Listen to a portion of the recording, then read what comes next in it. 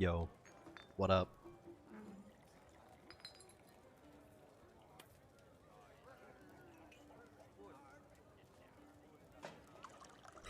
Evening, it's 6 a.m.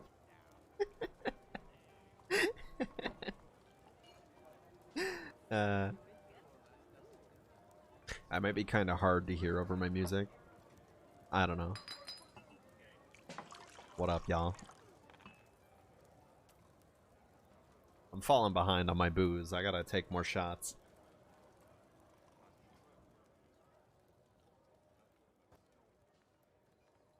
See ya, Nikki.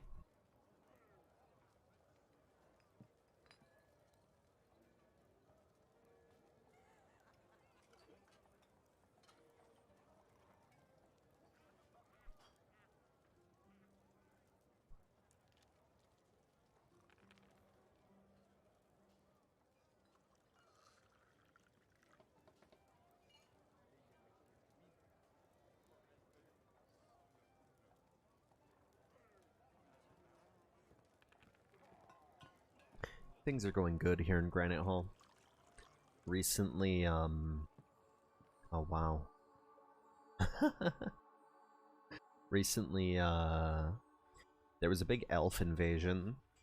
They invaded while I left the game on, AFK, but only 3 dwarves died. Oh, they threw them all away. I had a bunch of elves in cages here that were, because they walked in and they triggered these cage traps, right? So I had a bunch of elves in cages, but I didn't know what to do with them. So I just had my dwarves throw them in the trash pits. Are they down here?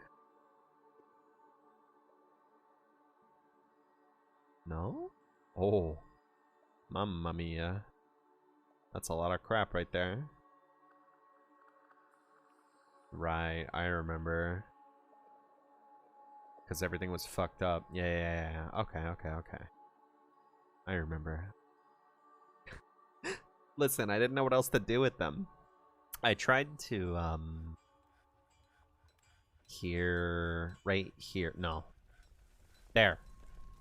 I tried making a pit where I could, like, put their cages on top of this bridge and then pull the bridge back and then drop them into the lava, but it didn't work. I tried it with one of the elves' horses and it just started running around free. So I have no idea how one would do that kind of setup. Oh, I forgot I bound keys to specific locations because I just found out that's a thing you can do. If you click this little button right here on next to the map on top of the surface and the deepest area, if you click this, you can bind your function keys to specific. Oh. Bitches up at 6 a.m. getting milked in chat say ha.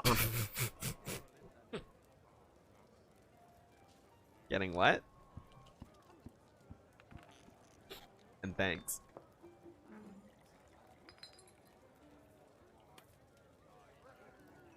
Hey, see you around, Fee. Thanks for dropping by. Rest easy. Hang on, I gotta blast back this shot real quick.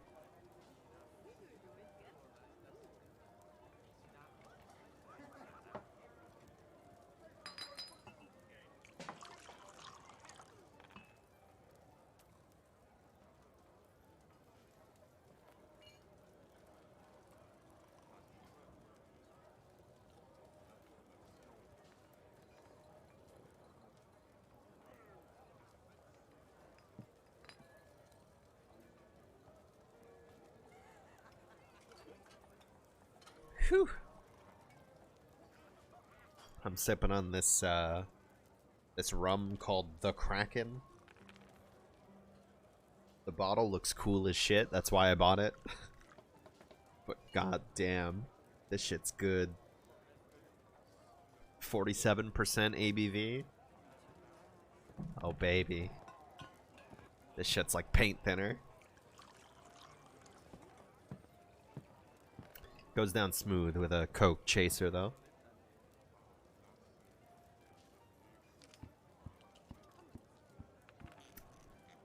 Milkable dwarf mod, huh? Yeah? They got that?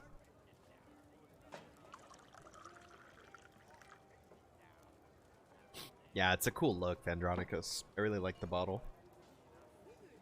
I wanna stop buying, like, you know, like, just Smirnoff and whatever, and I wanna start buying stuff that comes in cool bottles. So I can put the cool bottles on a shelf somewhere. They sell some shit in some potion bottles, man. Happy birthday to you. Yo, Toast Orb. I'll drink to that. Fuck it. Come here. Half a shot. I just had one. Yo, 22 months? Shouts out.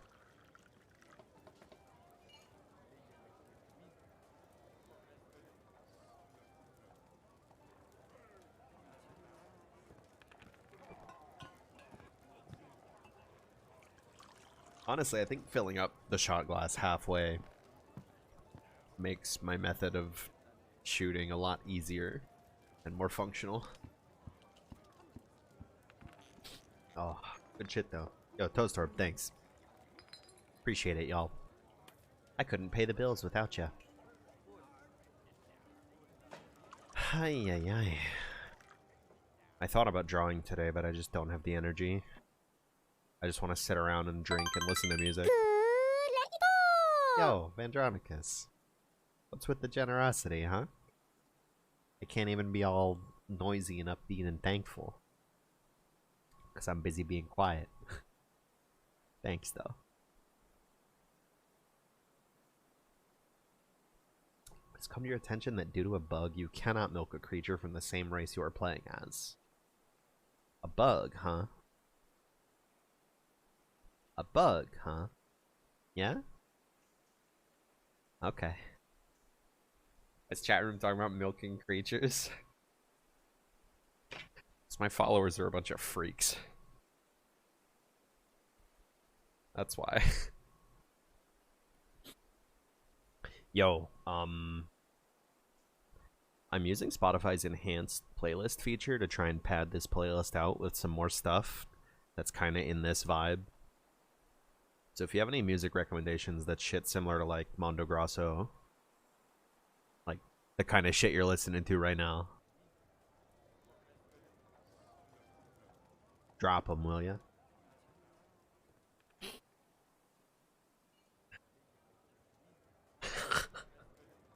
Yeah, mod fan.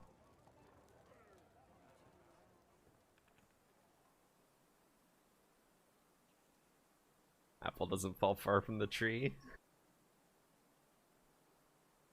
Yeah? I suppose that's true.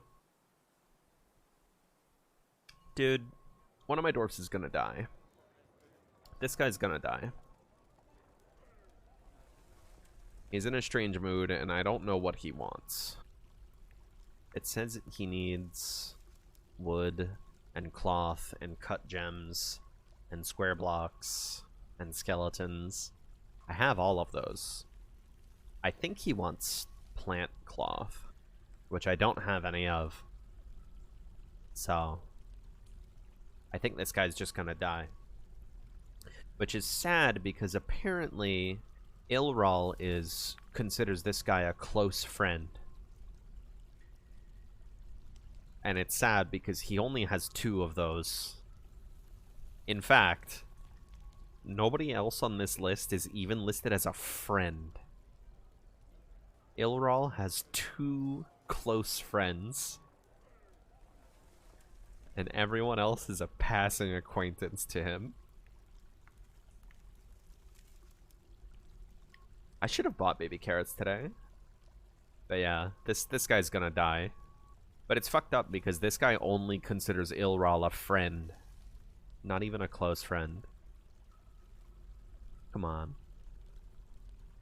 So maybe it's okay that he dies. Maybe it's okay. Dude, next year's the magic year. Elral's gonna turn 69. Either this year or next year. I don't know when his birthday is. Would be great to know. Sad it doesn't list it anywhere here. I love this. This guy's my favorite dwarf ever. All the other dwarves in my fortress, I don't care. They can die. I only care about this guy's happiness. Right here. Gotta make him a cool tomb. The day he dies is the day Granitehall falls, I think.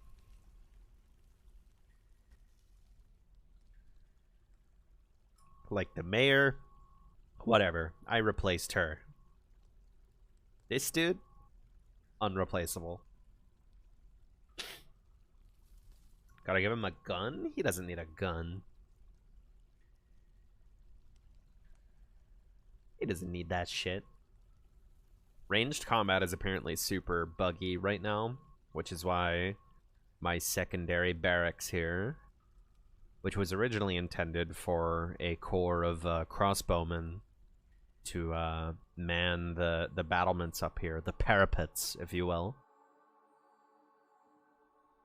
I kind of canned that project because apparently range training is just completely fucked right now due to a bug. It's getting on in years. 69's pretty young.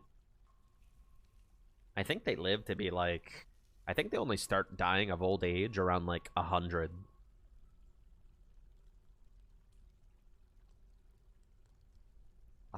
To like 140, something like that. 90s, yeah, there you go. What do you mean he's stunned? Oh, they're sparring. I was like, what? Speaking of dying of old age,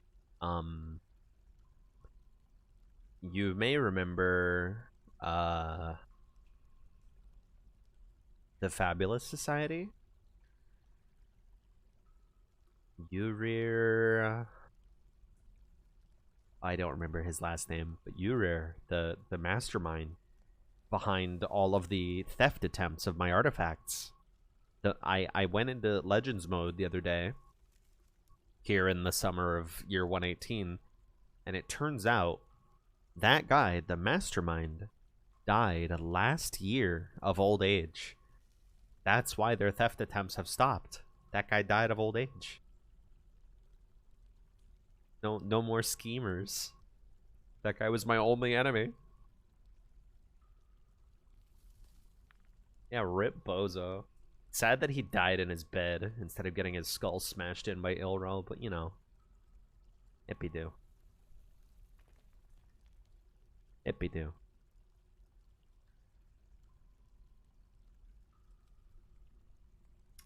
I left a can of Coke in the freezer. I have to go get that. I'll be right back.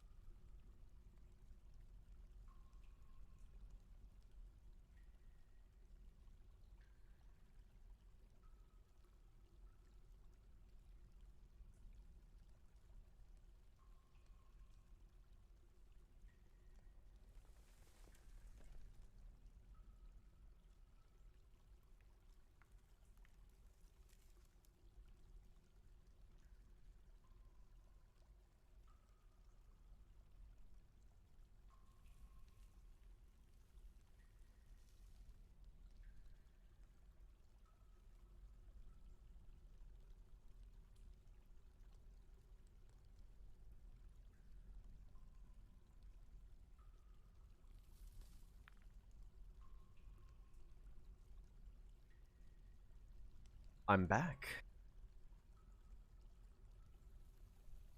Y'all know the secret tech for quickly cooling down a can of soda? The old paper towel tech. You gotta wrap your can in a paper towel, and then you run it under the sink a little bit. Then you shove that bitch in the freezer. Works like a charm, baby.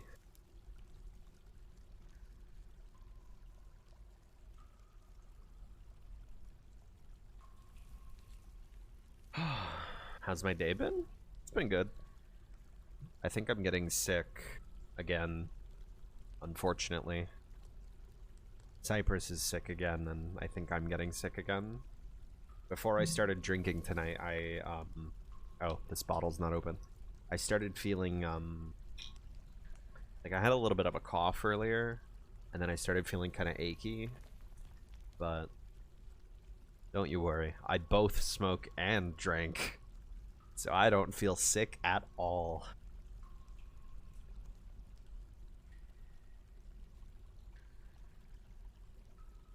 The last time I got sick, which was like a week and a half ago now or something, maybe almost 2 weeks ago now, actually. Yeah. I was like so achy. I had a fever. I had all these nasty symptoms. I love this track. I had all these nasty symptoms and shit, and I just smoked a little bit, and then boom. Not sick no more, brother. Instantly cured. Yeah, the carpenter went mad. Bummer. Yo, boobies, what up? Love to see those.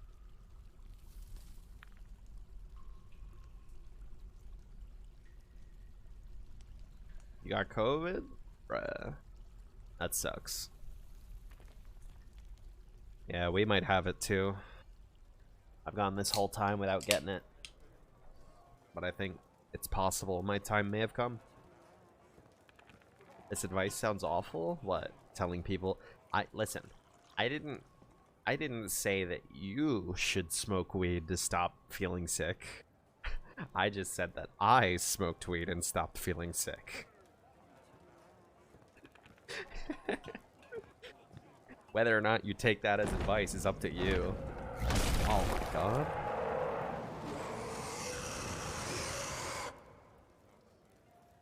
It's probably nothing. Poisonous gas is kind of scary, but it's probably nothing. It's not even on the map anymore. Okay. Well, whatever, man. Whoa. Look at how the fungus in this cave just cuts off. And then it's just a little lava cave there. That's cool. I'd never seen this neck of the caverns before. Interesting. Cypress told you yesterday she eats butter raw. It's true, I've seen her do it. She, like when she makes like stew or something, when the stew is done and put in a bowl, she'll cut off like a pat of butter that you would put on top of like pancakes. Just cold, just out the fridge. Just like a pat of butter like you would put on pancakes and just on top of the stew. One or two of them.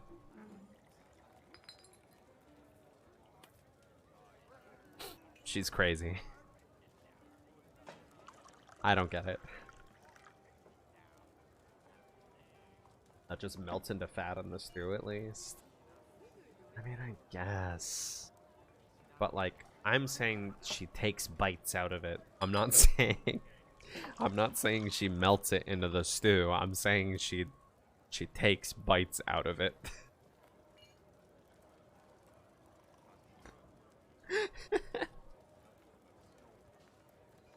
See ya, cat girl. Good luck at work, homie. Hope it's a good one. Takes bites out of what? Butter. Just butter. Just raw butter. She just bites into it like an animal.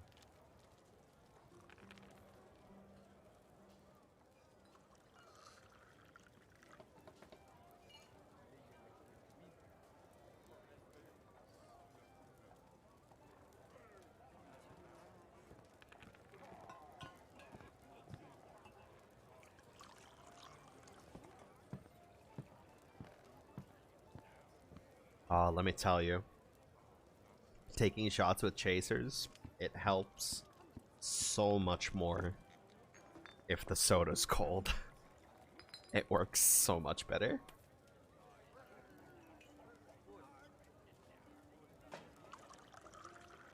You want to make stew now? I should have got potatoes at the grocery store yesterday. I want to make some sick beef stew. Oh.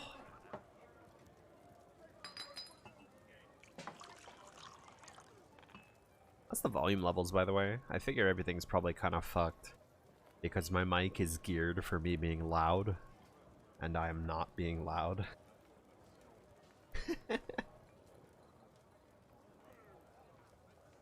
I can try and fix stuff if needs be.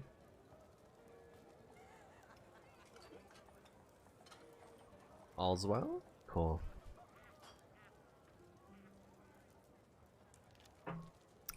I need to sip more of this stuff.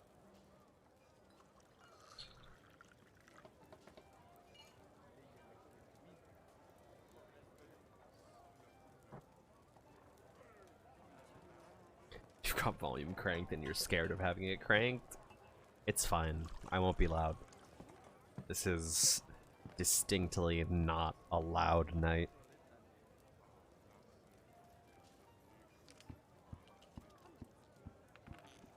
Unless something goes horribly wrong. Then it'll be a loud night. But for now, it's cooling. Cooling. Chased lime vodka with warm Diet Coke with lime.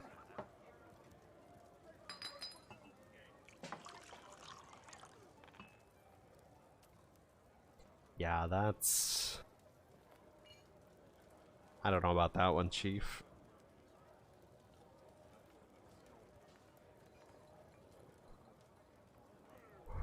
You won't get me that easy, Datapod. I don't play that game anymore. It's funny because nothing particularly happened to make me stop playing Dead by Daylight.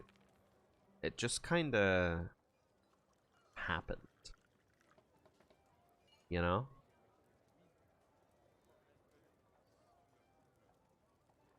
I don't know. Game's Kusoge. It's interesting and it's fun. I certainly like fucking around in it. But taking it seriously in any capacity is like... That's some Smash Brothers shit, you know? You know? No items, only 2 perks. Wretched shop only. You know, it's like, alright, we're getting into Smash Brothers levels of shit here.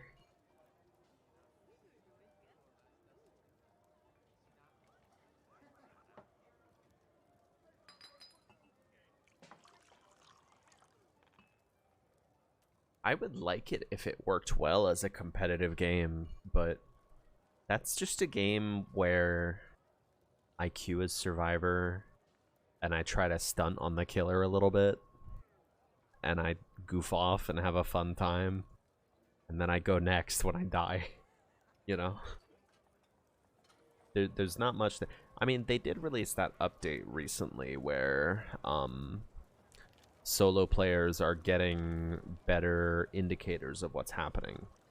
You can see when someone's being chased, and I think now you can also see when like what your other teammates are doing. Like if they're healing, they'll get a little thing on them, or if they're doing a gen, they'll get a little thing on them, which is I'm amazed that game has been out for so long and they're only just adding that in. Like, dude, these guys love naming hammers. The guys in my militia keep naming hammers. Look at this. The joys of singing.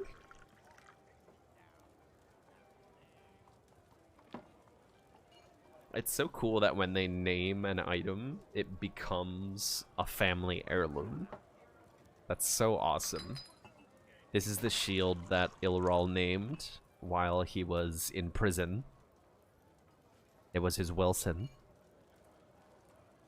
You know?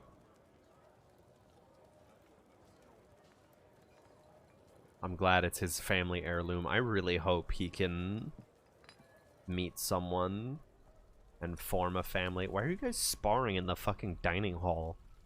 You know, whatever, man. Dude, look, he feels lonely after being away from family for too long. Bro. Wait, no, this is the wrong guy. This is the wrong guy. My mistake. Ilral still feels those things, though. He's over here. That's not him. That's just a guy who looks exactly like him. They gotta diversify these dwarf sprites a little bit more. Because this is exactly what Ilral looks like. Is that Dr. Pepper? That is Dr. Pepper. Where's Ilral at? Is he praying to Shadmal right now? Is he sparring? He's not here, it looks like. Oh no, there he is. There he is. Still though, unmet need, be with family. It's the same over here, bro. I need him to meet someone. He feels satisfied after teaching kicking. Fuck yeah, man.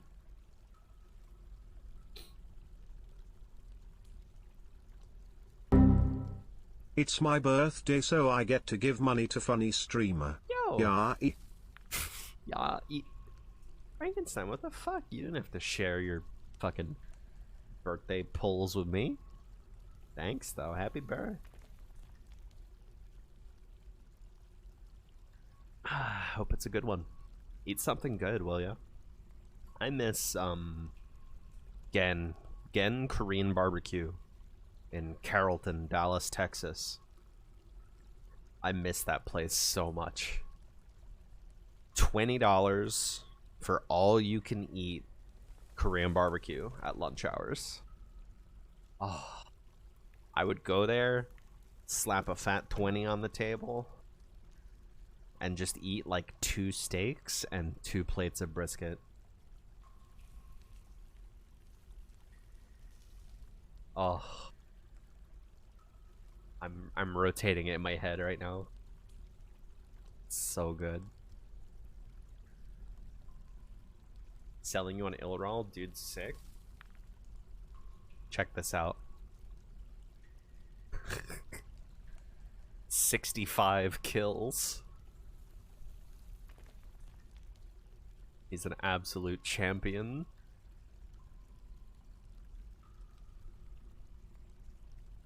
This guy's a fucking hero, dude. I love him. We don't have a broker, apparently. It would seem my broker has gone missing. Do I have an appraiser on deck? That's why I can't see the value of any of my items. Because I don't have a broker. I really wish it would only show appraiser on this screen. That would be great.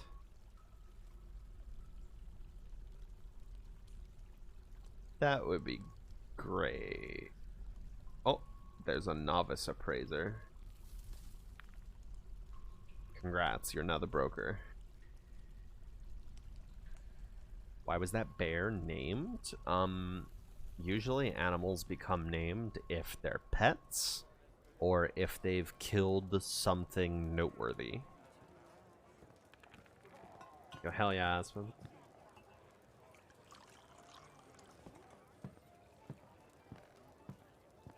You got a shower? Okay. I'll pause. Go shower. We'll be here when you get back. I'm lying. I ain't doing that shit.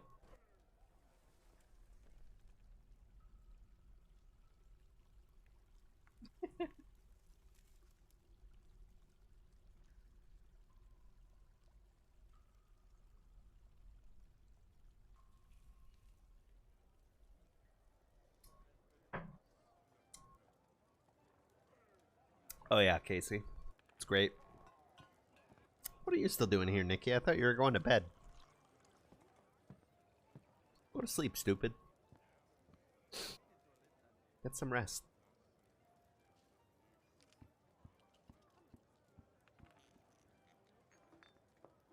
Wow, he grew attached to it and instantly named it.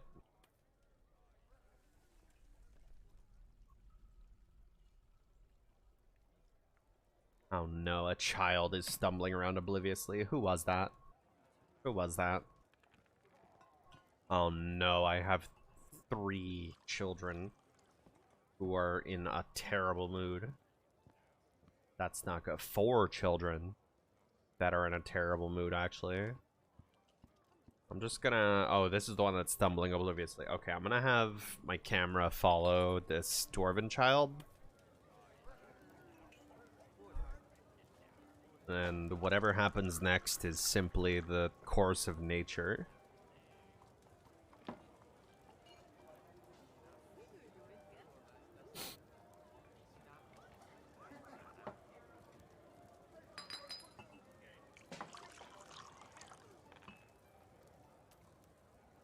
Listen, these dwarf kids, it's impossible to keep them happy. You can't do it. Okay. Correction. These dwarf kids, if they are unhappy, it is impossible to make them happy. Because these kids are stupid. They're just going to be depressed forever. And they're going to cause bar fights and get like 9 people killed. So, I have a solution.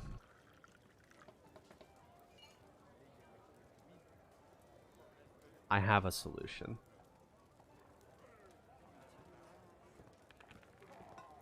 Do I have them doing chores? Oh, absolutely. Of course. If they're gonna stand around, they're gonna fucking earn their keep, you know? I'm talking like an underpaid school counselor.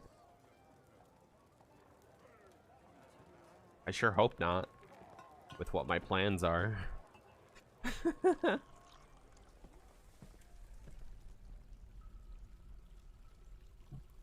Yeah, dwarf kids love to play with trash and corpses.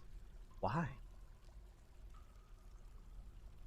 You know, I guess that's kind of accurate to real children.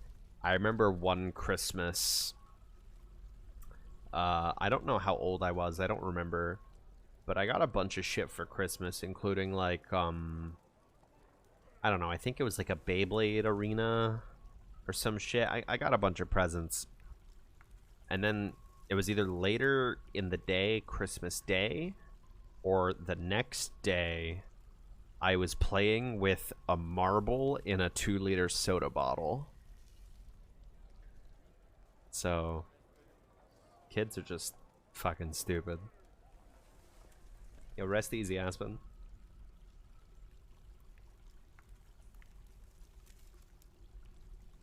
Literally just a marble in a 2 liters. Remember marbles? Do kids have marbles these days?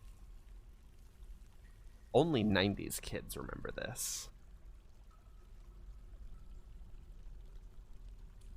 You're not a 90s kid, you don't know what this is. Oh, there's another ghost. Hang on.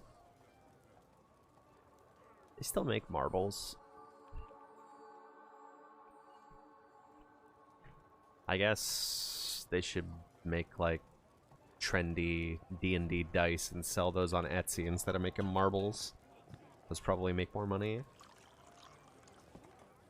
You ever throw marbles at walls as hard as possible and wonder why it doesn't shatter? What? No? Surprised you didn't choke on them? Dude. I have this distinct memory of being a child I was in my dad's apartment in Belgium, upstairs in my room, just playing alone. I had these, imagine if, like, connects were magnetic, right? It was, like, little magnetic rods and, like, magnetic balls, right? So you could make, like, sculptures out of them, right? And I had one of the magnetic balls in my mouth for some fucking reason. Because I was a stupid fucking kid. And I had this brief moment. This brief moment where that metallic sphere that was in my mouth just barely, it was like, you know, in basketball when you shoot a basket and it'll like go around the rim, right? It was like that, but for this marble and about to enter my throat. And I managed to spit it out just in time. It's so funny to me thinking back on that, because that I feel like I experienced the fear of mortality for the first time in my life in that moment.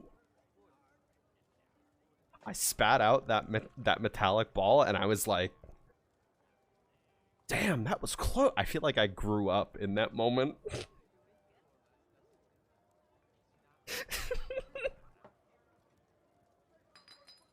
You stuck foil into a socket once?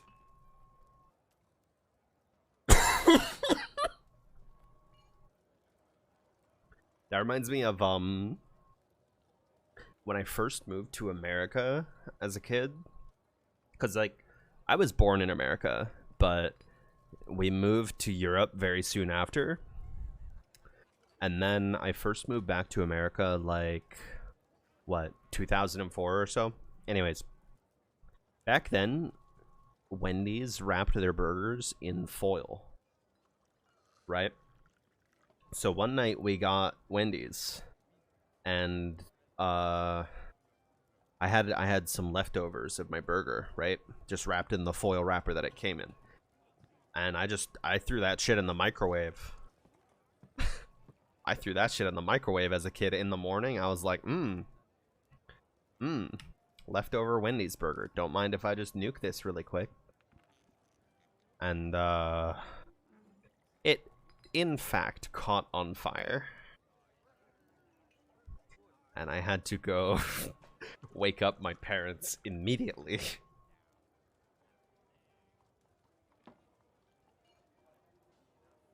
I remember I shocked myself once. I got electrocuted plugging in a boombox one time.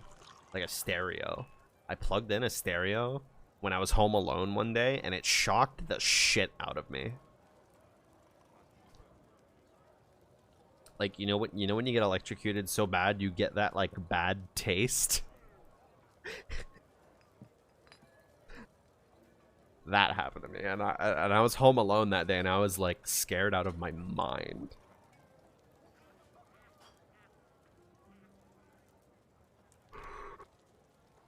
No, you've never had that? Dude, I got shocked pretty bad. I got shocked pretty bad there. Oh, Forgotten Beasts were fighting. Oh, these prisoners. Hey, they are at the bottom of my trash pile. Perfect. Look at all these elves in cages. Stupid fucking assholes. Invade my fortress, will you? Let's go pulse the trash compactor really quick.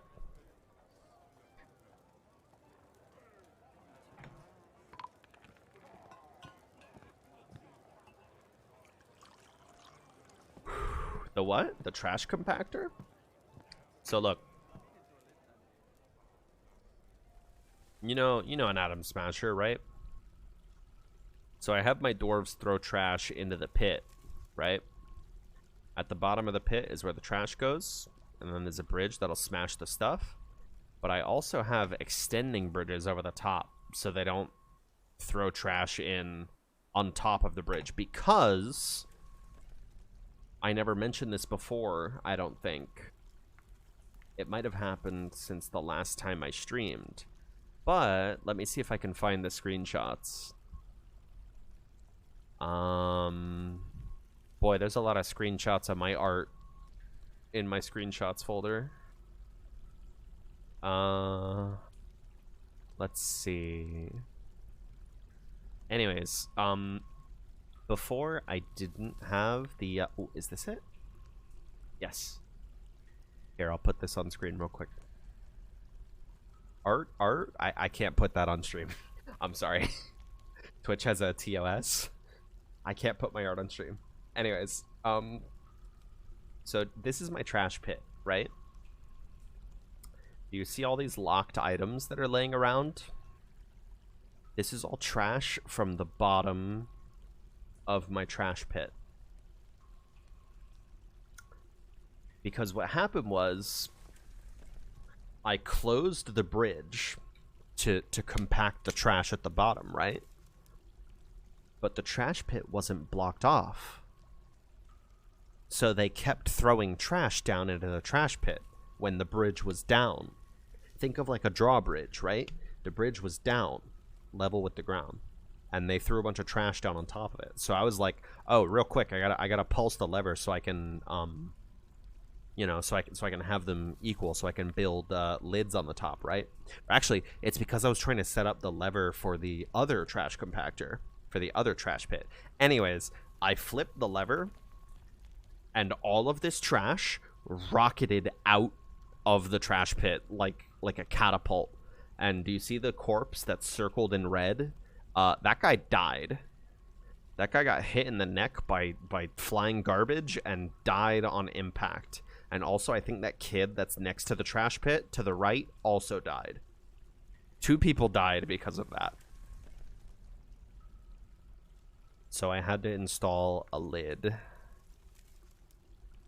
So the way I have it now is when the Atom Smasher drawbridge is up, there is a retracting drawbridge that is retracted, right? And then when the drawbridge at the bottom closes and smashes the trash, the extending bridge at the top will close and block off the trash pit so they can't throw stuff down and make it into a catapult again. Lessons learned.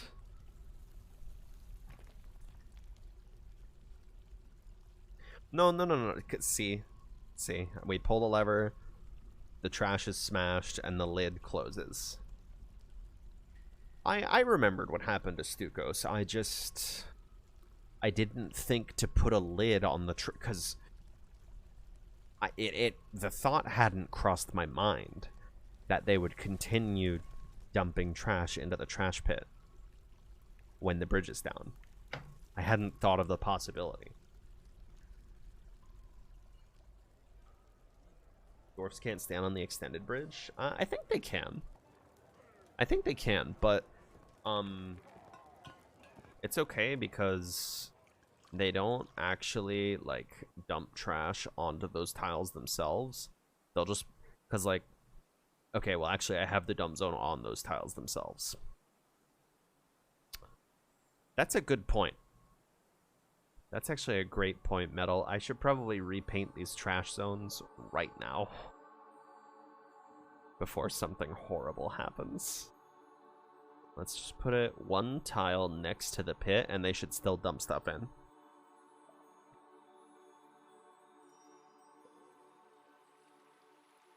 Jesus, man. Okay. We're looking good. I'm falling behind on my booze. I gotta drink more.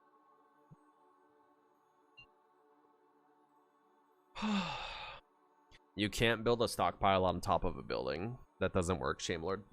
You can't build a building on a stockpile, and you can't put a stockpile on a building. Because bridges count as buildings.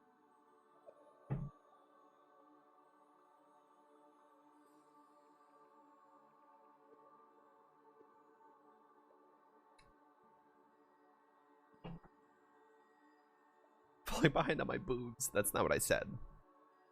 I said booze. Alcohol.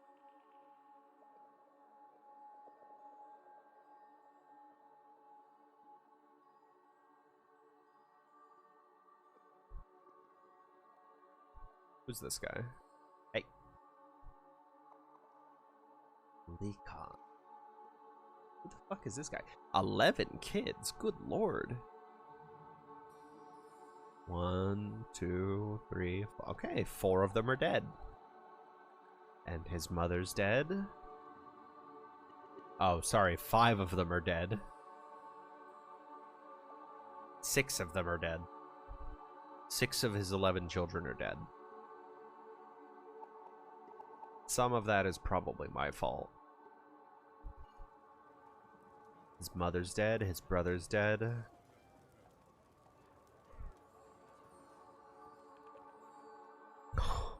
God. There's so much death in this fortress.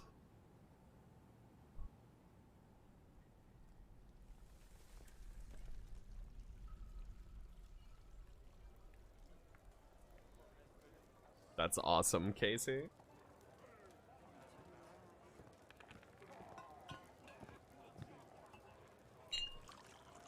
Dude. Oops, I poured this way too tall. Shot glass is like capital F full. I'm gonna die. I'll be right back.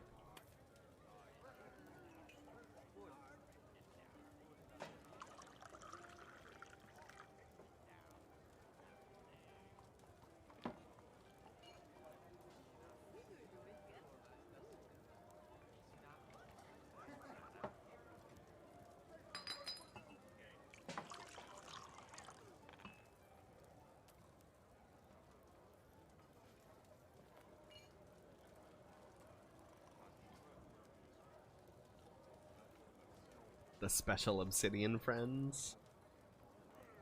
The hidden fun stuff. I haven't had any run-ins with the hidden fun stuff yet. Overall, Granitehall has had a very peaceful life. There's been a lot of war, yes. And a lot of insane bar fights, yes. But Happy birthday to you. generally speaking, things have been pretty chill.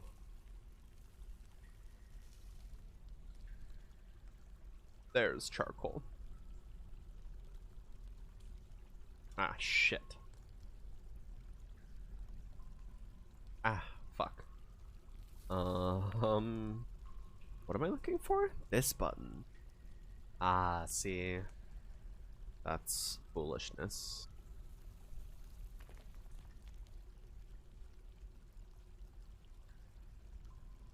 I want a stockpile of wood in the event of funny moods and all that. There we go. I gotta dig deeper and greedier. I did. I'm done digging deeper and greedier. It's a pain in the ass now. The lava's in the way. You know? Yeah. Yo, Cheshire Piro, I didn't thank you. Thank you for the big 30. That's a really long time. You're the best. Thank you. I promise, chat room, I've been meaning to commission, well, I say I've been meaning to, it's just more that commissioning art is expensive. But I want more sub badges, because they only go up to a year. So I've been meaning to get some more of those done. Ideally, I'd like to. We'll see. We'll see if that's a near future or a far future thing. I'm expecting taxes this year to beat my ass because they always do. But at the very least, I will do what I love in life, and that's paying artists to do what they do. Huh.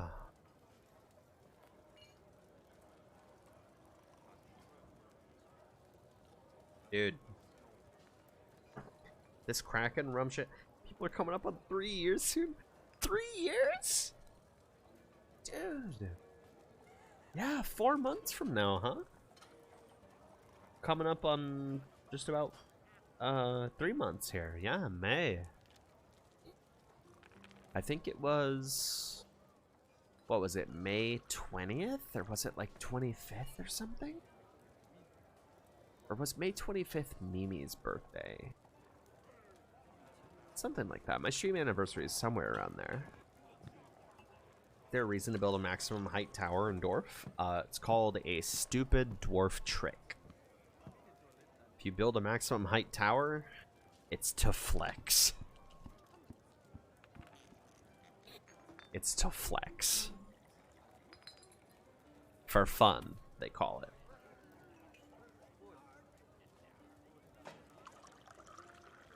I wish I was powerful enough to just blast shit out of the bottle, but I am not powerful enough to do that.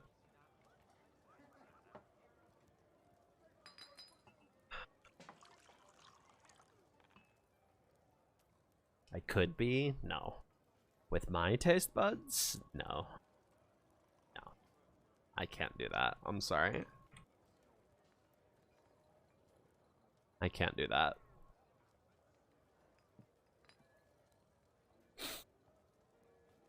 I wanted to make a dwarf courtyard for a while. I'm very interested in the future of modding for this game. Oh, dude! I just realized. This track is so good. I love this guy's voice, whoever this is. Let me look at this up. Spotify says Junk Fujiyama. I love this guy's voice. When me and Wayne drove through West Texas to New Mexico for no reason, haha. He listened to an album. He put an album on in the car that was really good. I feel like it would fit in this playlist from what I remember. Breaking Bad meetup? Yeah. Yeah, we were meeting up to plan the big Breaking Bad stream. We met up with Walter White and Jesse Pink. What was his name? Pinkman. Yeah, we met up with both of them. And Gus Fring couldn't make it. He was busy.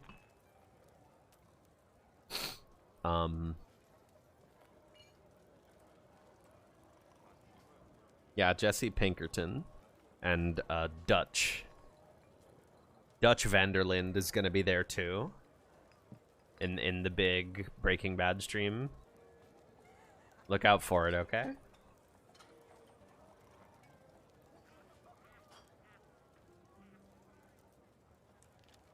Dutch names are cool.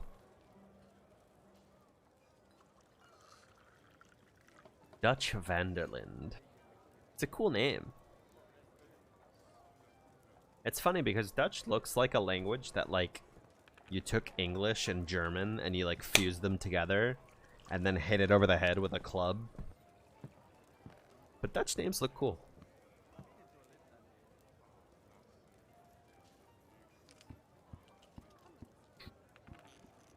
That's how you look too. Listen. I'm sure you make it work. You like Dutch's voice? This is the part where I would do an impression of him if I could.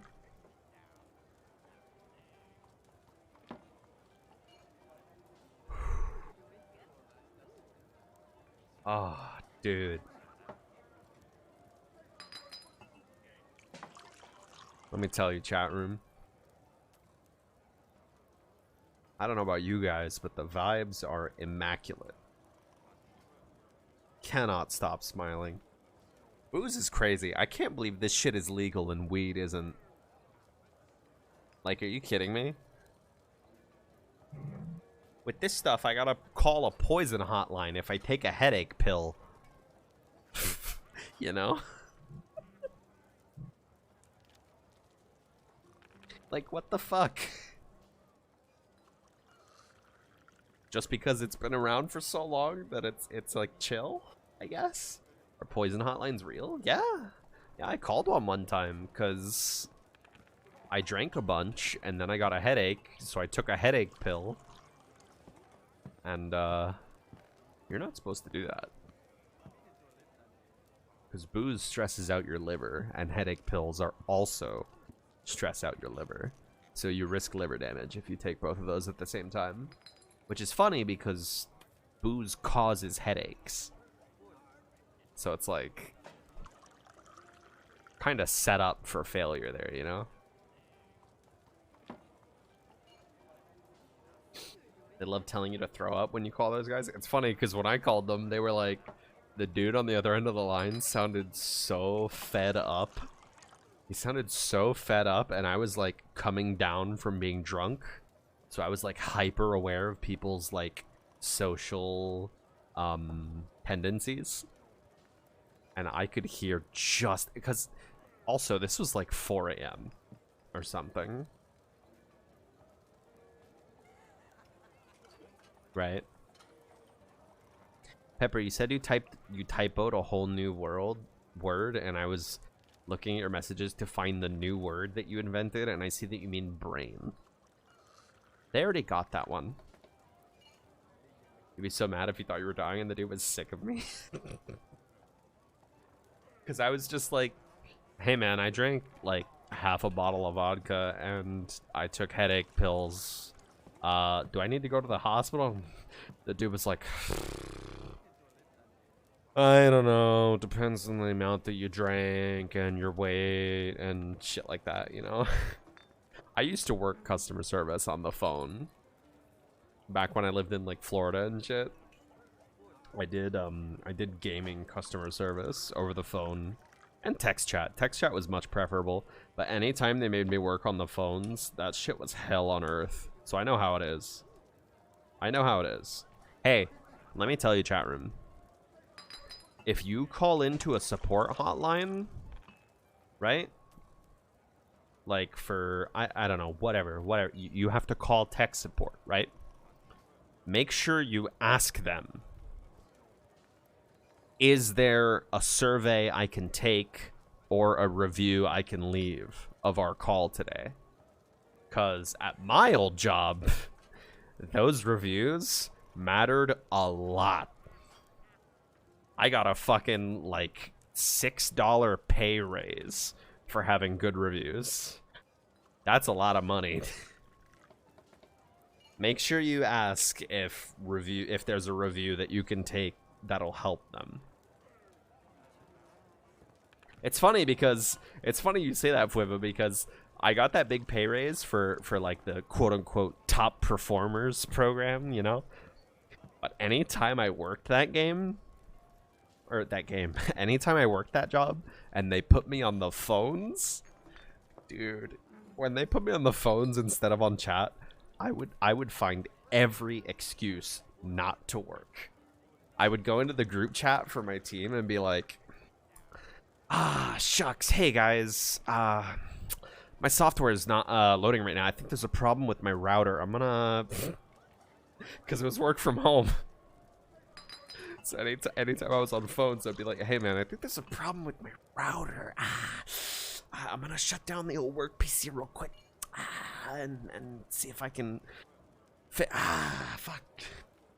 And then just take like 20 minutes. In my defense, I'm okay with talking on the phone. I don't have phone anxiety like a lot of people have. A lot of gay people have. I feel like a lot of gay people have phone anxiety. Anyways, I don't have phone anxiety. I like talking on the phone. It's very transactional and easy for me. What I don't like is making small talk and shit. And at those kind of jobs, they chastise you if you don't make small talk. I don't like making small talk. I like getting the thing done, right? And the issue at that job was our internal resources were very limited, right? We had basic troubleshooting, and that was about it.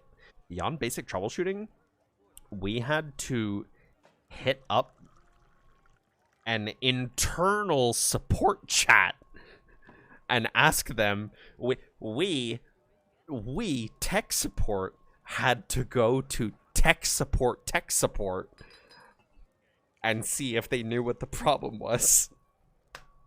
And those guys were taking like 20, 30 chats to one person, right? So you would have to wait like 20, 30 minutes for a reply. So that whole time, it's just like dead air with the customer, right? I hated that shit because specifically, they would always get on your ass for not saying the same thing every 5 minutes. Hey, I'm still hey there, just checking in. I'm still working on your issue. Just checking to confirm that you're still on the line. You know, I'm still working on your issue. I'm consulting some experts and looking into internal documentation on the issue. You know, all that bullshit. Fuck that. Fuck that.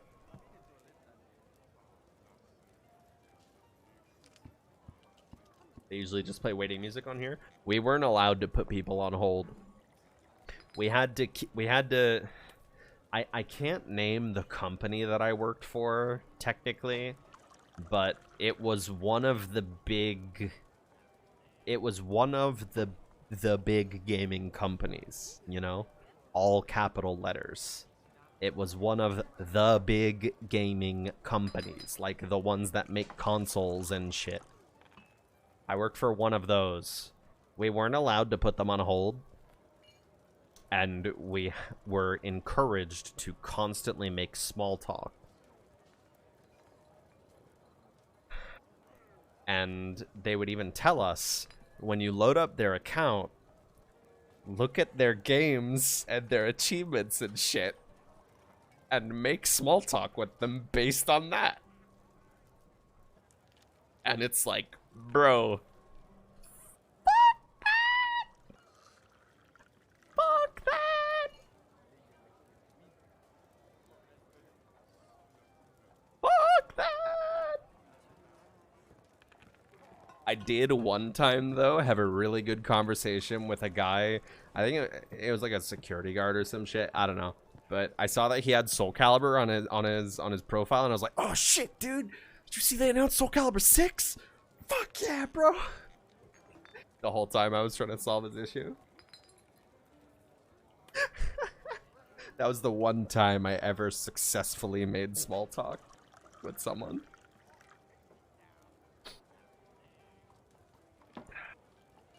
Actually, wait, yeah, that sucks. Don't think about it too hard. Don't think about it too hard.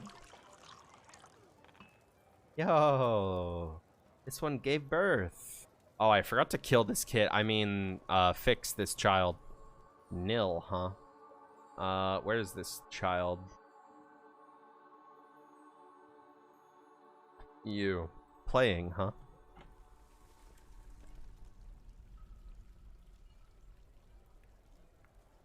What were some of the weirdest achievement profiles you've seen?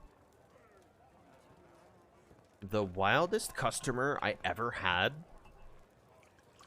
not even related to like achievements and stuff, but the wildest customer I ever had was someone who called in. Actually, I had multiple crazy customers, but one of them, I can't really remember the details. I just remember that they would chat in from time to time, and they would chat in from time to time, and they would say the most like esoteric, confusing, like,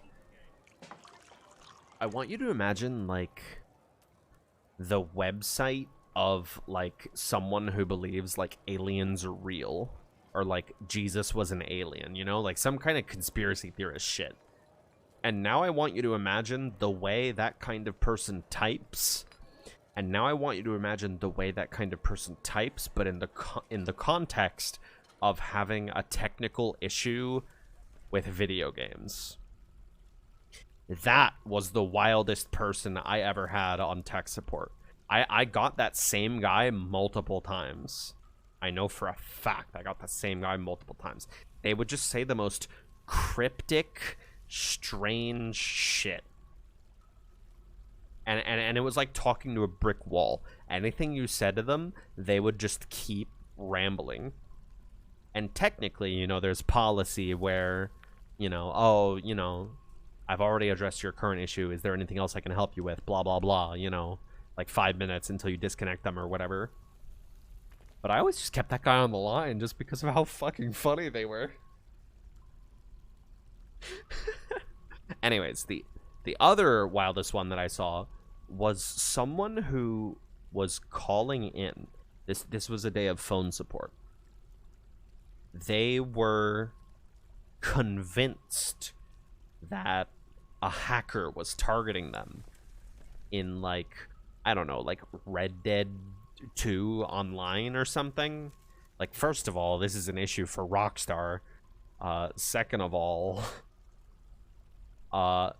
when I tried to pull up the person's account, username changes on console cost money, right? Like $10 a pop every time you want to change your username, right? This person had multiple accounts with, like, username changes in the tens per day. I had no fucking idea what was going on with that person. That shit was crazy. That was also a situation where it was like talking to a brick wall. Ah, shit. My vape ran out of battery. Good thing I have alcohol.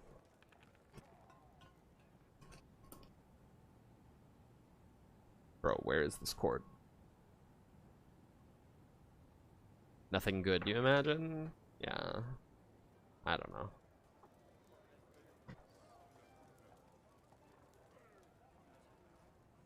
You stopped changing your name on Gaia when it started costing 10k gold back in the day? That's funny.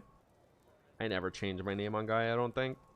A friend of mine, quote unquote friend, he was like this kid that, like, we were friends, and then he, like, fell in with a bad crowd, and then he started, like, kind of bullying me, but we were still kind of friends, you know? It's weird. Anyways, he hacked and stole my Gaia Online profile, and then did not give it back. So my original Gaia Online account is just vandalized with his stink all over it. Just for fun? Yeah, I literally don't know why he did it. I have no idea. That kid had a husky. Those dogs are huge, dude. Oh, is this junk again? You bet it is. I like this dude. I'm pressing plus on this track. Dude. Hit that fucking note, bro.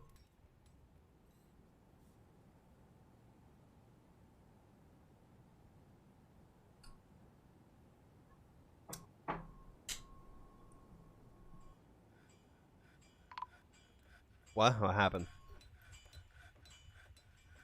Oh. The caravan from the mountain homes. I don't remember what they requested last year.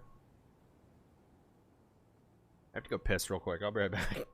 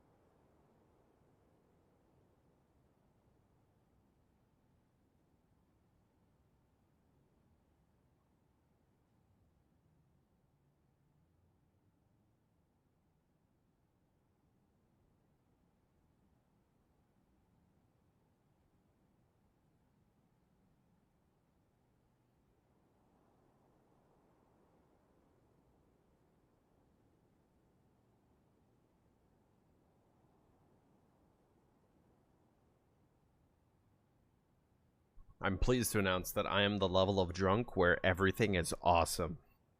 My balance is just a little bit shitty. And everything is awesome. It's great. I'm gonna ask them to bring me some iron, actually. I'd like to start buying iron and steel from them, and pig iron. I'll literally just buy all of those, bro. Fuck it, man. The silly zone? Yeah, for real. Dude. That job I worked at, that customer support place. So it was all work at home, right? And when I got into training for that job, when I got hired, we went into the training phase. And that was when Metal Gear Solid 5 first started coming out. Or first came out, rather.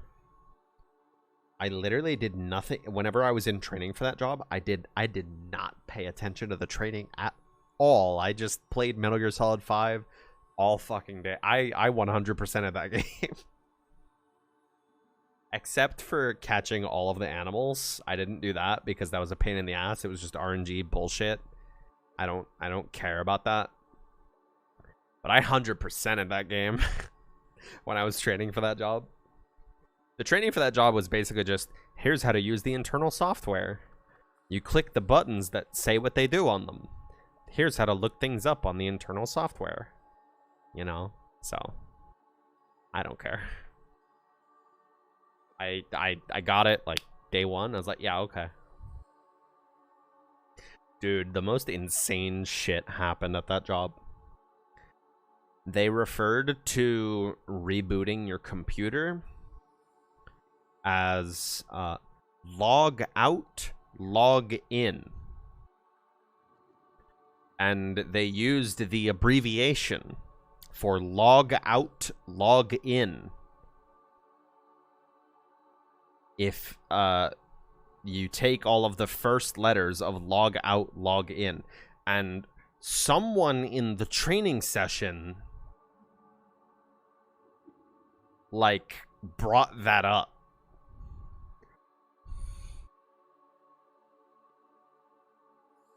Like they brought that out, like, they brought that up, like, oh, my friend loves those. And I think I hit the hardest sizzling I have ever hit in my entire life. I hit, like, you know sizzling, right? The fish from SpongeBob turning around in his chair when someone orders fajitas and them shits come out sizzling. I hit the strongest, the most intense sizzling I have ever felt in my life. You might be too tired to understand. That's okay. Good for you. That's out. Dude. Oh.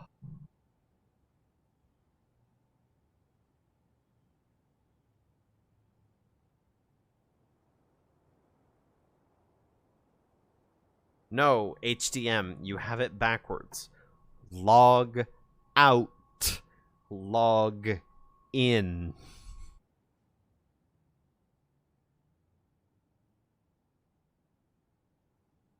They called it the abbreviation. And someone in my training class said, oh, I have a friend who loves blank. And I hit the hardest sizzling I've ever hit in my life.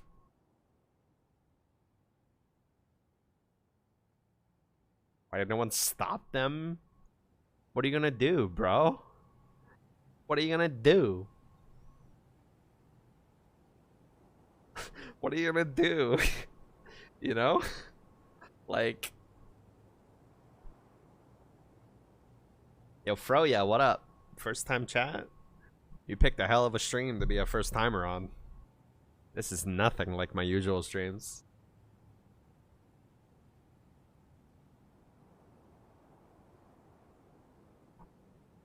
Did they finish training? Oh no, I think they did. I think they stuck around. There was actually somebody in my training class who, like, I think they were doing some Jimmy McGill shit. Like, legitimately, I think they got hired for that job and then were as annoying and unruly as possible in all of our training sessions and group chats and voice calls and shit. Literally, as unruly as possible. Always a hot mic, always talking over people, always asking stupid, inane questions, etc., etc., etc. And then when they got kicked out, I think they, like, threatened to sue or something. Like, they were straight up on some Jimmy McGill shit. How's the Dwarfing going? Granitehall is as peaceful and successful as ever. Nothing has ever gone wrong here. We're big chillin'.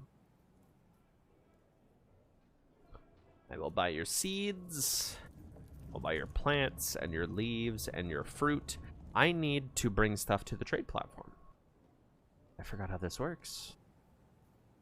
Did they shit in the toilet without flushing multiple times? This was a work from home job, so not quite something that applies.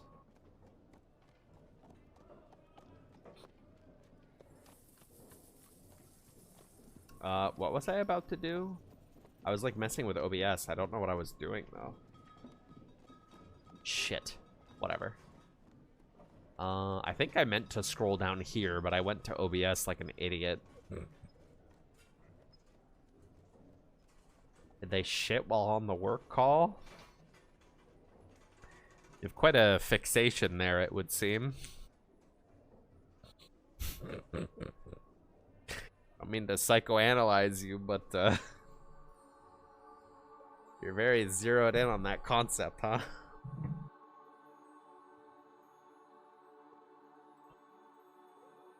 Oh my god, I'm almost out of soda again. It happened so fast.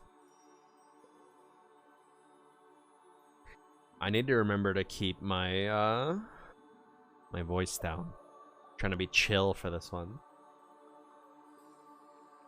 Jesus, Mallory. Come on now. Yeah, I'm sorry, Froya. It was better when I lived in Finland because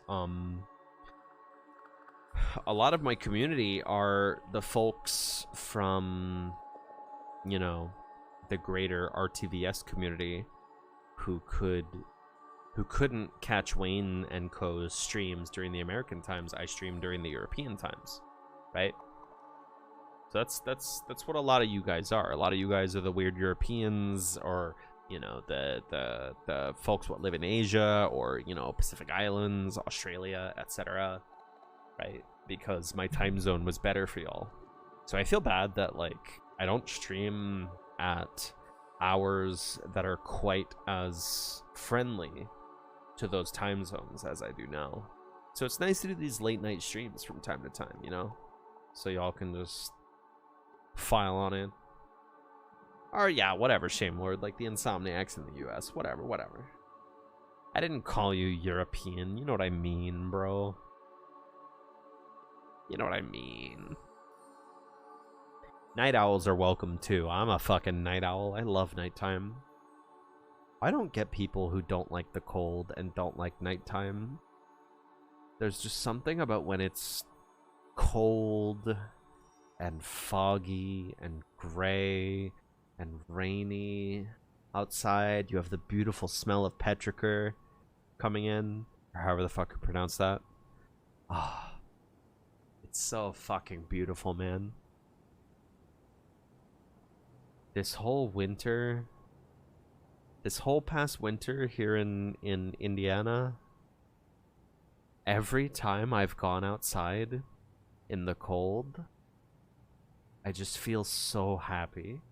I feel such a rush of happiness when I feel that cold on my skin. Oh, it's the best, man. It's the best. I don't get people who don't like the cold. It's so fucking wonderful, dude. It makes me so happy. Literally brings a smile to my face every time. Every time I go outside in the winter, I feel so fucking happy, dude. It's the best. Having a fucking Hallmark Christmas moment. Yeah. Legitimately. Like, I know I've been drinking. But I'm like tearing up at the concept of going outside and feeling the cold.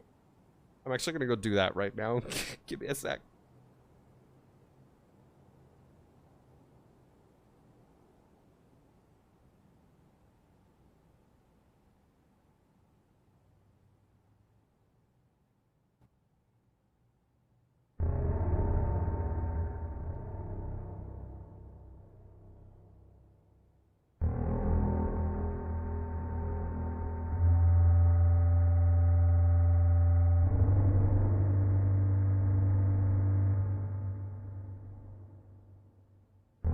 Wait.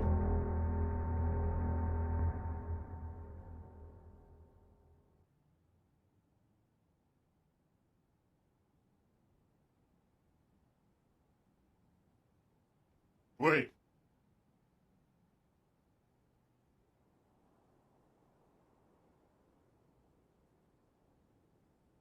Wait.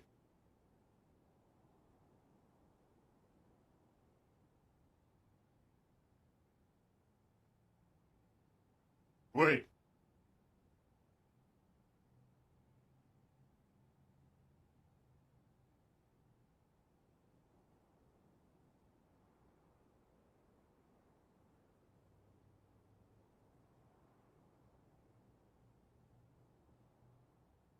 Wait.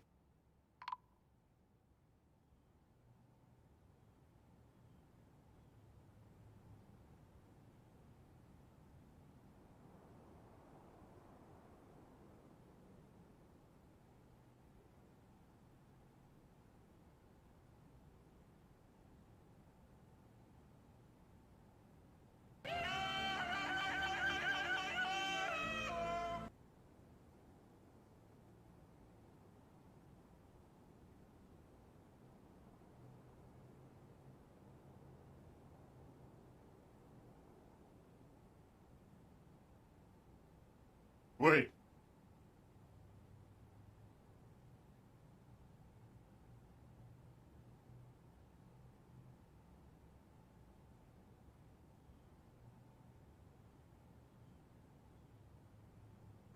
Current temperature where I live, 26 Fahrenheit. For you Celsius stoners in the rest of the world, that's -3. It says feels like 16 Fahrenheit. For you rest of the world stoners, that's -9 Fahrenheit, or Celsius rather. I go out in those temps with short sleeves, and I feel that familiar sting of cold on my skin, and I just feel so alive, man. I love it so much. Oh, there's like a winter storm going on right now, so the sky is like this uniform shade of gray. And there's a lot of, it looks like snow on the ground, but it's actually like tiny ice crystals. It reminds me of hail, but like it's too small. It's like if snow was made out of hail, right? Because I think last night it rained, but it was too cold for it to just be rain. But everything is so still and so quiet and so tranquil outside. Oh, my upstairs neighbors have a bird feeder on their balcony, so a lot of sunflower seeds will drop down in front of my my sliding glass door. So there's a lot of like you know those little fat birds that like hop around everywhere instead of walking? There's a lot of those little guys just sitting around in like the bushes stripped of leaves, and they'll hop around and get sunflower seeds and shit. I let Toffee watch them sometimes. Sometimes I'll open up the sliding door so she can smell outside, and she does it a ton. Ah, it's fucking heaven, man. I feel bad for people who have like seasonal affective disorder because winter is just so tranquil and peaceful and beautiful, and I love it so much, man. I love it so much, man. Such a good time of year, dude. I feel bad for people that can't enjoy it. Cause like, you know, I can enjoy summer too. You know, I can enjoy a nice warm day, sunshine, the blue of the sky, the green of the trees, the leaves rippling in the wind, you know. But, you know, I don't like the heat. I don't like the heat. I don't like the bugs. You know. I feel bad that people can't enjoy winter and nighttime as much as I do. I love nighttime. Like, you know, when you go out on the town, you're driving to go like, I don't know, McDonald's or like Taco Bell or something at like 2 in the morning. All the roads are just fucking dead, right? If you were out driving at like, you know, 3, 5, 6 p.m., you know, whatever, they would be fucking crowded, but all the roads are dead, right? All the street lights are off, except for the most major ones. All the businesses are closed, you know, most of them have their lights down. The stars are out, you got the tunes on, you know? Oh, it's so fucking wonderful. Oh. Some of my best memories are, funnily enough, my job delivering mail in Finland. Hey, Chicken Chasm. Dwarf goes fine. There's less Dwarf now and more rambling about random bullshit because I'm drunk. But, you know. But, anyways, when I lived in Finland, I needed to find a job. Actually, not to interrupt the song playing at the moment. Love this brass. In fact, I'm gonna add this to the playlist right now. Where is it? There it is. Okay. Yeah, I'm working on curating a playlist of this kind of music. Anyways, I want to go play the album right now because listening to the album Graduation by Mao Sasagawa, a Vocaloid producer, always reminds me of working that job. So, when I first moved to Finland, because, you know, I'm half British. I can live, I could, past tense, live in Europe, right? On account of my British citizenship, right? So I lived in Finland, but in order to stay there for longer than 3 months at a time, I just noticed how few plays this album has on Spotify. This is fucking criminal. The most popular track on this playlist only has 67,000 plays. That's fucking criminal. I love this album. Anyways, when I lived in Finland, I needed to find a job. Otherwise, I couldn't stay there longer than 3 months because, you know, the institution is set up to keep out immigrants and people who will, quote unquote, just come into our beautiful white country and, you know, live off of, whatever you call Have it, I welfare. donated yet? Anyway, No. hope you get prostate milked. Thanks, Mothman. I wasn't in the middle of a sentence or anything. Thank you.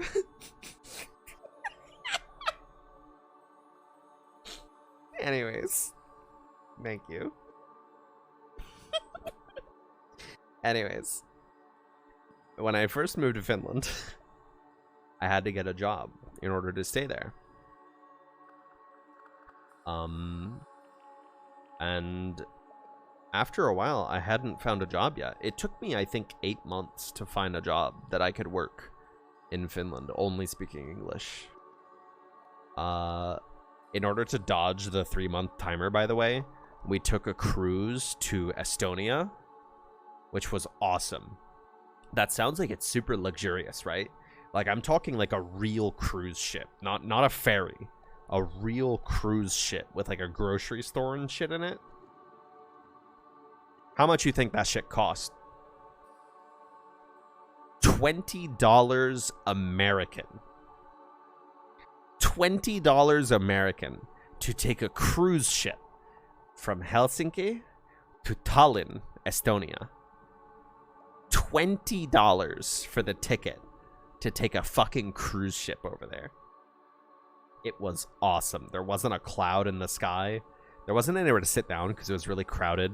Apparently, the tech in Finland is you take a cruise over to Estonia to buy the booze really cheap because it's super taxed in Finland because they have a lot of alcoholics. It's funny that I'm commenting on that while I'm drunk as fuck. Anyways, that cruise was really nice, and Tallinn was beautiful. I didn't stay there for very long. It was only a few hours at most. But we went down to, like, the central square of old Tallinn. Like, you should Google that shit if you haven't seen it. It's very pretty there. The buildings are all they're all very soft pastel colors with like a white trim. It's a very cute looking place. Old Tallinn. Very beautiful. Anyways, yeah. I dodged the 3-month limit of living in Finland by leaving really quick and then coming back.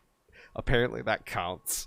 Anyways, eventually I managed to find the only job that would hire me as someone who only speaks English, which was mail delivery.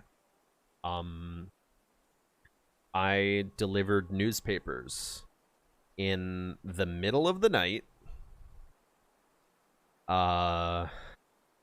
in the winter in Finland. Now, I don't know if you know where Finland is on a map, but it's in Scandinavia. It gets pretty fucking cold there. Anyways, so this album I listened to a lot back when I worked that job in Finland, which was I showed up at midnight.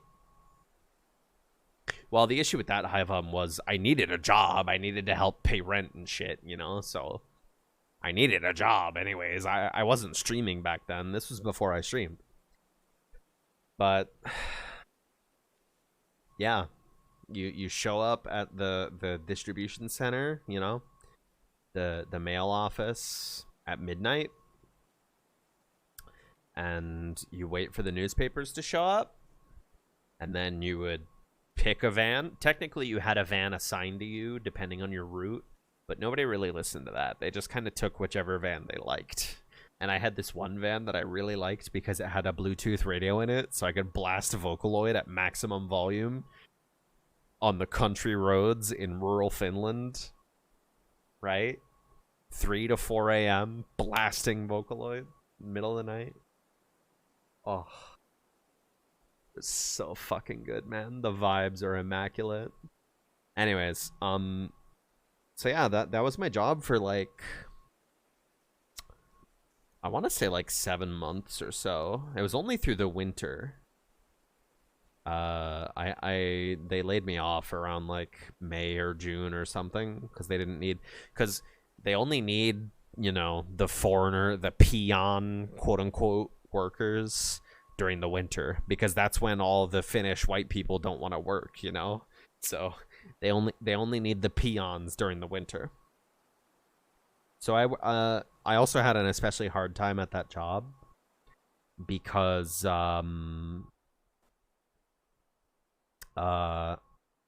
most people who worked that job were given one consistent set of newspaper delivery routes to run, right? My job there was to fill in for people when it was their day off. So I had to learn like 3 or 4 different sets of routes, which sucked to remember all those different, because like we had a work phone, right, that had like, okay, you scroll down from the top and it shows you all the addresses, right? But there weren't directions. There were directions, but they were just like, turn left, you know? In Finnish. So I had to learn that shit. But, yeah, I would like, you know, I would ghost someone, or not ghost someone, I would, what do you call it? I would shadow someone for a couple trips to learn the route, and then whenever it was their day off, I would work that route, you know? So I wasn't getting that many hours in the first place. But the routes that I worked were like, there was one that was kind of downtown. It was mostly like houses, so it wasn't that bad, but it was kind of complicated, so I didn't really remember the route very well, so I would get lost a lot. There was my least favorite route, which was downtown. And that sucked. I want you to picture in your head right now 71 stairwells. I counted the amount of stairwells in different apartment buildings that I had to deliver mail to. 71 different stairwells in one night. Some of them didn't have elevators, so what you had to do was you had to walk to the top of the stairs and then deliver from the way down. Because you may be thinking, oh, well, here in America or wherever else, we just have mailboxes, right? On the bottom floor of the apartment building. No. In Finland, they have mail slots on the doors of each individual. Oh, dude, I'm remembering the vibes in those stairwells at night alone, and I am vibing so fucking hard right now. Oh. Anyways. Yeah. The other crazy thing was, in a lot of these apartment buildings, they had old elevators. So, you know, with like modern elevators, they have like, you know, the telescopic doors that kind of like fold in, right? And they close, and then you go up or down, and then they open up, right? There's two sets of doors. One on the elevator itself, and one on the floor that you were embarking or disembarking on. The old elevators in Finland, I want you to picture an elevator, but now I want you to picture that it's made out of wood. It looks like it's from the 60s, and there's no inner door on the elevator. It's just an open face to the wall. You can just see the building going past you as you're in the elevator. And then each floor that you embark and disembark on, there's a door that you can only open when the elevator is stationary there, right? Old ass elevators. This one building that I hated in particular had a trap door on the floor of the elevator. And I know that it probably only opens upwards, right? Because obviously safety, but Jesus, those things were scary. But yeah, that one downtown route, 71 stairwells in one night. That was the maximum load, though. That was only if I was delivering to every possible address, right? Every possible address on the route, 71 stairwells. Which, that only really happened on Wednesdays, because on Wednesdays, every single address got a free copy of the bullshit rag that's full of, like, coupons and advertisements and shit. And they would yell at you if you just left a stack of papers in the stairwell instead of going to every individual door and putting this free garbage into their apartment. So that sucked. Wednesdays were terrible. Sundays, on the other hand, were beautiful, because that shitty little rag with all the coupons and the advertisements in it didn't go out on Sundays. You only had the real newspaper on Sundays, so there was much less work. It was wonderful. But anyways, that was the downtown route, downtown Lohja. I should mention, if you'd never heard it before, the town that I lived in Finland People exclusively know it. There's a unicorn just standing in my main hallway. The town that I lived in Finland, people only know it because of a comedy Finnish He-Man dub on YouTube. Like some meme shit where one character says, Lohja, I'd rather have a fist in the ass than live in Lohja. Like, that's the only reason that people know that place's name. And it's funny because I went to my fighting game locals in Finland, in Turku. It was like a 3-hour drive to get to my locals, just to play some Soul Calibur with people. Thank God there were Soul Calibur players in Finland, by the way. Shouts out to everybody at, what's it called? Turpakelari, I think. Turpakelari. I think that's the name of the locals. Anyways, shouts out to all those dudes. I gave my old PC in Finland to the TO because I didn't have any other plans for it. I couldn't sell it or anything, so I just gave my graphics card and shit to the TO there, like my graphics card, my power supply, all the shit except like the hard drive. I just gave my PC away to the TO there to see if it would, you know, just in case it would help him run things there. But it was cool. How do you say Soul Calibur in Finnish? I don't remember what they called it.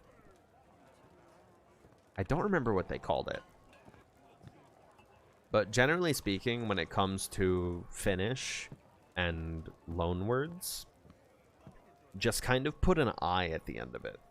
Like, for example, police in Finnish is poliisi. Ketchup in Finnish is ketsupi. Right? Just kind of put an I at the end of it, and you're probably Gucci as far as loanwords go. I'm gonna drink more booze. Give me a sec.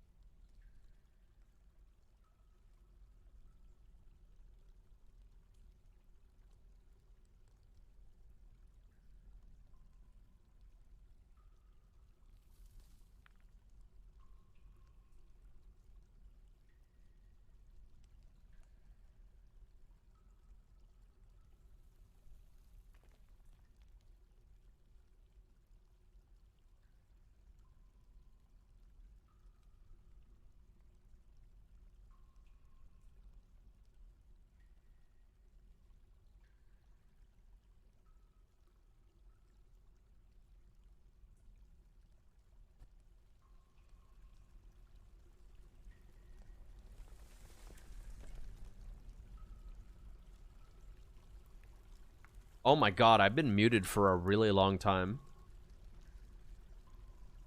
I've been talking for a really long time, chat room. Thank you for mentioning it, HDM. I'm drunk? I'm dumb? I'm drunk as shit, dude. I am insanely drunk. I've been sitting here talking to myself for like 15 minutes, bro. I'm gonna have to remember what I was talking about. Come on. Why did nobody mention anything sooner? Fuck! What was the last thing I talked about before y'all stopped hearing me? Because I've literally been talking for like 15 minutes.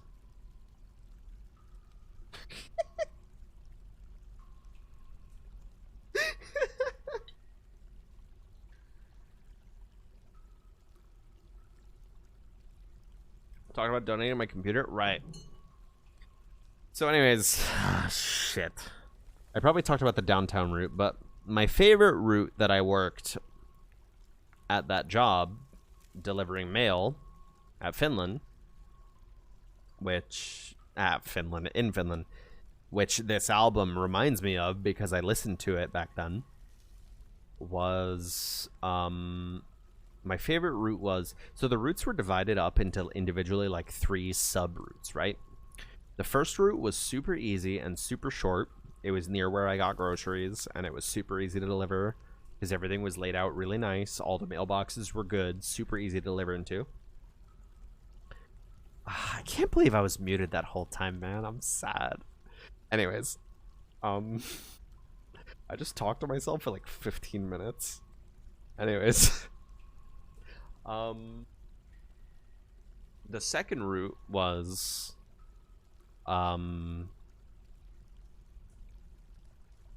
it was the street that my apartment building was on, right? And it was also fairly short, so I could deliver all of it and be done very quickly. And I could also stop by home real quick if I needed to piss or I needed a drink or, you know, a snack real quick on the workday. Because, mind you, I worked at midnight. Work started at midnight. It was the middle of the night in the winter, so it was dead cold.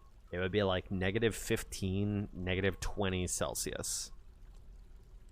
Right? And I'd be in the van with the heat cranked, nice and toasty. Short sleeve t-shirt, you know, because I'm going in and out of the van a lot. Going up people's driveways, up to people's front doors, or in apartment buildings or whatever. So a jacket's too hefty for that. So I was in a short sleeve shirt in like -15, -20, you know. I loved it. It was perfect. I loved it so much. I don't think you people understand how much I love the cold. It's so wonderful. Anyways, shit, what was I talking about? Right, my favorite route. And the third sub-route on my favorite route, it was this this Czech girl, because I mentioned, maybe, I don't know if you heard this or not, but I worked people's days off, right? I worked people's routes on their day off. So it was this girl from the Czech Republic, and she was chill. I only started working her route towards the end of my job there.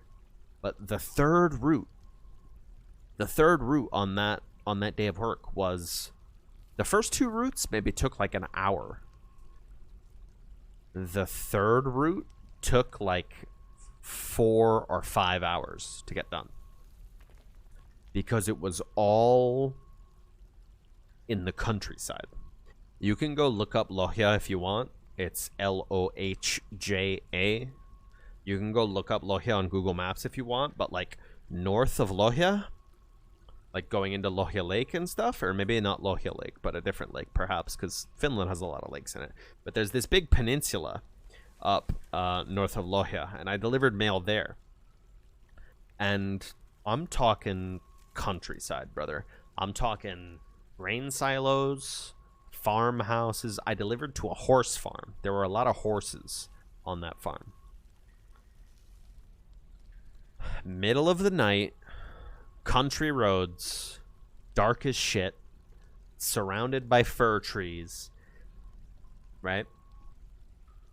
And then you come into a clearing, and it's the night sky up above, full of stars, the moon's up above, crisp, cold night air, the heater cranked in the van, Oh, fucking heaven. Heaven on earth, dude.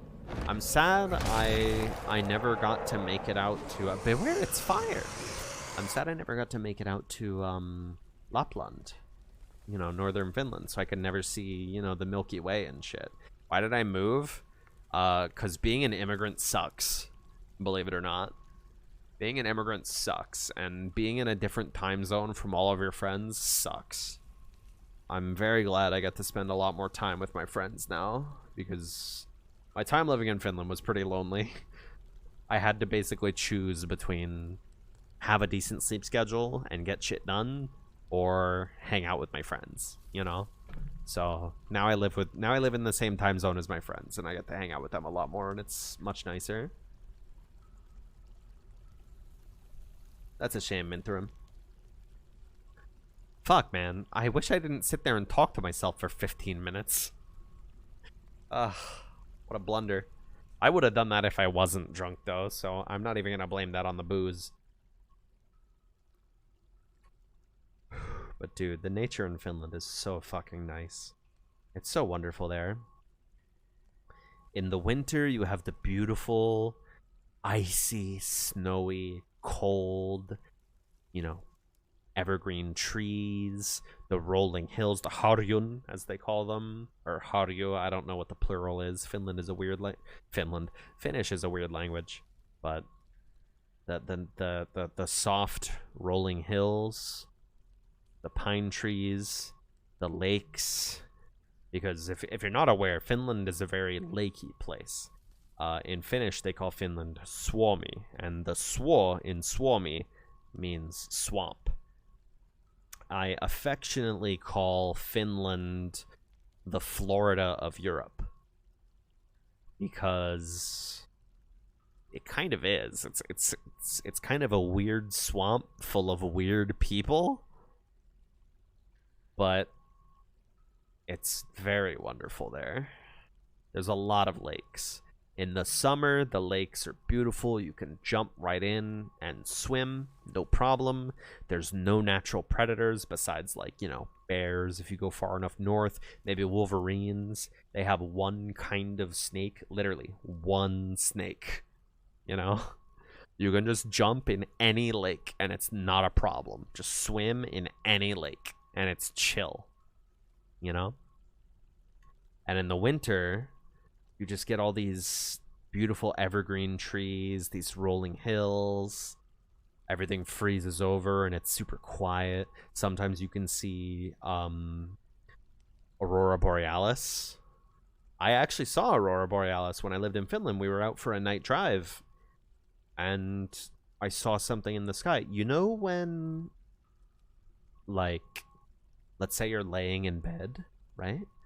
And you look at your ceiling light, and then you close your eyes and you see that, like, kind of colorful after image of that light that your eyes were just taking in, right? That's what it looked like. It just looked like kind of a vague green smudge in the night sky, you know? It was so vague to the point where I had to question, am I seeing Aurora Borealis? Or are my eyes just playing tricks on me? But it was definitely Aurora Borealis. I was so far south. I was, like, literally, like, on the south coast of Finland. So it was very rare to see anything down there. Oh, Forgotten Beasts are fighting again. Oh, no. Well, it seems Thol Sullied Filth, the Hollow of Wasting, is becoming the new Crazy Rake. Looks like it's already killed one other Forgotten Beast. Awesome. There's another Forgotten Beast corpse here too. Anyways, yeah, Finland was fucking wonderful, man. I just love the cold. I love the winter. It's so fucking wonderful, dude. I feel bad for people that can't enjoy winter. I know I'm like a broken record at this point, but fucking A.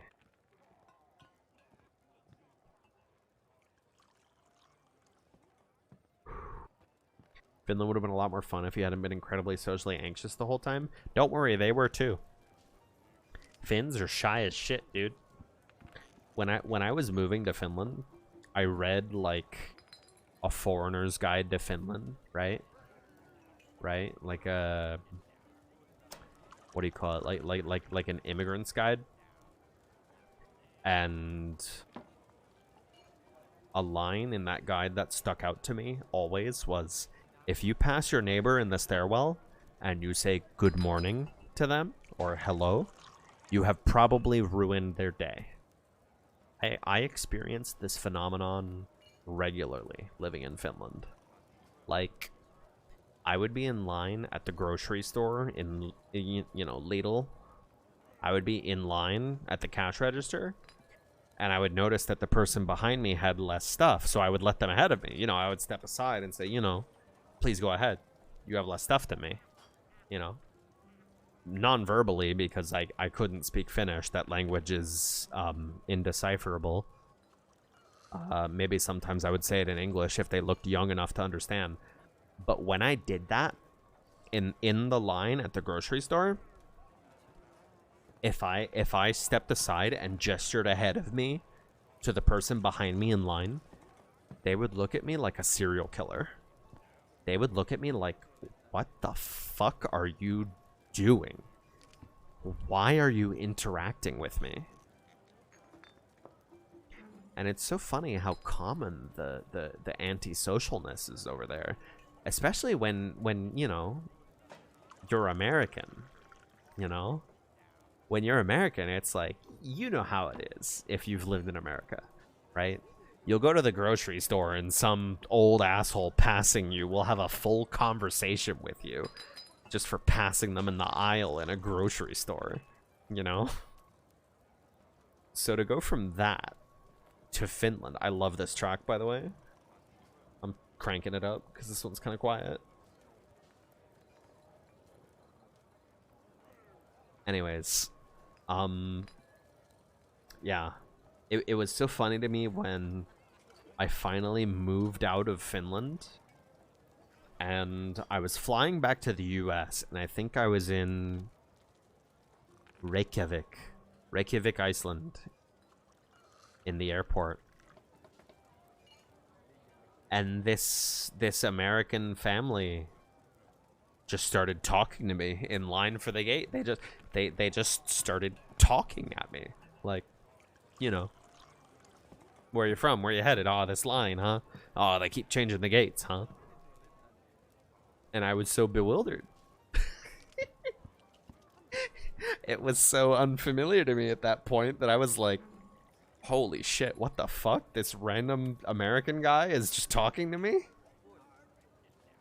It was so funny to me to be exposed to that again after years of experiencing the antisocialness of Finns.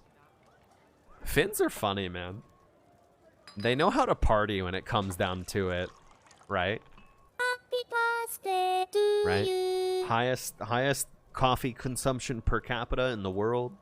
Most metal bands per capita in the world. Probably a really high alcoholism rate. But man, were they antisocial. Yo, Anna Tara coming in with a big 20 months. Thank you. You're too kind. You know what? I take a shot. Thank you. A toast to you.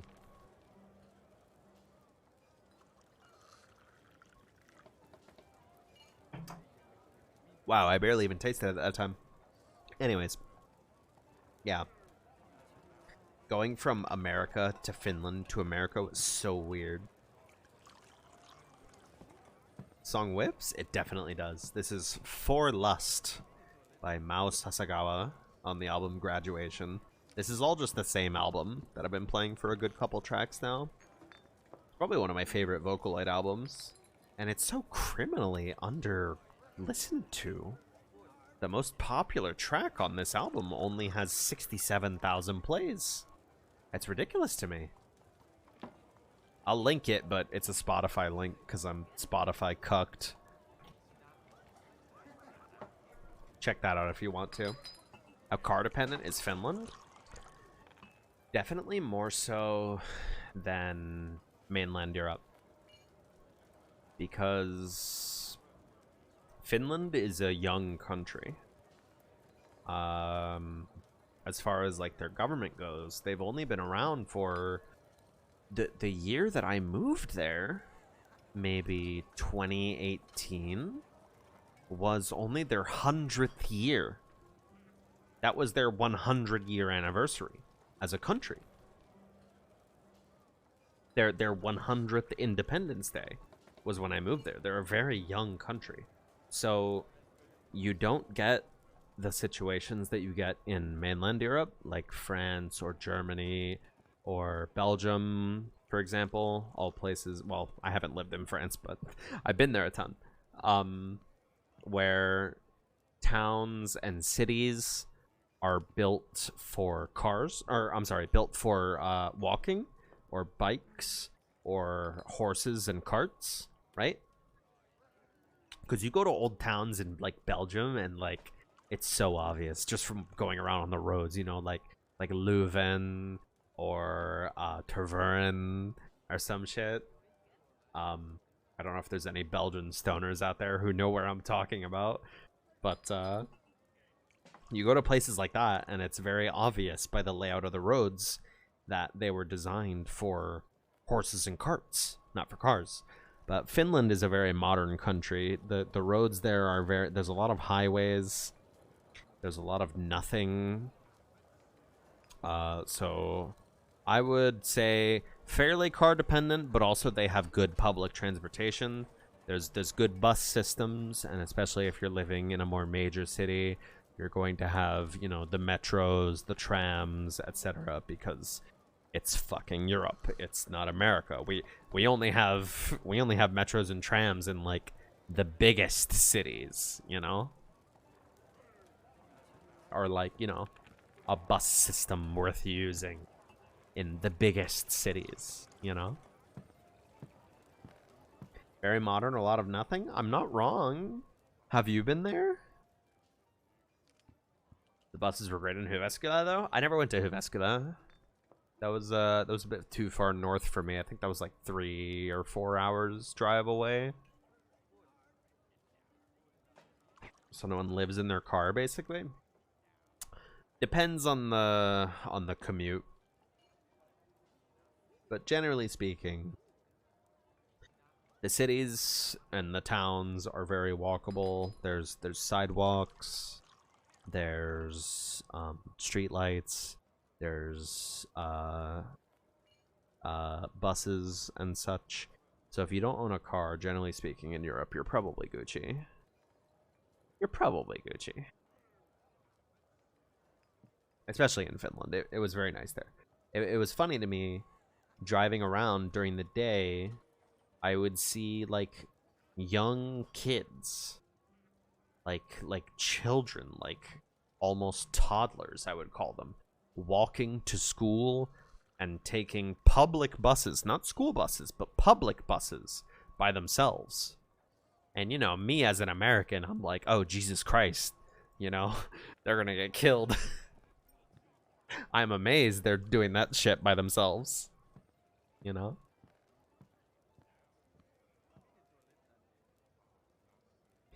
So yeah, very, very walkable, good public transportation. I'm telling you, man.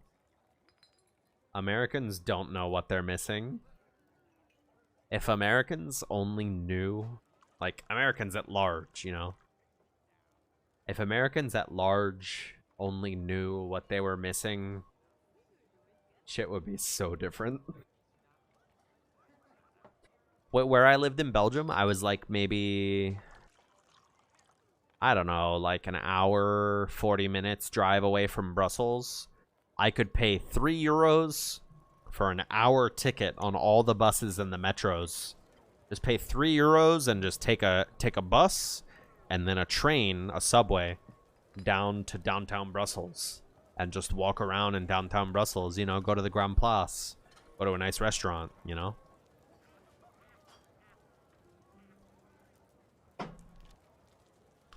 It ain't like that in the States. In the States, if you like take a bus or something, you're probably gonna get like shot or something. Can't believe Americans can't just go downstairs if they want to drink. Depends on where you live.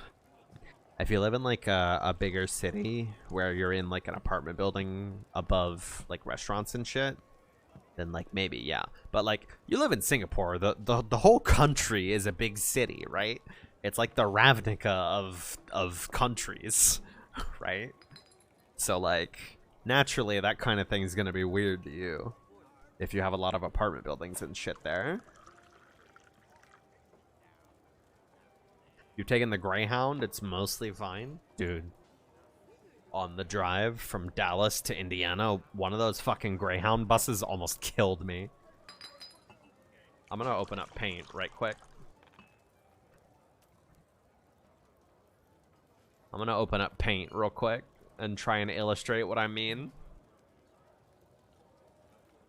No, that's the wrong paint. I want MS Paint. Oh my god, that's Paint 3D. Too drunk for this. Holy shit, it just started capturing it automatically. What the? Anyways, the road was like this. It was like... So there was a curve, right? I think this was in like Arkansas or something. So it was like this. And for some reason, there was a merging road from the left, right? So I was driving here in the left lane, right? And the bus was here, right? And there was someone merging from this lane, right? Someone was merging to try and get on here, and there wasn't like, you know, the extra lane so they have space to merge and then get into the proper lanes. That didn't exist there. So I was slowing down, right, to let them in. And this fucking Greyhound was like there was someone in front of them, right? So they saw this empty space here. They're like, oh, I want to be there.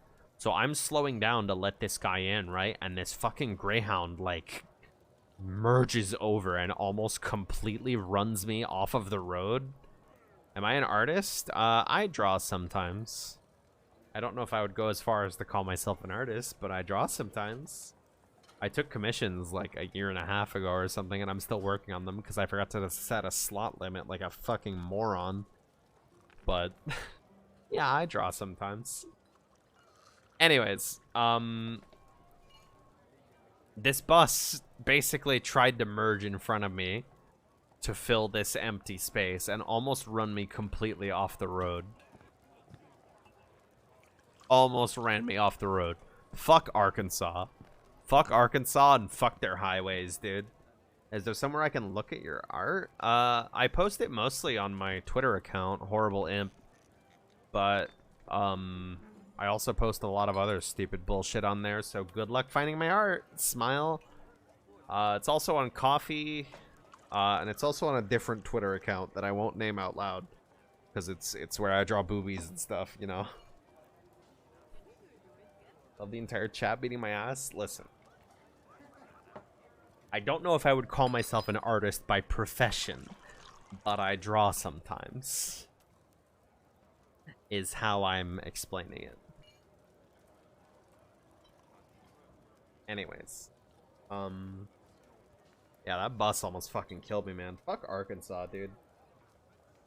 They have, hang on, I gotta draw this out. So you'll have a highway, right? And they'll have the limit for cars be 60 miles an hour, right? For cars. But then for trucks, they'll say 55, right? So usually the limit will just be 60, right? There'll be people going the speed limit here in the right lane, right? And then there'll be all the speeders or people passing, right, in the left lane, right? And they're going fast enough to the point where they manage to pass and they get over, right? So everything's chill. Me, personally, I like to go up to the speed limit and I put it in cruise control and I stop thinking about driving for the rest of the trip. If you don't do that, you are some kind of animal. You're some kind of creature to me.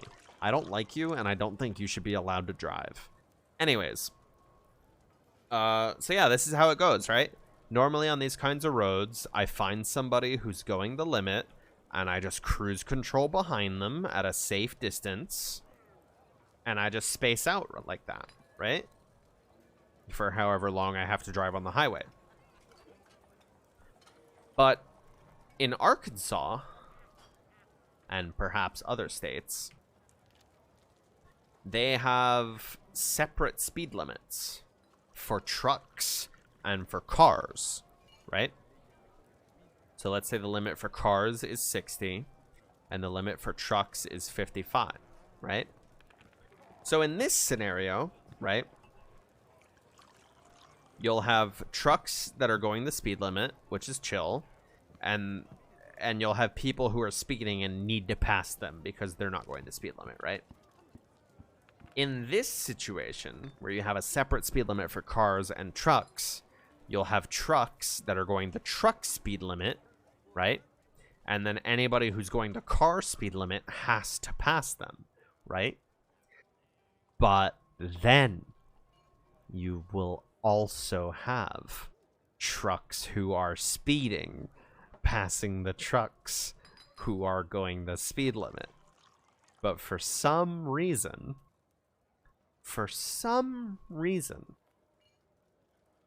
when these truck drivers are speeding and they pass other truck drivers in the right lane, for some reason, it's like there's some unspoken rule between them. Where this is my dumbass back here, mad as fuck because I can't just cruise control because this guy's going too slow and this guy's passing this guy. There's some unspoken rule where when a truck passes another truck, they both slow down. So they'll both start going like 50 for some reason.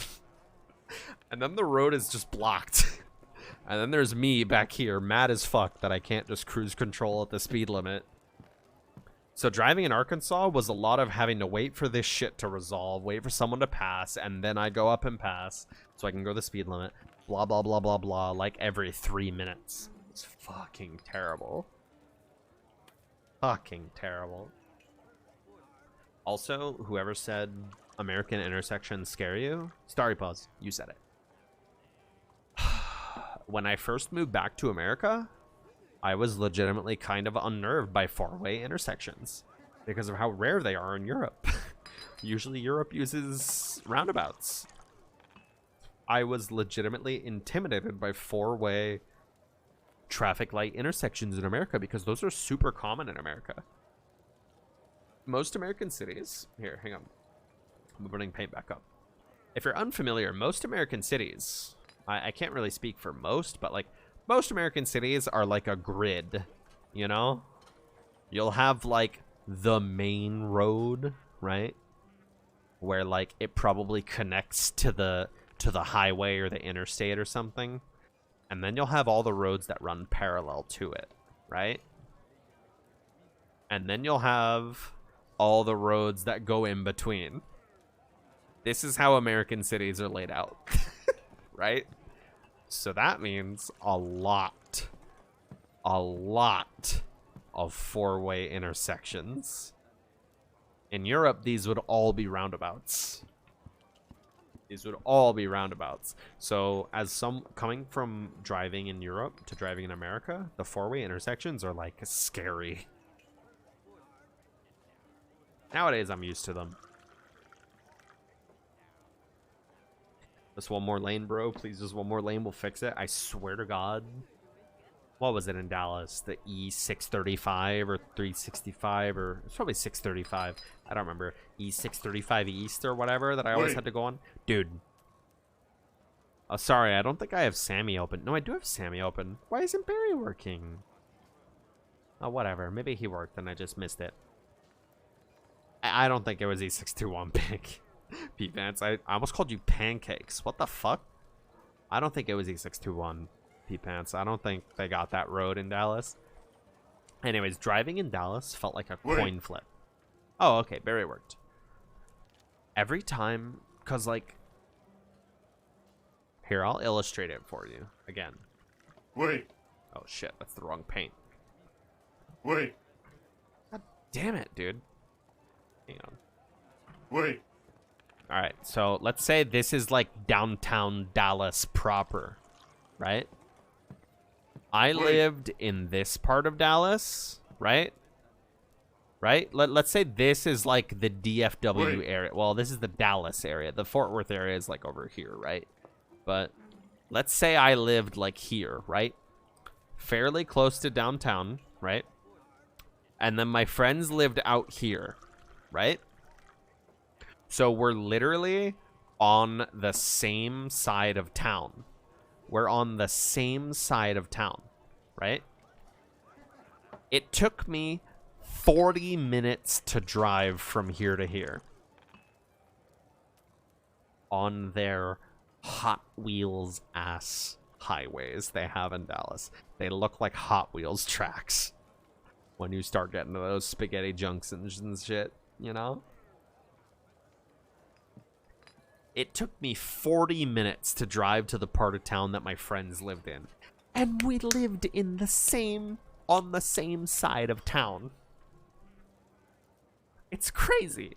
Anyways, anytime I drove on those highways in Dallas, it felt like a coin flip. It felt like a fucking coin flip, whether or not I would come back home unharmed or not. Because people drive like shit in Dallas. I have lived a lot of places in the world. Not that many places, you know? Couple of states in the US, Belgium, Germany, Finland. I've been around the block. I've also visited a lot of different countries. The drivers in Dallas are the worst I have ever seen. One time, I asked Log for a ride to the other's place because Log lived like over here, right? Log lived like over here, so usually he drives like this, but I asked, hey man, can you just come over here and like do like and give me a ride, you know, carpool, so I can save on gas? And then when he was driving me home, we almost got run off the road by some dickhead in a pickup truck merging without signaling. It was like that Family Guy bit, bro. Straight up. That shit was terrible. Hey, fuck you if you drive a pickup truck. If you drive a pickup truck and you don't need that shit to, like, haul supplies or tools or need it for work or to plow snow, if you drive a pickup truck because you have a tiny penis, I think you should die.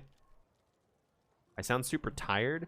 Cal F10, I have been drinking 47% rum tonight. So if I sound tired, then that's why. When I said I can just shorten that to fuck you if you drive? No. No. I love driving. Legitimately. I love driving. Driving is so fun and relaxing, and I can listen to tunes, and I can see the nature go by and shit, you know? Get out of the house, just zone out for a while on the road. I love driving. I love driving. That was my favorite part of the job, working the mail delivery in Finland. Driving through the countryside in the middle of the night, in winter, under the stars, in the cold, in the nature, you know? It was very zen. It was very peaceful. It was very wonderful. I love driving. People in Dallas and people who drive pickup trucks without needing them. Jesus fuck. You drive a pickup truck without needing it for work or to plow snow or whatever. Chimone brew.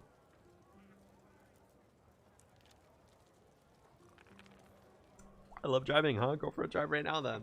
No. I'm busy doing my job. I'm out here working and shit, you know?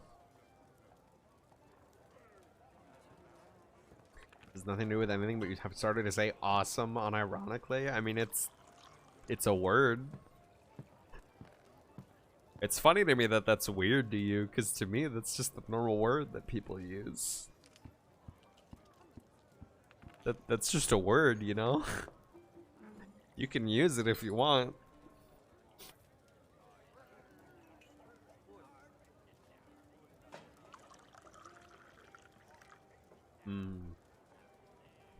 Sung along to songs and raised your voice pitch thanks to your delivery job? Fuck yeah.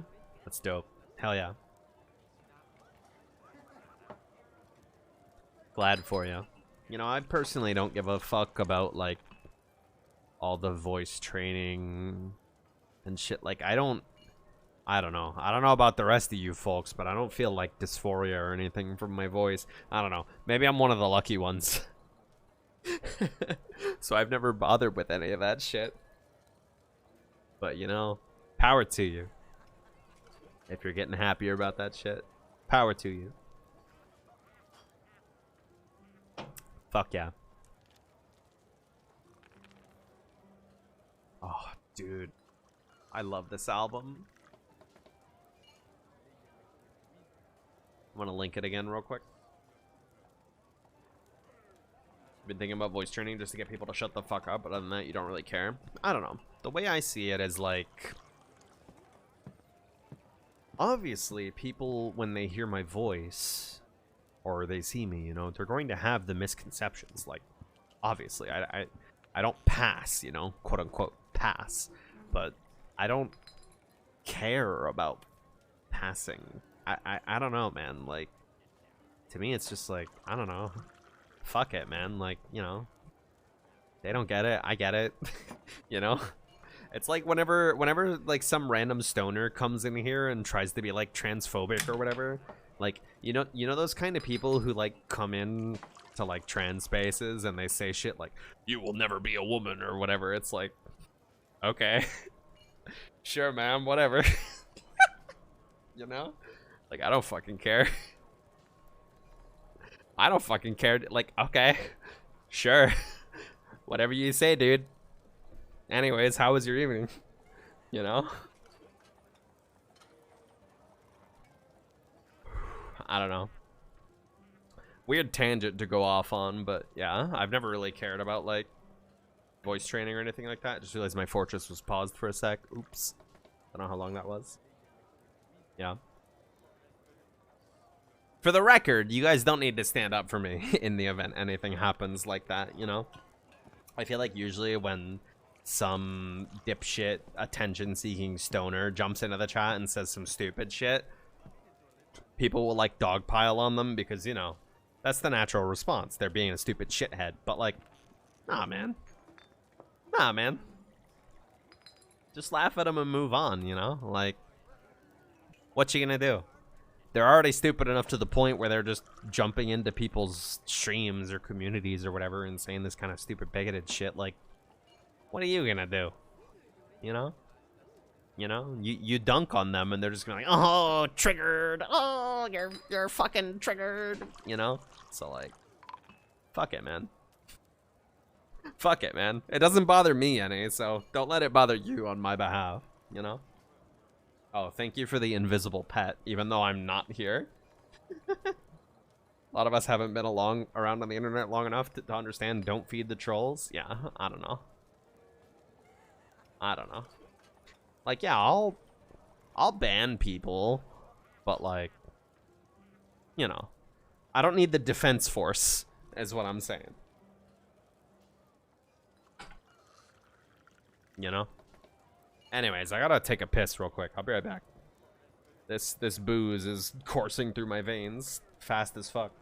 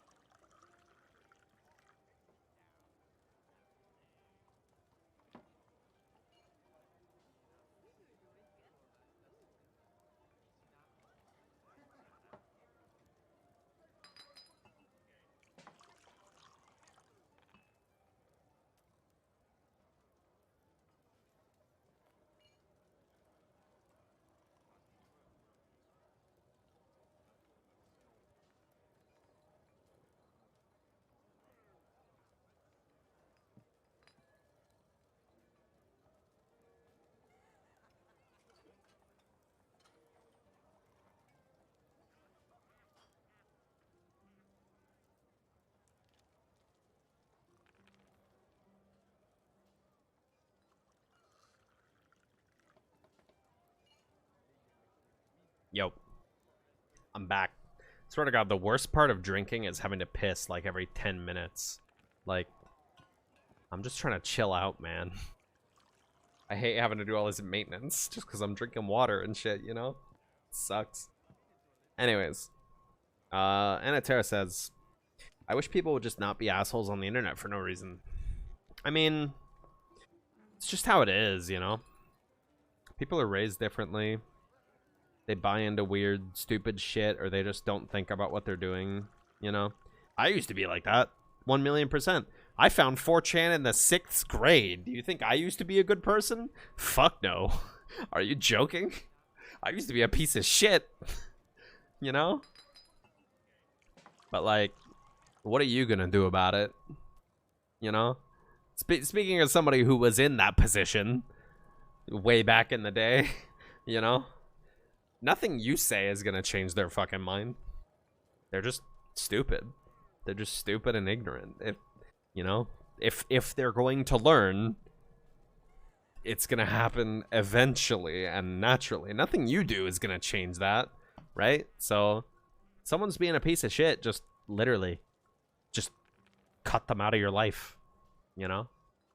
We used to have this friend who hung out in our Discord server, well, our Mumble server, and our Skype calls. Who, like, you know, with the rise of Trump and all that, started, like, showing his colors as, like, yeah, I go on the poll board on 4chan. I go on the V board on 4chan. Why don't I have a girlfriend? I lift weights and eat plain chicken and rice. Why don't I have a girlfriend? I just can't hold up a relationship for some reason. Wink, nudge. For some reason, I just can't hold together a relationship. They just don't get me. They hear about politics or something, they leave. Nudge, wink, you know? And his whole fascination with the whole Trump thing, like, started out as, like, an ironic joke, you know? But then over time, it started getting realer and realer, right? This guy was, like, upper middle class, right? Upper middle class white boy, you know? His dad was, like, I don't know, like an architect or something. This kid would, he worked a job at Home Depot, right?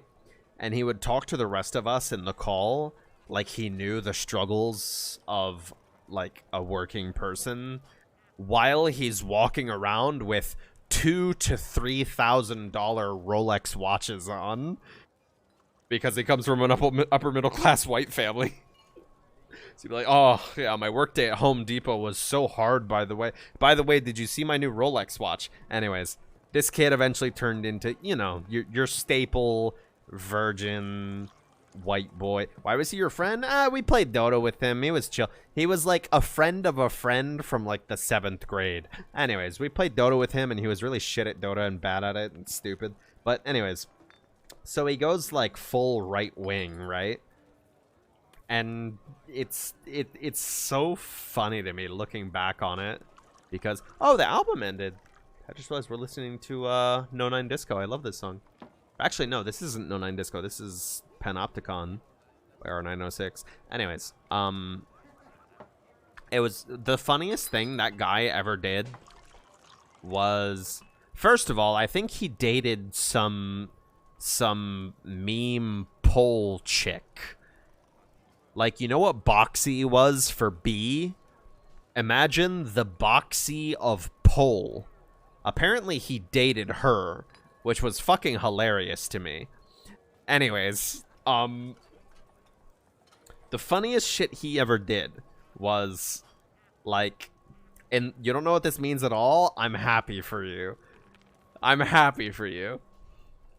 Anyways, so, in, like, the last days of us even remotely being friends with this guy, right? Like, he started getting into guns, and he would say shit like, oh, I wish someone would break into my house so I could use my guns on someone, you know? It's like, what the fuck is this white boy talking about? In like the last days before we kicked him out, one day he sent out a Snapchat that was a photo of a tiger, And the caption on the photo of the tiger said, "The weak preach equality," right? And it had a bunch of like post-processing filters on it to make it look all fancy and shit, like, you know, some like vaporwave shit. The weak preach equality. That's not even the best part yet, chat room. Slow down.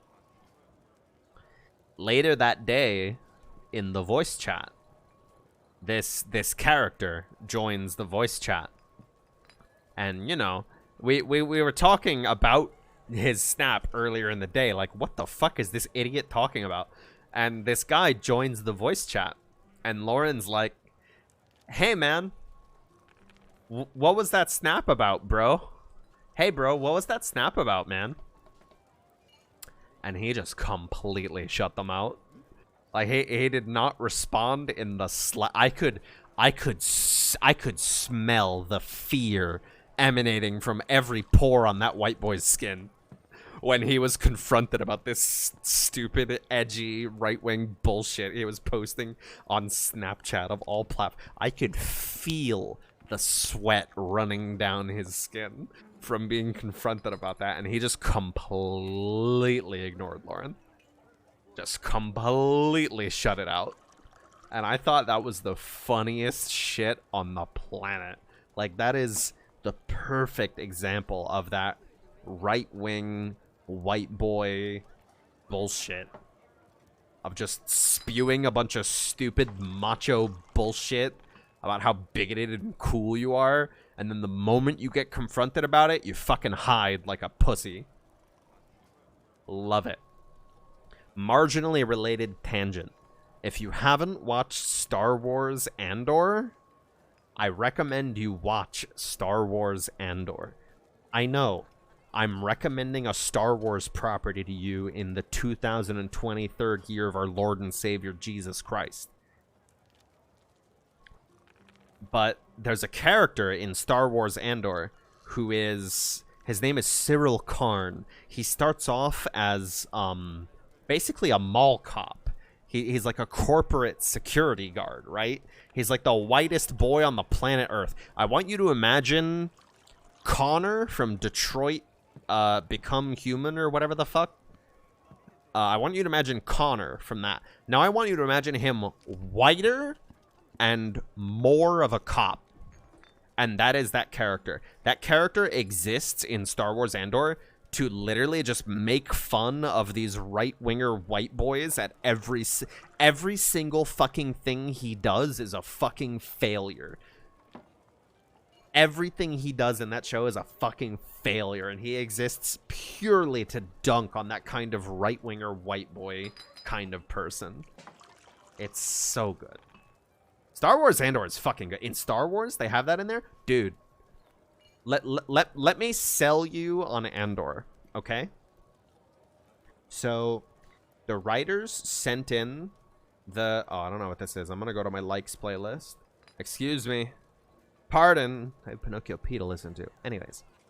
So they sent in the script for Star Wars Andor. And they sent it to Disney. And Disney sent it back like, no, no, no, no, change this, change this, change this, change this. For the record, Star Wars Andor focuses a lot on the fascism of the Empire. It is a very, very, very, very, very anti-fascist story. Anti-fascist, anti-corporate. It screams all the right messages, right? So Disney sends back the script like, no, no, no, no. Change this, change this, change this, change this. 2 years later, they sent back the same script with no changes. And I guess the guys at Disney forgot to make it bad because they were like, yeah, okay, sure. And so, like, literally, there's an arc in Star Wars Andor that comments on the use of prison labor in fascism. Like, you know, the kind of shit that's going on in America today.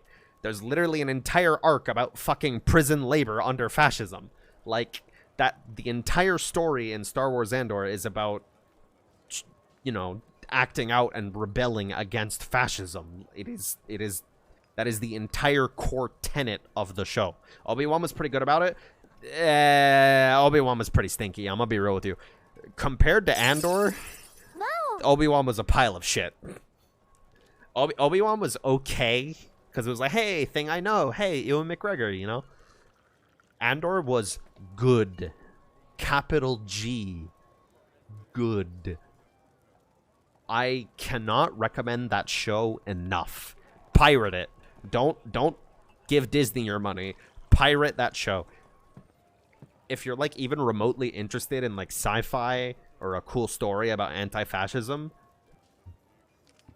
watch Andor. It's so fucking good. I legitimately cannot recommend it enough. It's some of the best TV I've seen in years. It's so good. It heavily draws from the Ireland-England conflict. Exactly. Yeah. A lot of the filming is done, oh, I don't remember the name of the planet with the heist. Whatever. I think it was filmed in the Scottish Highlands, yeah. Yeah, but there's a lot of analogs to the Scotland-England shit, you know? Yeah, they literally forgot to make Andor bad. Is Andor finished? Season 1 is done. Apparently they're working on a season 2, but I'm gonna be real, season 2 will probably suck because they'll probably realize that they forgot to make it bad and they'll probably make it suck. So you can just kind of pretend that season 2 won't exist and just watch season 1, and because what Andor is, it's a prologue to Rogue One, you know? Cassian Andor was a character in Rogue One. He was the pilot of the crew that went and got the plans for the Death Star, right? And Andor is a story about how he came to be radicalized. It's literally the story of him being radicalized against fascism. And it takes place on many different planets. There's a lot of different plot threads. There's a plot thread about the character who is the driving force behind the start of the rebellion against the Empire, and he's super good. He's played by oh my god, I don't remember the name of the actor. I think he's Swedish. Shit, I have to look him up now. You know, hold up. Stellan Skarsgård kicked ass in that role as the guy who got the rebellion started. Really good character. Andy Serkis also stars as a guy in the prison arc later in the show. He's the actor who played like Gollum in Lord of the Rings, you know? So fucking good. His character was great. My favorite part about Andor is it has a Mexican main character, you know? Diego Luna. The main character is a Mexican actor, and they don't have him constantly doing stupid ass Spanglish quips, you know? I'm Hispanic myself. I don't know if you people know about this, but my dad's from New Mexico. So this shit kind of hits home for me. It's a big reason why I liked Cyberpunk as well, because that was about a broke fucking Hispanic kid. I feel that shit. But Diego Luna, the dialogue that they wrote for him, they didn't throw in all of that stupid Spanglish shit, right? That they do usually. If you look at like Star Trek Strange New Worlds or whatever it was, that recent series that they did, that show was pretty okay. But there was that one character whose name I don't remember, who was the worst character on Strange New Worlds, who was like, oh, this shit is loco. That means crazy, you know? Like that kind of writing, it's like, bro, stop. All of Diego Luna's dialogue is well written. He doesn't do any of that stupid shit, you know? And that's something I really appreciate.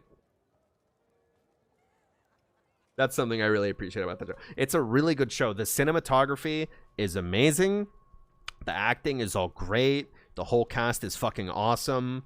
The arcs are split up very well into nice 3-episode chunks.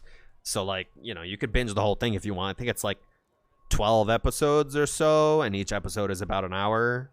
But all the arcs are nice 3-episode chunks, so it's really good for watching one piece at a time, you know? The story's real good. The characters are real good. like legitimately, if you have any remote interest in sci-fi, I gotta recommend Andor.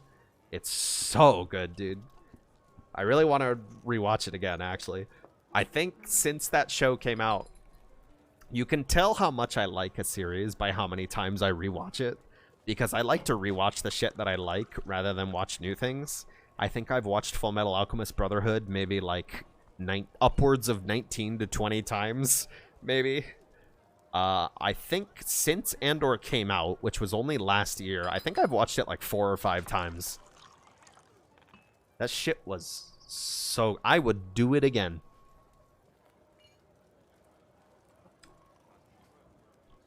Because, goddamn, that show was so good. I legitimately can't recommend it enough.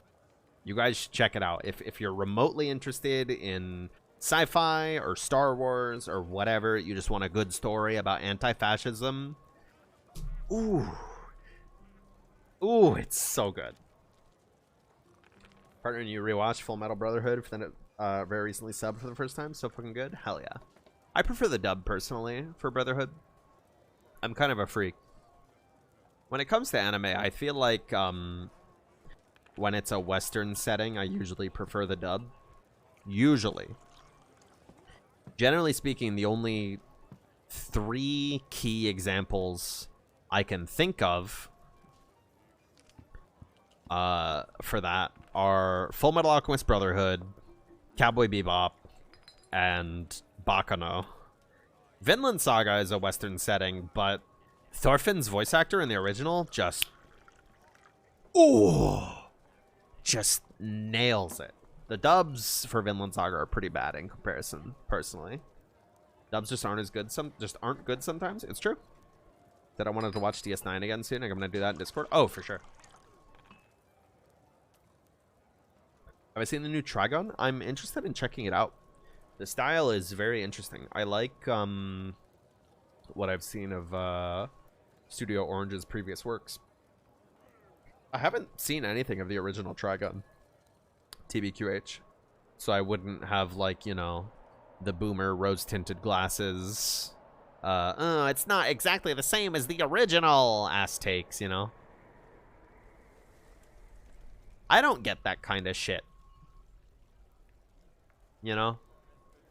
When it comes to an adaptation of a series being different than what it was like in the past, it's like, why? Why are you upset about that? Just, it's good that they're doing... Why would you want the same thing over and over again? It's good that they're trying something new. What's your problem? You know? A good example is, Wow! Love these streams so much. Yo. Makes my day every time. Hell yeah, Chicken Chasm. Glad you have a good time here. Vinland Saga. Vinland Saga is, if you're not familiar, it's a historical fiction, very dramatic, very serious historical fiction story. And the anime adaptation actually changed around a lot of details here and there in season 1 from the manga. And all of the additions and changes they made were absolutely fucking stellar. So the comic itself starts out in media res, right? And then it flashes back to show you the backstory of the main character, right? The anime adaptation made the decision to make it a slow burn chronological story. They start out with the protagonist as a child, right? And they get into everything very slow, very methodically, a lot of build up, right? As opposed to starting in media res, you know, got the hook, because, you know, when you're serializing a manga, you have to hook in the new readers, right? But the anime production studio, they made the decision to do things chronologically, right? Oh, so good. And now season 2 is coming out right now. We just watched this week's episode yesterday. They drastically changed a scene that I'm very fond of in the original comic. I'm very fond of the original scene in the comic, but they drastically changed it in yesterday's episode, and it was fucking amazing. The changes they made were fucking awesome. It blew me out of the goddamn water. You know? So I don't get that whole mentality of like, why does this new adaptation different from the old one? It should just be the same thing over and over. It's like, I don't get it. Let people do new things, you idiot. Like, these are the same people who will talk shit about, like, you know, old shit getting re-released or whatever, you know? Like, oh, they made a new That 70s show or whatever, you know? Like, yeah, that's probably garbage, but, you know? They'll talk shit about that, and then they'll be like, why isn't the new Trigon just like the old one? It's like, I get it, you like the old one, but also, like, chillax, will ya? Not everything needs to be the same thing over and over all the time. Some adaptations are bad, a lot of them are. Oh, for sure. I'm just saying, I feel like there's a huge mentality of new thing bad in media consumption spaces online, you know? Look to Promised Neverland Season 2. Okay. Listen, I'm not saying all adaptations that change things are good. I'm just saying give them a shot sometimes. You know? Give them a shot sometimes, you know? Sometimes change can be good. Did I see the Netflix One Piece series? I am not interested in looking at it. Time to be hypocritical. I am not interested in Rip, you never finished season 2 for Neverland? Okay, so let me lay this down for you. I started reading Promised Neverland the moment it started serializing. Just like Chainsaw Man, I read it before it was cool. And I thought that comic was pretty decent. And then the anime adaptation comes out. The first season is all about the escape from the initial complex, right? It was very compelling. It was very well made. And then season 2 is when they would have hit the best and most impactful part in the comic. And the anime completely skipped that arc. They completely skipped the most compelling character and the most impactful and exciting action-filled arc in that comic book in season 2 of the anime adaptation. And it's like, what were they thinking? What were they thinking? You know? So, Promised Neverland is a little bit of a special case. The newest Berserk series is the most faithful to manga, and it's fucking terrible for obvious reasons. Yeah, we don't talk about Berserk 2016. We don't talk about Berserk 2016. I still think the Golden Age movies are fine. The Golden Age movies are great. People bitch about the 3D in those, but like, I don't know. Take the stick out of your ass and learn to enjoy something for once. You know? The Golden Age movies are great. The Eclipse scene? Bro. The Golden Age movies fuck. Wasn't there another Berserk after 2016? Fuck if I know. You live where Andor was filmed? Oh, fuck yeah. That's cool. I know someone in my Discord server recently visited the spot where they filmed Niamos, the like resort planet. I think it was like Blackpool, England or something. It's very funny that the little convenience store, the little shack they have on the beach there, has like a plaque up like Andor was filmed here. It's very cute. It's very endearing.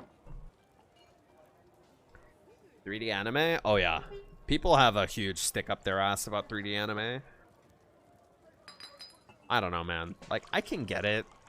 You know, sometimes it doesn't look good, but also like, you gotta understand that these people are hella underpaid, bro. I'm okay with them cutting corners here and there. No big deal. You know?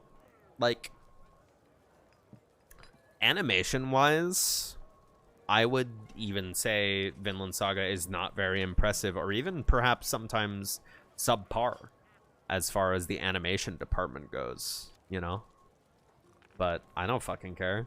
The voice work is amazing. The soundtrack is amazing. But then you get shit like the One Piece anime, right? Where they're like, they are padding that shit the fuck out. Post time skip One Piece anime? Whew. Please, God, do yourself a favor and read the comic instead, bro. Folks like Dorohedoro, but I don't think it got enough money to get a season 2. It's too much of a cult classic to get a season 2. Dorohedoro is popular among people like us, but you have to understand that people like us are the minority. We have good taste. The majority of anime viewers are busy watching Jujutsu Kaisen, you know? Not to throw any shade on people, on anybody in the audience who might like that piece of shit comic, but, you know, the majority of anime fans like shit like Jujutsu Kaisen, or shit like that, you know? They don't give a fuck about Dorohedoro. What's all this weird shit, you know? What are they talking about? This mushroom guy looks gay. Go back to the lizard with the knife, you know? You know? I don't think Dorohedoro will see a continuation. Maybe not anytime soon. Maybe in the future, but the way things stand right now, like, it's just not capital P popular enough, you know? Jujutsu Kaisen is just edgelord Garbo shonen, which is like fine. Mira, when she gets the shit on Jujutsu Kaisen, listen, that comic sucked balls. I don't understand anybody that liked it. The only reason I even remotely gave it a chance is because Eve did the opening, and I'm an Eve stan because that guy's voice is cute and he can sing and he can make a good song.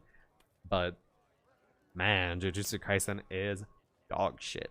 Name a more forgettable shonen protagonist, like even just in the field of shonen anime specifically, right? Name a more forgettable shonen protagonist than Itadori Yuji. There isn't one. Even Midoriya Izuku has more personality and more character than Itadori Yuji. That character basically doesn't fucking exist. If he wasn't the main character, I wouldn't remember his name. The only side character whose name I remember from that series is Gojo Satoru, right? Because he's the only cool character in the show. And they had to put him in a box because he was too cool. He was so cool, he outshone all the other characters in the comic, and they literally had to put him in a fucking box. You know? God, that comic sucked. I could go on forever about how much that comic sucked, but I won't.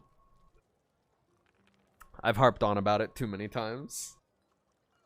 You don't remember Jujutsu Kaisen at all? Neither do I. Dai Dark kicks so much ass? Honestly, I like Q Hayashida's writing style, but like, Dai Dark hasn't really gripped me so far. Personally, I loved Dorohedoro. It's just something about the setting, I guess. Dai Dark's setting feels like Calvin Ball to me. Whereas, you know, Hole and the Magician's World, they felt very concrete. Whereas the space in Dai Dark, to me... See ya, Mallory. Thanks for hanging by. Hanging by? Stopping by? Hanging out? Whatever. Dai Dark's setting to me just feels like Calvin Ball. You know? Like, they just kind of say shit, and I'm like, yeah, whatever. I think Hayashida's going for a longer-term plan now that she doesn't have to worry about ending the series literally every chapter. Yeah, maybe. You need to read Dorohedoro? Dude. Like... Here's my review of Dorohedoro. When the story really started going, my eyes were glued to the page. I was even skipping the bonus side story chapters just because of how interesting and how compelling the main plot was. I had to find out what happened next. I was glued to that shit, dude. It was so good. Her writing style, her art style, the characters in Dorohedoro, it's so unique. It has its own unique vibes. Nothing else really matches up to it, you know?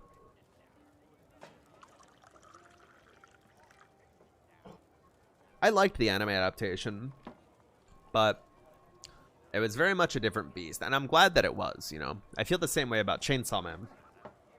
Chainsaw Man's anime adaptation was very different. Because you can't, like, with Kyu Hayashida and Tatsuki Fujimoto, you can't, like, capture their art styles in animation, you know? You can't capture Kyu Hayashida's very scratchy outlines and shit.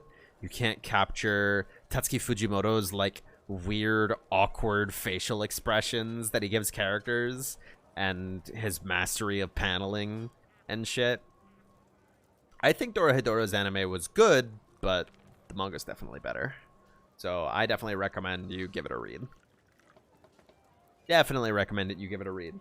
Just watch out for gore if you're squeamish, because damn.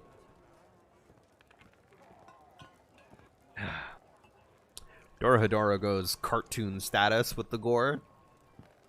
Honestly, Dorohedoro goes so crazy with the gore. Like, I'm squeamish. I don't really like looking at gore, you know? Especially when it's as crazy and detailed as Kyu Hayashida does it.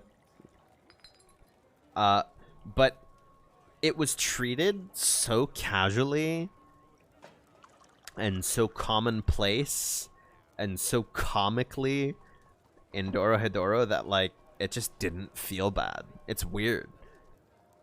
Her tone is like, I don't know. Kyu Hayashida's weird, man. She pulled it off. You know? There's a point in Dorohedoro where there's a character who is cut across their entire body, like sliced, like fucking sashimi, you know? Just sliced down lengthwise all the way down their entire body, and they're still alive, and they're like suspended from strings on the ceiling, you know? And they're still talking and fine and normal, you know? And it's like, wow, this is nightmarish and disgusting, but it doesn't bother me because everything's so lighthearted and weird, you know?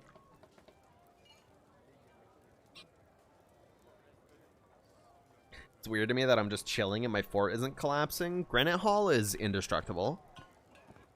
If this fort falls, it's the end of the fucking world. If this fort falls, it's the end of the fucking world. It's been going for 18 years. I think it'll go for 18 more. You know? I think that was in the anime too? No, the scene I'm describing is not covered by the anime. Ever seen, oh yes, To Your Eternity. Yes.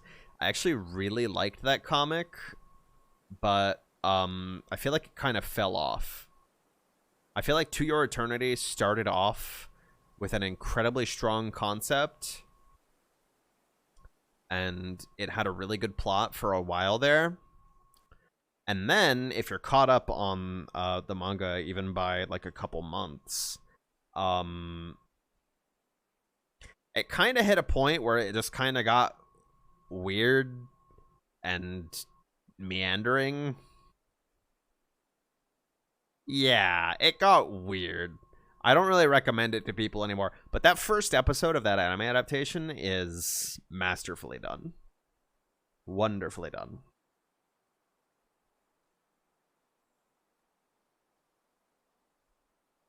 Just got into 2 manga. One of them is on hiatus and the other is Denmeshi. I mean, hey, you picked a great time to get into Denmeshi.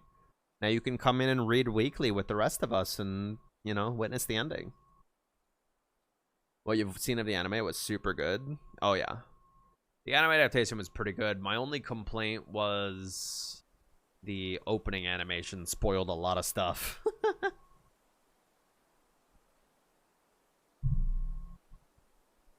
True, but it hurts. Dude, you should have been there back in the day when I was reading Soul Eater when that shit was still publishing. That shit came out bi-monthly. Every 2 months, 1 chapter. Now, I guess Berserk or Hunter x Hunter heads can poke their heads up in the chat right now and say, you don't know nothing about no waiting for chapters. And it's like, yeah, well. Yeah, well.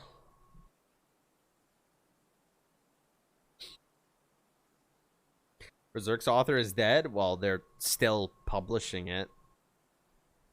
you know, they're still going.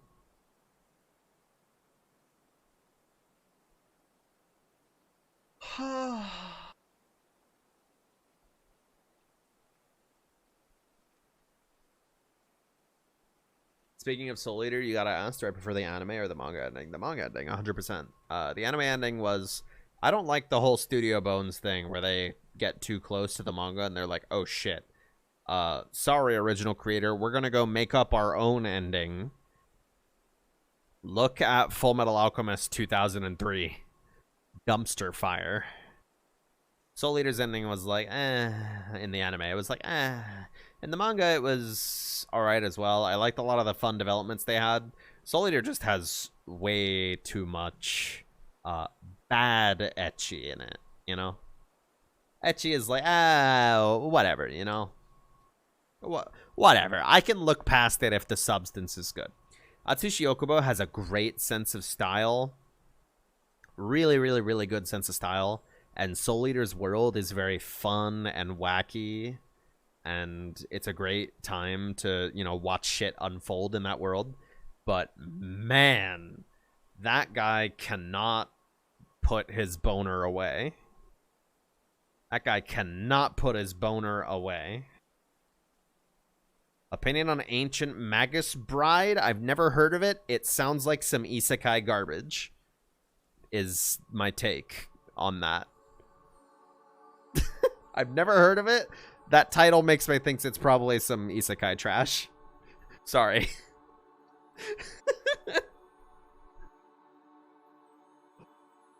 Yeah, Soul Eater, very great style. Great. The anime adaptation is fucking fantastic. The art style in it's amazing. But man, that guy needs to learn to put his boner away. Can't read manga or watch anime with perv shit in it. It pisses you off.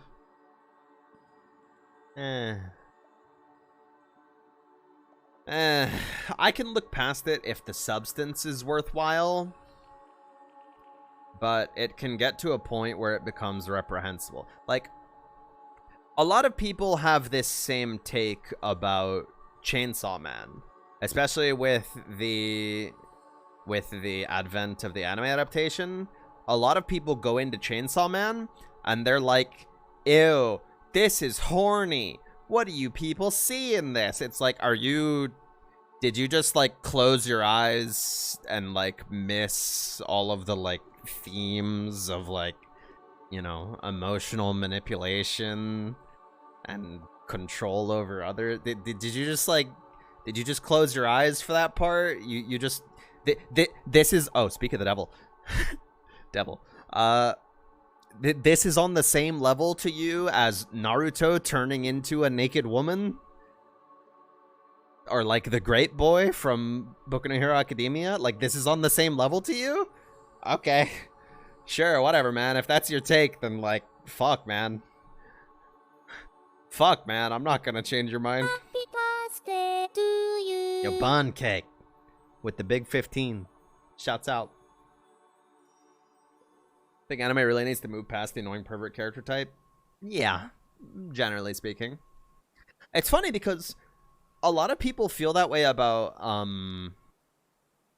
Zenitsu from Kimetsu no Yaiba. Zenitsu was my favorite character in that comic. I thought he was really well written. You know, the whole, like, oh, he's annoying and loud trope is like, yeah, okay, I can get you being annoyed with that. But as far as, like, his backstory and his character growth went, especially in the manga, because I read the whole thing, I thought he was the best character in that entire fucking show. You people all just like the idiot with a pig head because he has a funny pig head. You know? Like, you know? Mushishi's great. I need to finish it.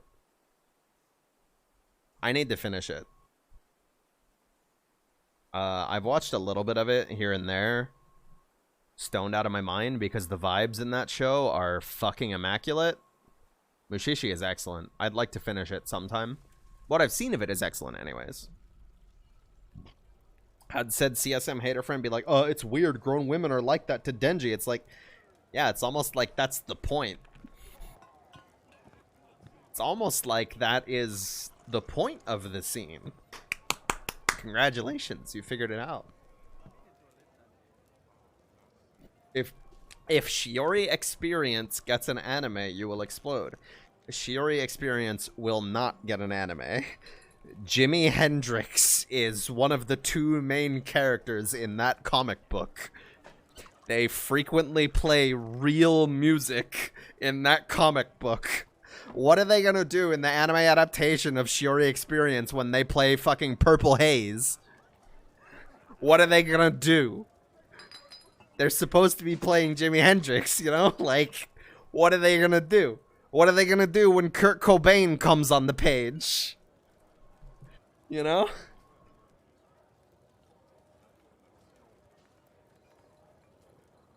Shiori Experience is amazing, though. I definitely recommend you read that comic if you're looking for shit to read.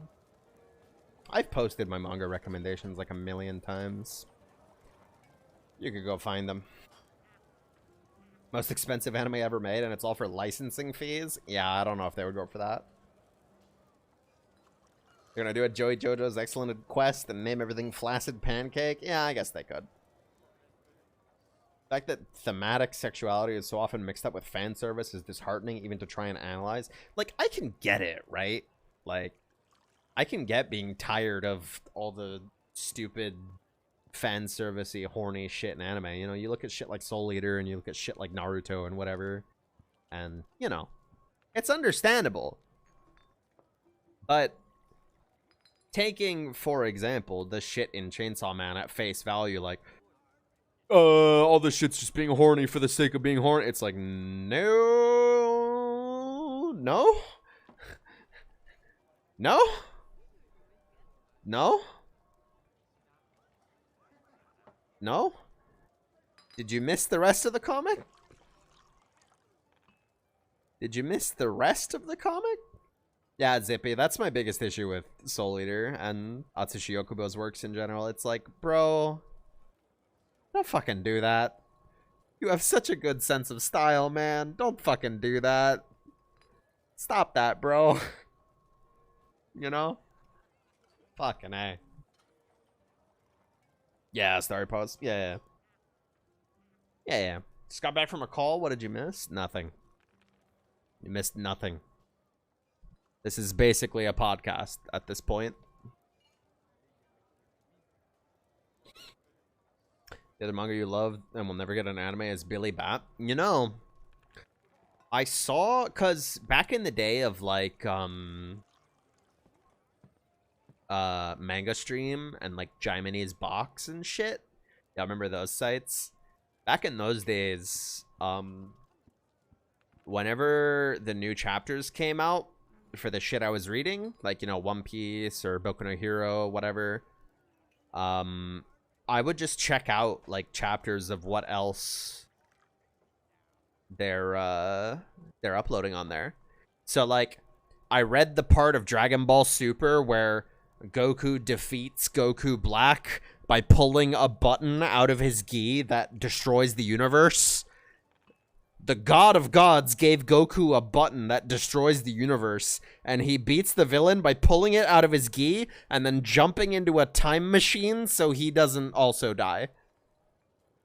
Like, bro. Anyways, Dragon Ball sucks. Anyways, I know I saw at least a couple chapters here and there of Billy Bat, and like it's just like just popping in real quick. Like, I even did it for Vinland Saga at one point. I remember they were in the Baltic Sea arc. It was literally the climax of the Baltic Sea arc when I first ever laid eyes upon Vinland Saga, and I just like read that chapter for fun, you know. But I've seen a few chapters of Billy Bat here and there. I'm kind of interested in going back and reading it, especially if it's got your recommendation, HDM. You got good taste, dude.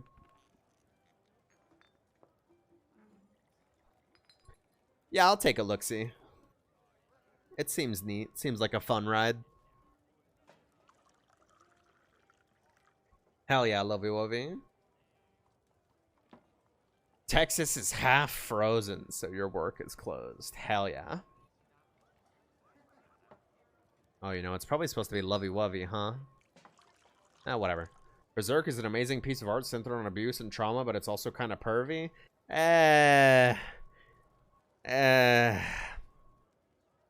think the themes in that are pretty good, but also Mira definitely really liked to just use sexual assault as a way to forward the plot.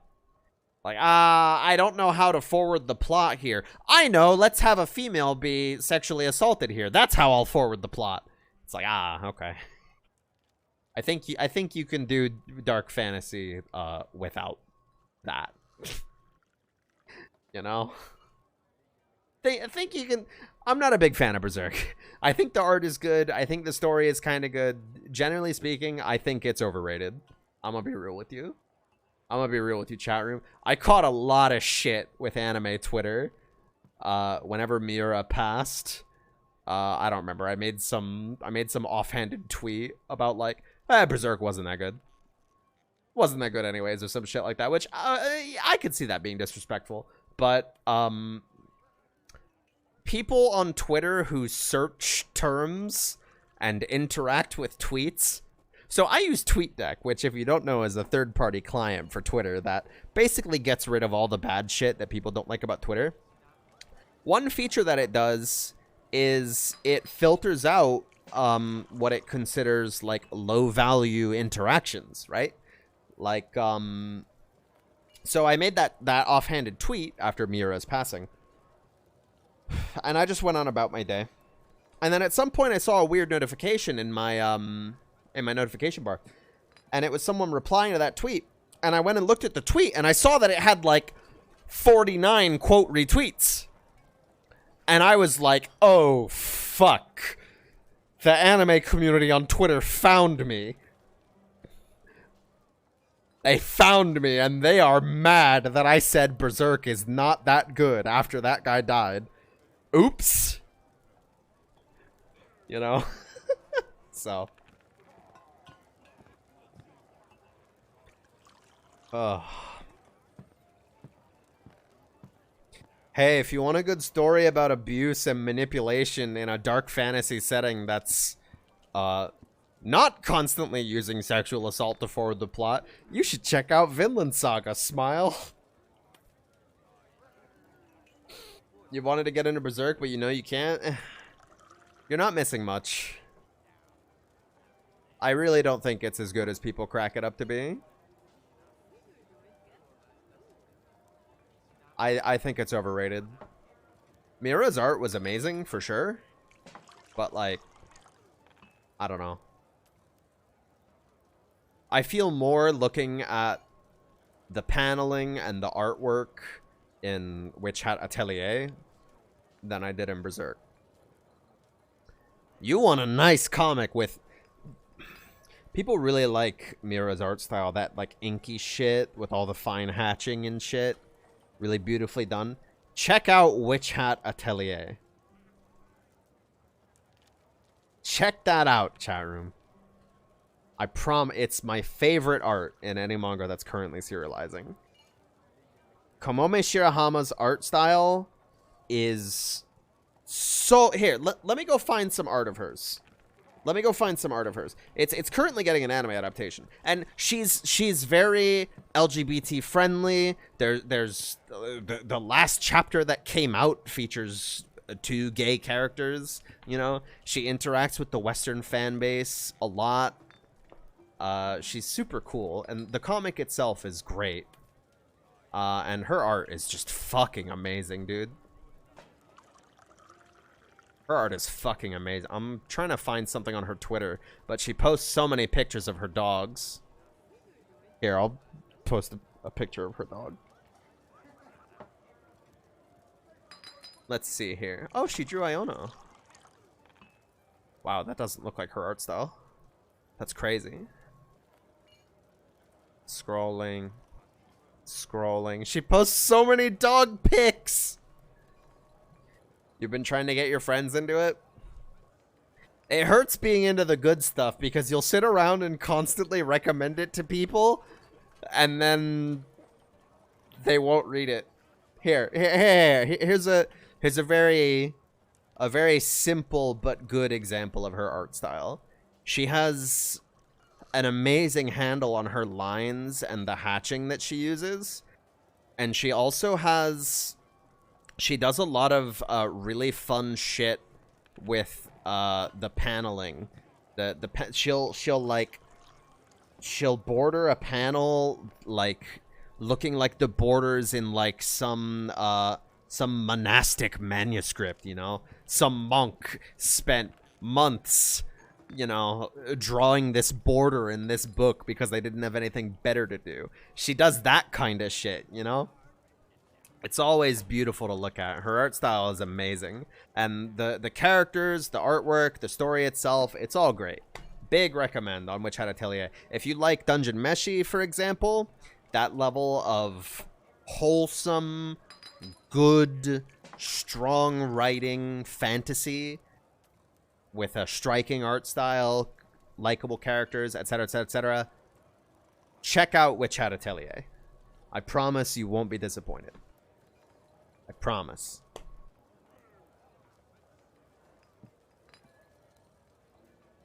I promise.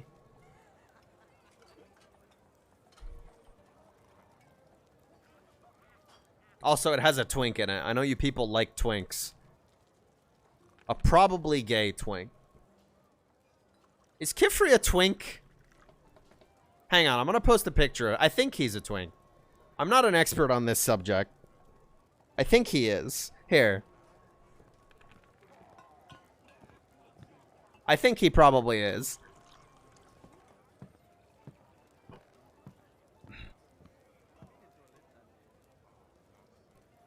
What else would he be? I don't fucking know. I don't keep up with all these labels and shit. I don't do labels.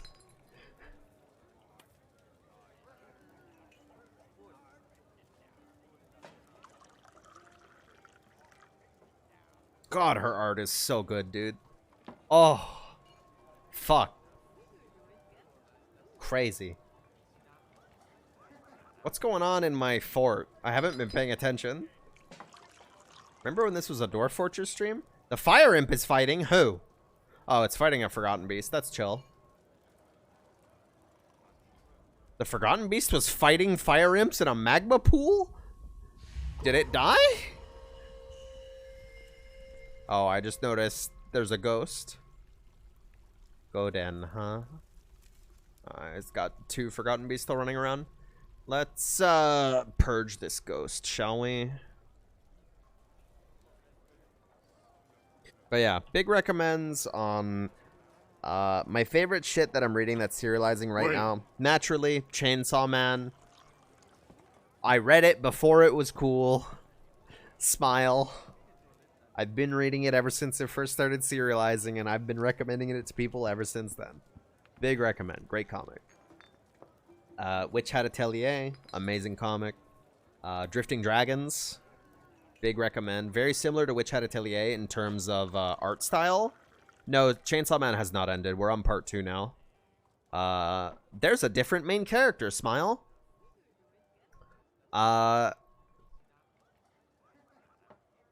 Drifting Dragons very similar to Witch Hat Atelier in terms of the art style, where it's that nice ink pen art style, right? Ink pen.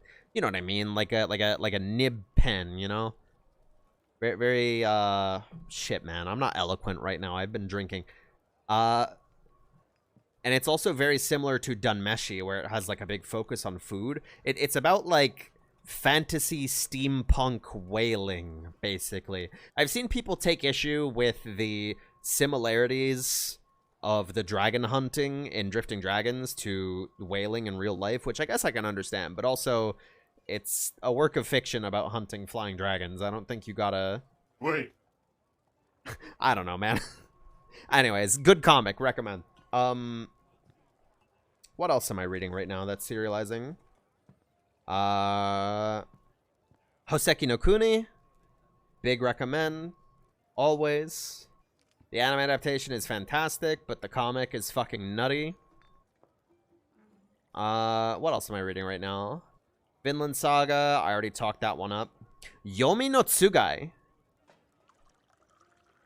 If you liked Full Metal Alchemist or Silver Spoon, Hiromu Arakawa is currently serializing a new comic. Yomi no Tsugai. It's real good so far. It's only 14 chapters in. Because I think she's been on maternity leave for a good while now. I think she had a few kids. But she's finally back to making comics. And Yomi no Tsugai, it's very nice so far. It has all of her classic charm. And just seeing her art style again is so nice. Dead Demons Dead Destruction was good, yeah, but that's not serializing anymore. That's over. Still a recommend though. And on that same note, Inio Asano, is that the artist's name? Oyasumi Punpun, if you haven't read it. Definitely not for everyone. But perhaps one of the realest and most depressing comics I've ever read in my life. I think the day I finished the last episode, or the last chapter rather, of Oyasumi Punpun, I just kind of sat around for the rest of the day. For like 8 hours. I just had to like kind of sit around. That shit was rough. What is it about? It's about this cute little bird and God. Take a look-see. Nothing bad happens, I promise. Dungeon Meshi. Everybody knows about Dungeon Meshi.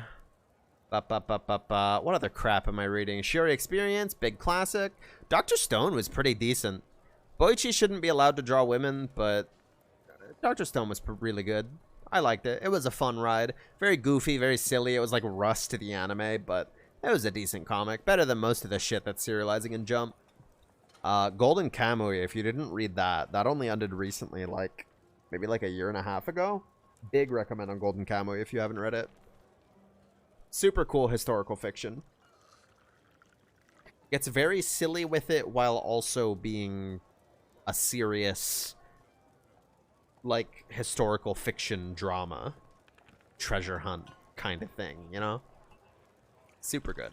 Also, all of the scanlators that worked on Golden Kamuy always provided, at the end of each chapter, very insightful, like, historical or cultural notes, because Golden Kamuy covers a lot of Ainu culture, the natives of Hokkaido, I think. It covers, in a positive light, a lot of Ainu culture, which is not something that you generally see in comics. Which is why I like historical fiction. I like historical fiction.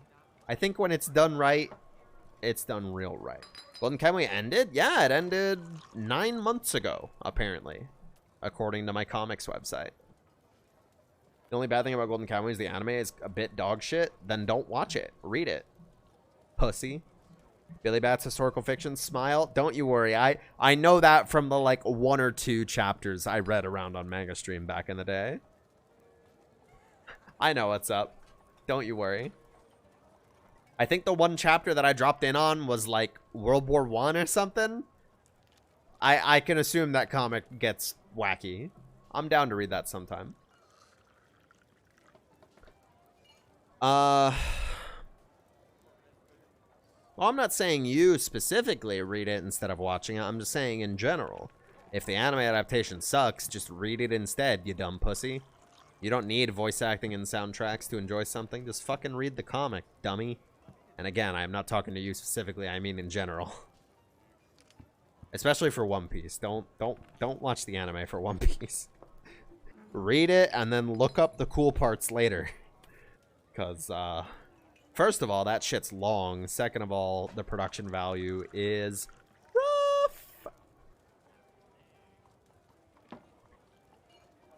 rough. Shit. I don't remember what I was talking about before that. Oh, that's what I was going to talk about. Real.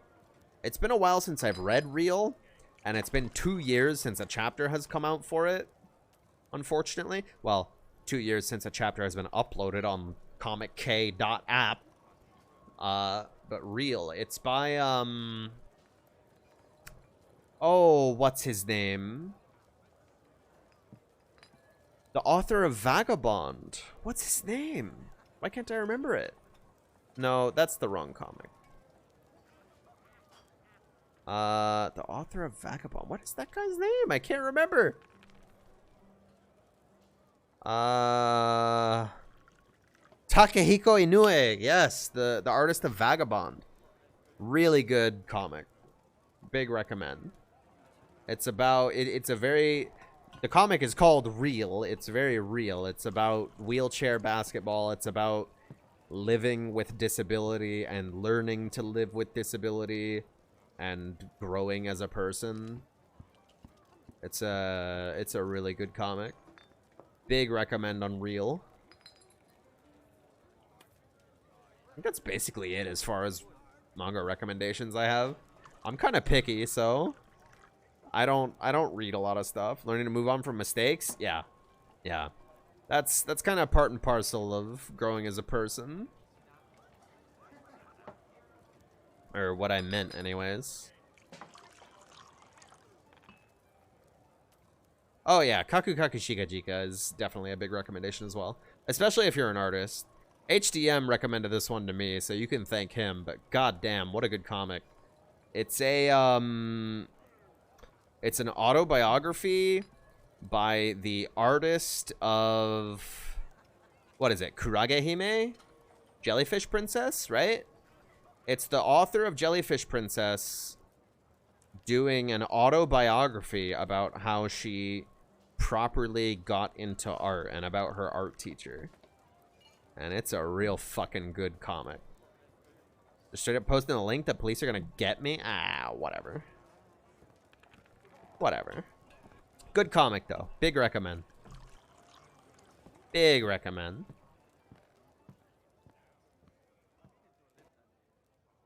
Big recommend.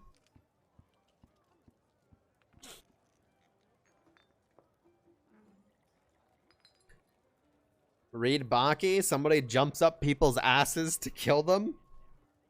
I think I have my fill of wacky anime bullshit being caught up on JoJo's. Dude, I can't wait for part 7 anime. Oh. Steel Ball Run is so fucking good. It's so fucking good. You don't understand, chat room. Part 7 is so good. The rest of JoJo may as well be dog shit compared to part 7. I don't want to hype it up too hard, because then people are going to watch part 7 when it finally comes out and they're like, this isn't as good as I thought it would be, but I don't know. The setting and the characters just work so well for me. The setup in part 7 is like so fucking good to me. Part 7, they'll be fighting for their goddamn lives, animating those horses. Vinland Saga has lots of animated horses. I'm sure they could do it. Is this Guilty Gear music playing? Yeah, I have a couple Strive tracks in my likes playlist on Spotify. Just a couple. I really like listening to Strive's soundtrack when I get really stoned. The other day, I was, like, stoned out of my mind, and I was listening to Pot's theme, and I was like, damn, dude, we really do be living in a society.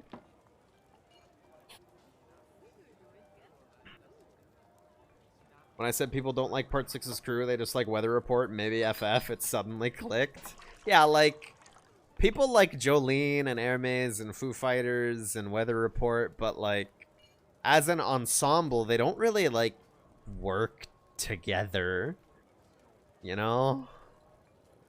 There's not a lot there. Johnny and Gyro in part 7? Mwah. Mwah. Brothers to the end, dude. Absolute champions. Absolute champions. Dude, watching part 6's anime, mind you, I was also stoned out of my mind for that. Watching part 6's anime legitimately lowered my opinion of part 6. I already had a bad opinion of part 6. I already did not care for it. watching Part 6's anime adaptation made it worse. That shit was awful. He didn't even talk into a fan. He didn't even talk into a fan. What is with all the Forgotten Beasts showing up lately? They'll never catch us if cars are frogs. Yeah. Oh god, webs. That's actually kind of scary. I want to keep an eye on this guy. Where's this guy at? Oh, he's blocked off. It's chill. Completely blocked off from my fort. This guy will never be a problem. Never be a problem. Chill. No problem. You hang out over there. That's where my wastewater dumps out into. It's chill. Please do more COD zombie streams. I've thought about it here and there. I do love a little bit of zombies. Oh, is this a COD Zombies song? Yes. Oh, you bet, dude. I love the, oh god, what were their names? Kevin Sherwood and Elena Siegman. I think they got a new vocalist at some point, but I really love the COD Zombies Easter egg songs. They scratch such a particular itch for me. They scratch such a particular itch of, like, shitty, edgy metal that I need. Do I have a Discord? Absolutely I do. Yop on. The chat channels are for adults. But if you're children types, you can join just for the stream announcements, I guess. Goddamn kids shouldn't be on the internet. At me on Twitter instead if I'd rather. Whatever works. I also have a fan art tag now, technically. Though people usually just at me. It's this one. What if you're an old type? You just roll on in. It's chill. It's chill. It's chill. It's chill. Yeah, I get you. I'm not accusing you. I'm just saying just in case, you know? You know, we had that whole Half-Life thing take off, and for a good while there was a lot of teenagers in our community, you know, but all that storm has kind of blown over, right? Or a lot of the folks who were teenagers have grown up since then, you know? So just gotta give the warning, you know? We accidentally made a new Onceler. Like, what do you want?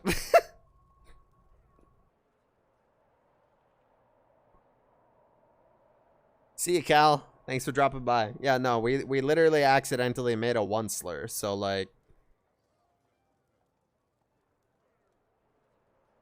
you know that image of the dude with the dominoes, and it starts with a small domino, and then it goes to a big domino? It's like, fucking around in Gmod is the small domino, and the big domino is... We made a Half-Life 1 model into the Onceler on accident. I still don't really know what transpired to make that happen. But man, am I glad that shit is behind us.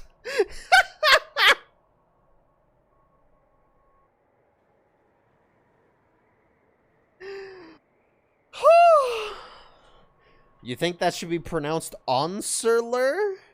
Hello? There's only one R in that word. You know that, right?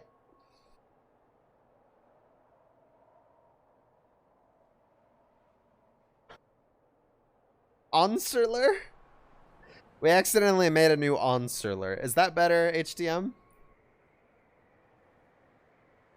But that's the slur. Where does the first R come into play, bro? It's the Onceler. I don't fuck. Listen, I'm gonna be real. I haven't seen that movie. I don't know how you pronounce it either. English is bullshit anyways. You can just say anything however you want, and it doesn't matter.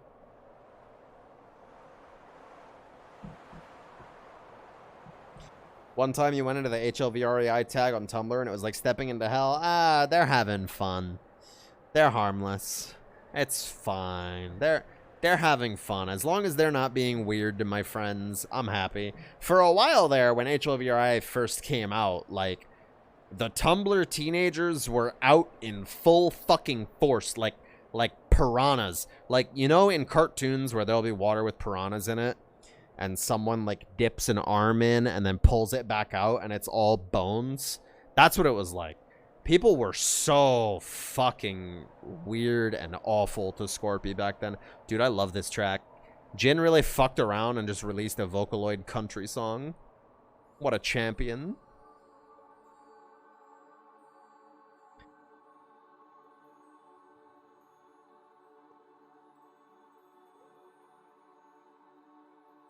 Sorry, I just saw an amazing message from Faye get caught by the automod filter.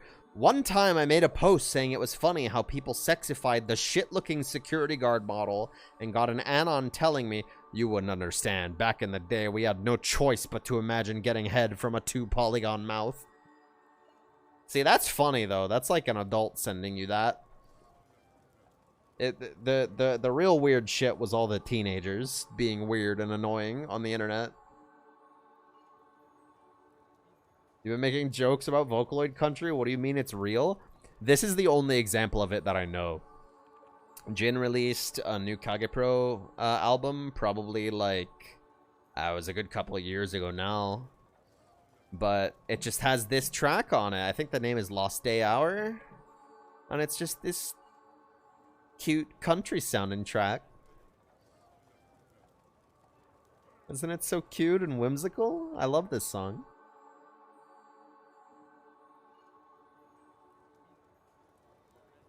I think more musicians should fuck around with different sounds. My one complaint about Jin, though, is that he stopped using Iya. This is Miku. He stopped using Iya. He used to use Iya, and then he started using Miku instead. Boo. Iya's the best. Don't do that. What's the name of this song? Lost Day Hour by Jin. J-I-N.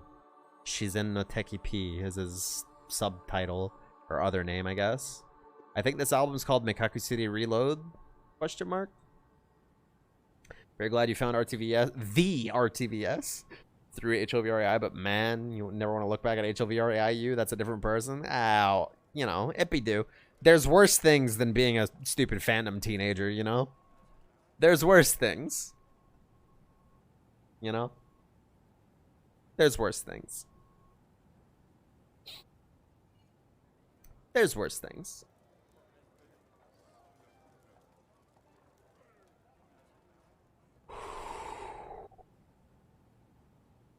"12-year-old talking about Benry laying eggs." Yeah, that's kind of how it was for a good while there. He was like Homestuck, so really you can't judge. See, I have that above everyone else. I have never interacted with that godforsaken franchise. God bless. God fucking bless. I have never touched that shit with a 5-foot stick. Fuck no, bro.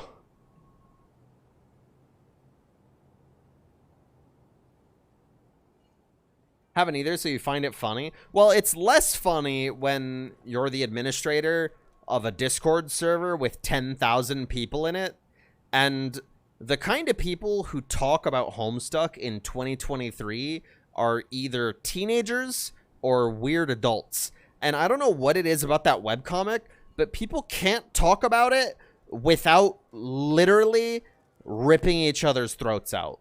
I don't know what transpired in that webcomic, but something about it, people cannot discuss it to any capacity without immediately going at each other's throats. So we literally had to ban discussion of Homestuck in Wayne's server because people will not stop fighting over this stupid fucking webcomic, bro.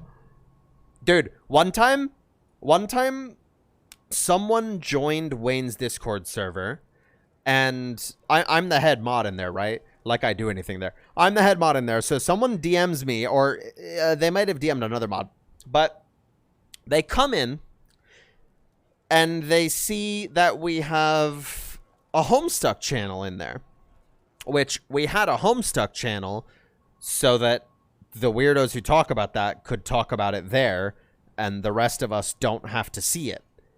So this person comes into Wayne's server, and they're like, they see that we have a Homestuck channel, and they immediately DM a moderator, and they say, I can't believe you have a channel dedicated to Homestuck. So much problematic and disgusting things happen in Homestuck. Here, I provided a link to this Google, not a spreadsheet, but a Google Doc. I have here a link to a Google Doc, 200-page essay, with citations of every problematic thing that happens in Homestuck. And I'm sitting there looking at my DMs like, you must be batshit insane if you think I'm going to read this. So I think we ended up replying to them like, I don't know how to tell you this, but we have that channel as a quarantine so people don't have to read people talking about that shit. If you take personal offense to that, then you are free to not use the server. Thank you. You think the people who like and dislike the series are both pretty extreme? Oh, no. Here's the thing. I don't give a fuck about the series itself. I couldn't give a shit less about anything that happens in it or the characters or whatever. It's just that the people who make it their entire personality to talk about it and argue about it and tear other people's throats out on the internet are like the worst people in chat rooms. They're like the worst people in chat rooms. Dislike the series as in people who actually interact with the source material. I see. Yeah, no.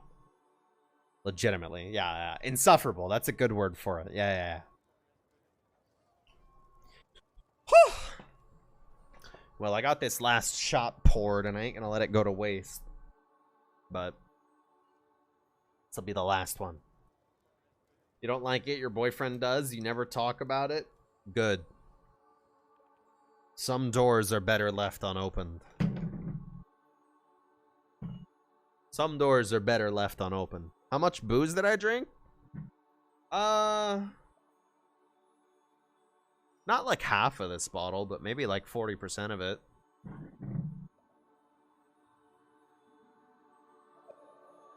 The 10:41 in the morning shot? Rotten Witch, I have news for you. I've been drinking since 2 a.m. Cheers.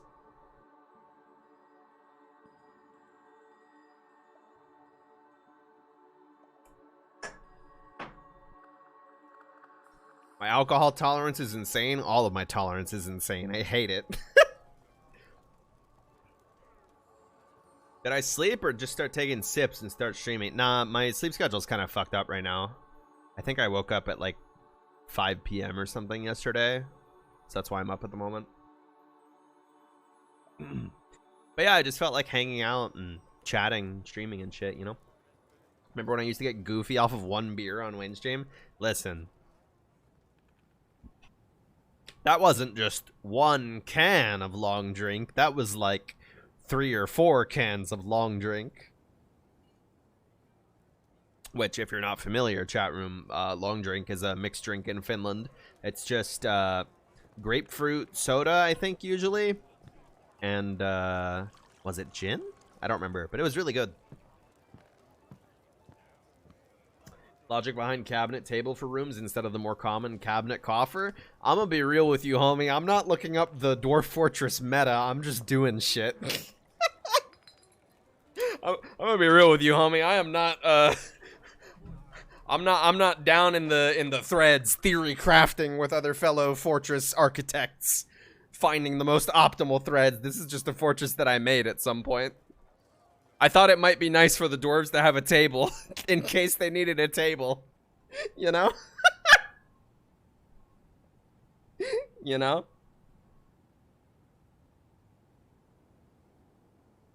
Hell yeah, love you, Wubby. Yeah, I'd like to ideally stream more often at EU-friendly times. But that also involves butchering my sleep schedule on the regular. Oh! My god! What happened?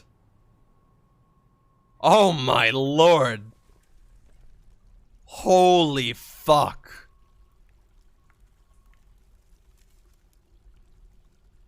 Was this the one with webs? Beware its webs. Yeah, okay. The cavefish went to war, or the cavefish people, rather, went to war with another forgotten beast. I love how new tribes of these guys keep popping up. Oh, I have to go listen to a new tribe now. Hold the phone. I love that song. Bro. Come on, Spotify.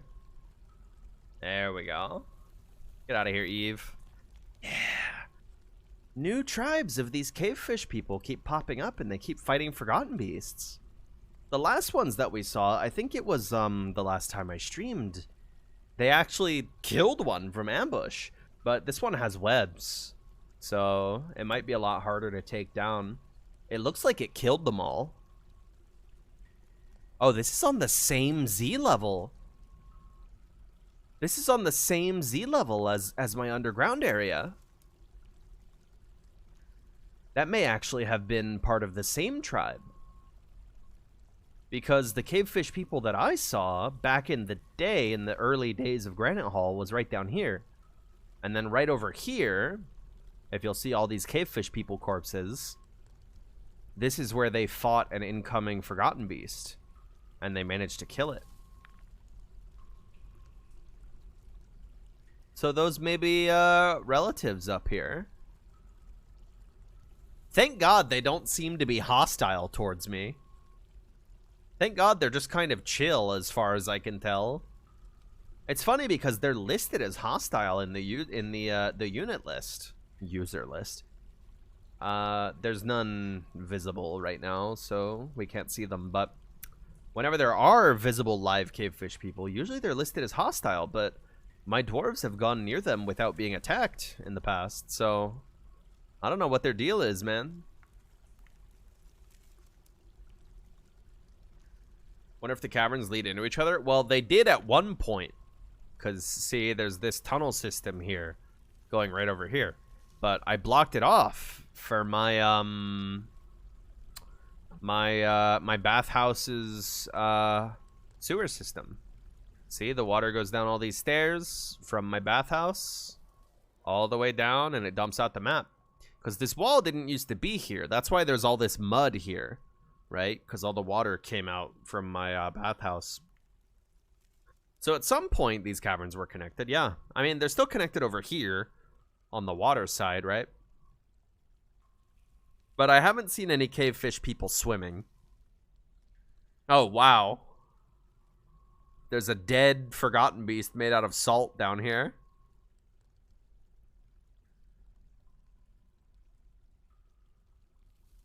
I love these cavefish people. The sprite is so cute. Look at it. It's sideways. But it's so cute. The sprites in this game are so cute.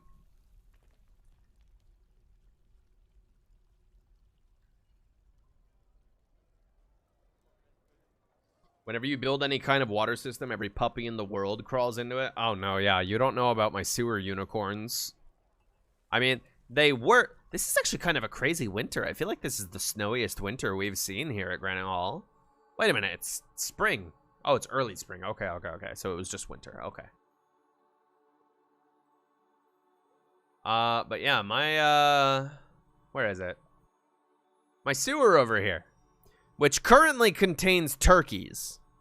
I got the sewer unicorns out, but now it's sewer turkeys. Now there's turkeys living in my sewer.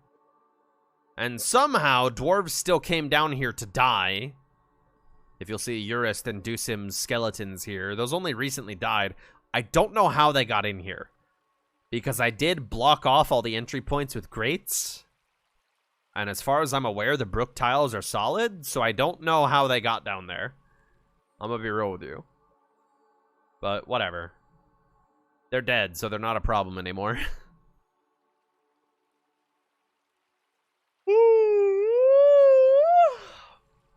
Your friend did the sprite art for this game? Putnam, was it? Question mark. I think someone else in the community knows them as well. Killed by turkeys? No, killed by dehydration.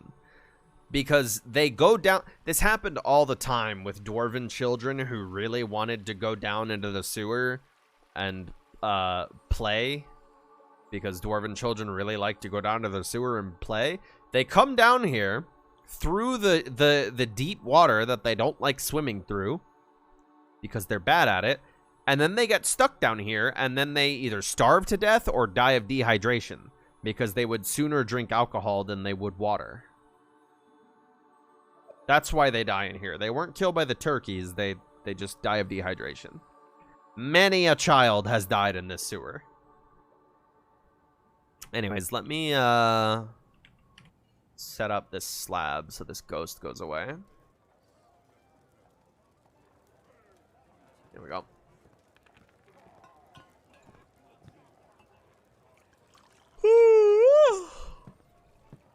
Is my commander still around? You fucking bet Ilral's still kicking, bro.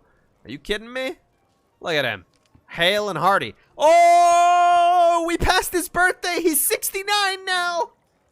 Oh, that isn't funny, he says. Okay, sorry. Wow, he knew. Holy shit. He fucking knew. He knew. Yeah, Ilral's doing great. He still hasn't met anyone to settle down with and make a family with. Oh, you have sand with the water. Hey, thanks. He still hasn't settled down with anyone. One of his greatest unmet needs is to be with family. He doesn't have any family. The best he has is a close friend. He had one other close friend, and that guy died. And on that guy's character sheet, Ilral was only listed as a friend, not a close friend. And on Ilral's sheet, it was a close friend. And that makes me sad. But yeah, if I go over to values, at the end here in yellow, he dreams of raising a family. He dreams of raising a family. He hasn't met that special person yet. Can I get him a pet or something to cope? Oh, no, he's fine with coping. He's the most badass dwarf to ever live in this world. He has 60... Oh, Jesus, it's gone up. No, it hasn't gone up. 65 confirmed kills. And he also has... oh, he doesn't have it on him at the moment, but he is the sole wielder of a divine metal hammer that we found deep underground. He walks around and he kills elves with a literal weapon of the gods. He's doing pretty good. He's doing pretty good as far as things go. He just hasn't met that special person yet. He only has 2 friends in the whole world. So, in fact, let's check old Libosh's. So Libosh is taken, first of all. Oh, okay, so the friendship is mutual. That's nice. See, it's weird looking at everybody else's character sheets because they have so many friends. Look at this. This guy has 1, 2, 3, 4, 5, 6, 7, 8, 9, 10, 11 friends. Ilral has 2. Is he, like, antisocial or something? Yeah, that's all him being good at the military. Always acts with mercy and compassion at the forefront of his considerations, often inflamed by hatred, and easily develops hatred towards things. Because in 115, he got imprisoned for, quote-unquote, violating a production order. Fucking bullshit. I'm gonna put the Cool In playlist back on. Yeah, he got imprisoned for, like, literally, like, half a year. So he became more hateful during that, I guess. He can get caught up in internal deliberations when action is necessary. He is always tense and jittery. He's bashful. Okay, so he is kind of shy. Only after wearing tattered clothing in 116. Likes to present himself boldly, even if it would offend an average sense of modesty. Tends to hang on to grievances. Isn't particularly curious about the world. Tends to assume the worst of 2 outcomes will be the one that comes to pass. He likes a little excitement now and then, somewhat uncomfortable around those that appear unusual or live differently from himself. Hey now, Ilral. Be more open-minded, will ya? He is assertive. He's generally quite confident of his abilities when undertaking specific ventures. Tries to keep his things orderly. He occasionally overindulges. Hell yeah, bro. He's quite polite, doesn't cling tightly to ideas, and is open to changing his mind. Hey! Look at that. He finds helping others emotionally rewarding. Fuck yeah, man. He likes to take it easy. He has little interest in joking around. The worst part that you hate to see on the character sheets of the dwarves here in Granitehall is he doesn't really care about anything anymore. Literally all of my dwarves have that on their character sheet. All of them don't care about anything anymore. They are all apathetic because of how much death and shit happens here. They all see corpses and shit so often that all of them are completely jaded to life. Completely jaded.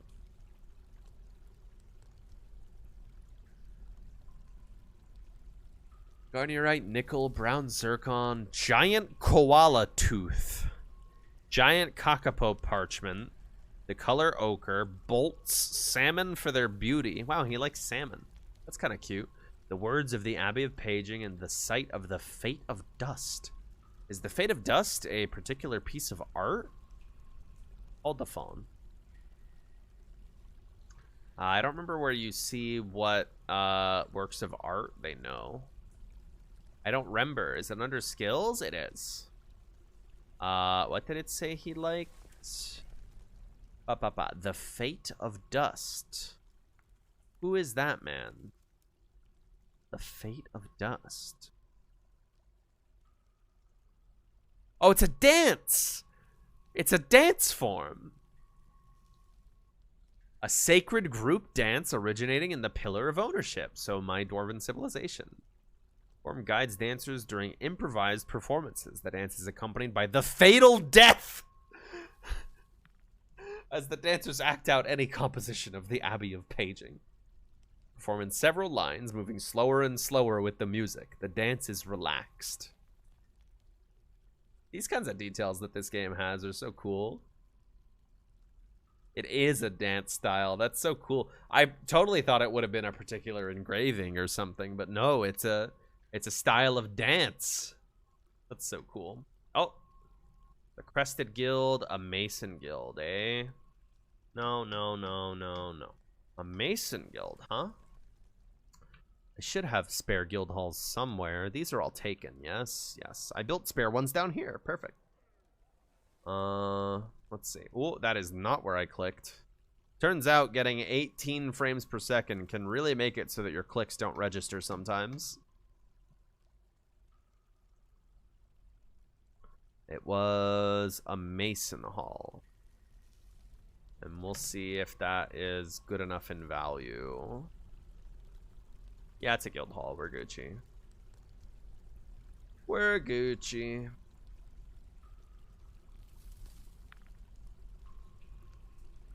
Alright. Not bad.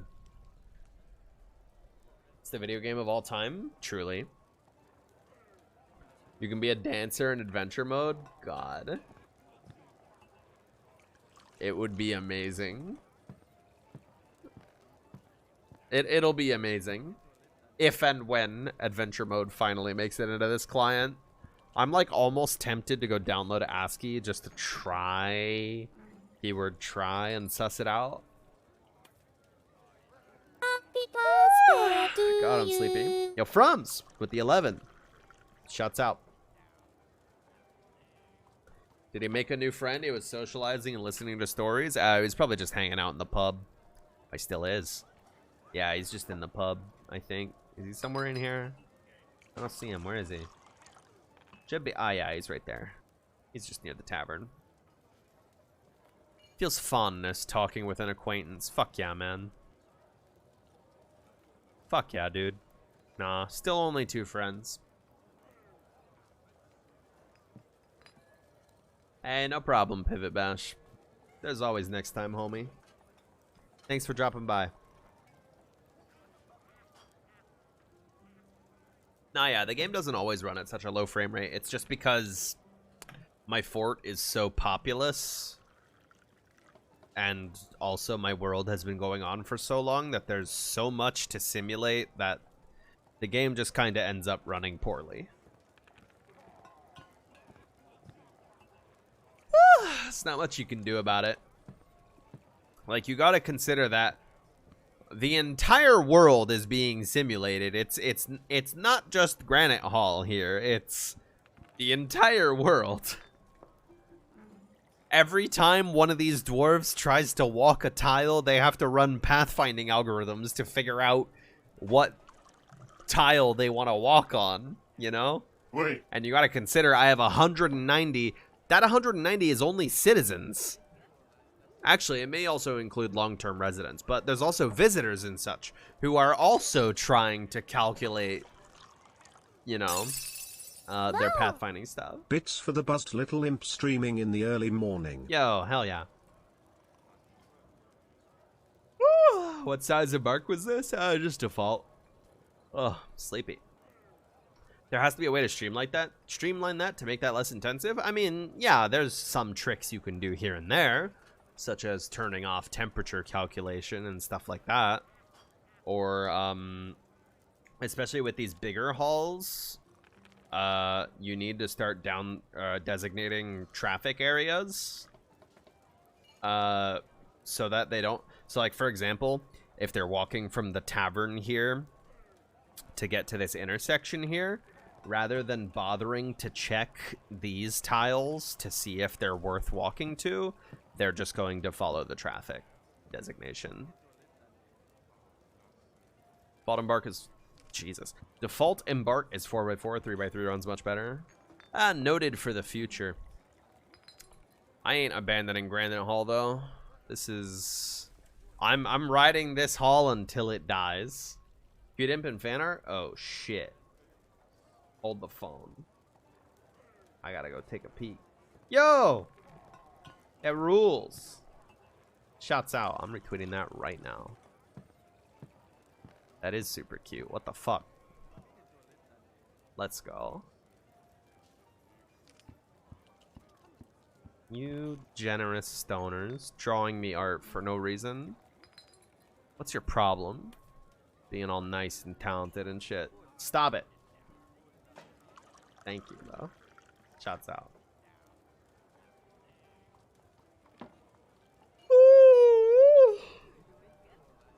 Fuck me, I'm sleepy. You meant on the dev side? Hell if I know. This game's been made by 2 people for like 20 years or some shit. You know?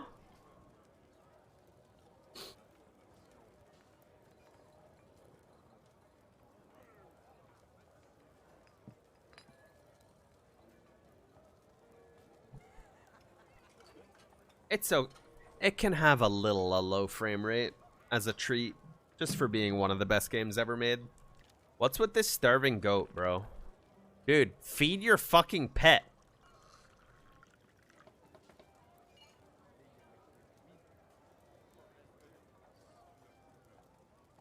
Moses Libashok. What is this guy doing?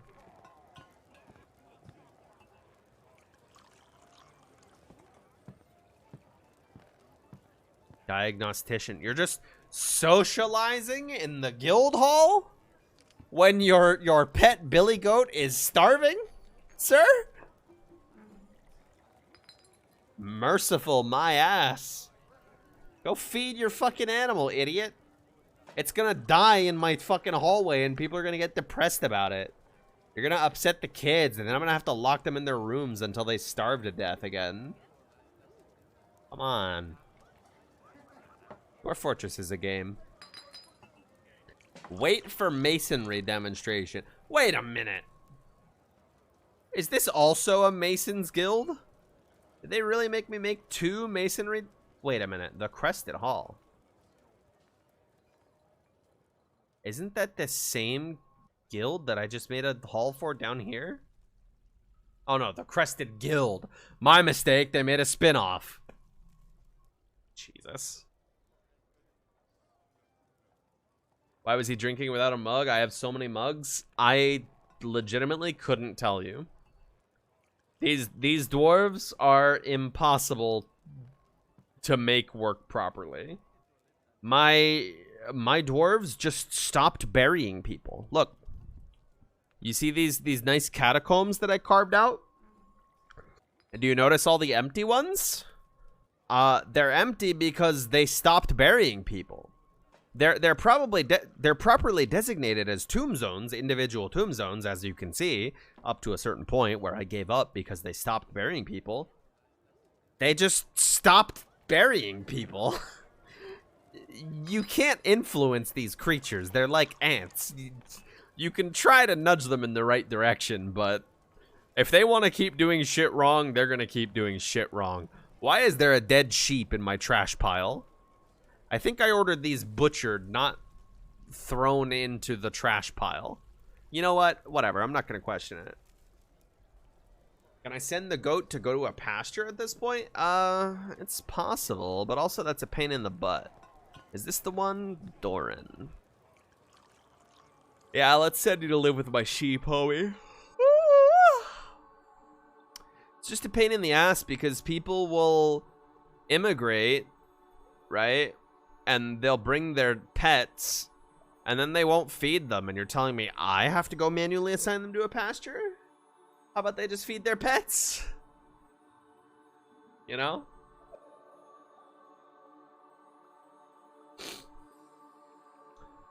You assign it from the profile window? Or is that only for doing assign zones? So you talking about assigning the tombs? I'm not doing that shit. That's a pain in the... Have you seen how bad the menu is for assigning a tomb? Are you kidding me? Here, let me assign this to... Let me find a guy who died recently. Well, it shows you every person who's ever died, and they're not ordered in any particular fashion. Fuck this shit, dude. Just make slabs. Fuck coffins.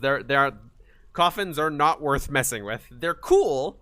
It's neat to have that physical object of a corpse of your dwarf, you know, from your history. It's neat to have that around, but too much of a pain in the ass. My dwarves just stop burying people, you know?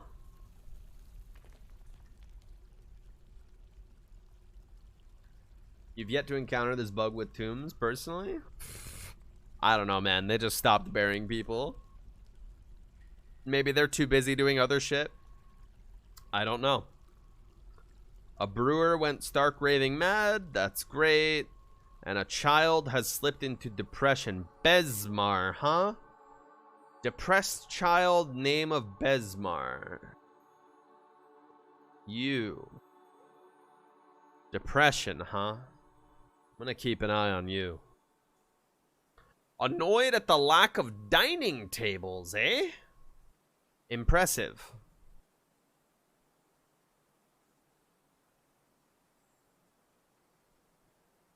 Sucks that religions don't disappear. Monasteries litter the continents and never get demolished. Yeah.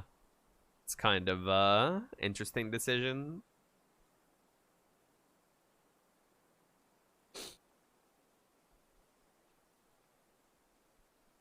Yeah, Bunsig, that sounds like it's probably the root cause of all my problems, but fuck am I gonna do to fix it? Wait a minute, Besmar, legendary bone carver. Is this the kid that grabbed someone else and turned them into a sword? Hang on. Besmar Dalzatast, matched sabers. Is this the child that grabbed someone and Asa Chainsaw Man turned someone into a sword? Oh no, a forgotten beast made out of steam. Whatever will I do? Besmar, huh? Oh, it doesn't tell me who made it. What the fuck?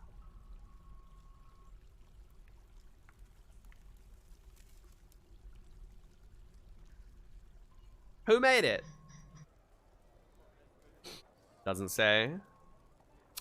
Whatever. I just noticed my treasure haul is unlocked.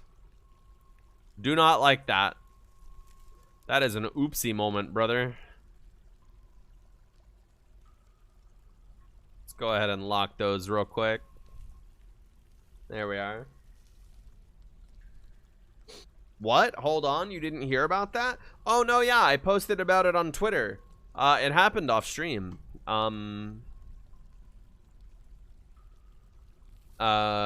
This sword, a child entered it's a type of strange mood. A child entered a fell mood, and the notification was like, so and so lets loose a bellowing guttural roar, fell and horrible or something. And the kid beelined to the nearest dwarf, who just so happened to be the one that I nicknamed Bart, and they instantly killed them, and then dragged their corpse over to the butcher's workshop and made a sword out of them. So this sword is made out of Bart. This sword that's on this pedestal here is the remains of that dwarf that I nicknamed Bart all those years ago, early on in Granite Hall's history. Bart became this sword. That shit was pretty wacky. Me swinging my Bart because of how fell this is.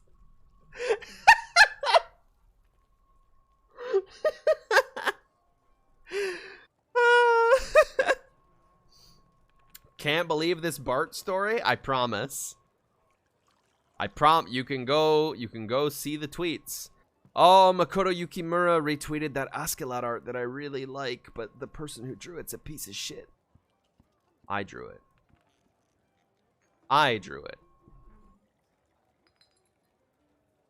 Really good art of Askeladd, but the person who drew it draws some freaky shit. How could I forget which kid did it? I don't Dude, there's 190 fucking dwarves in this. You think I can keep track of all these motherfuckers?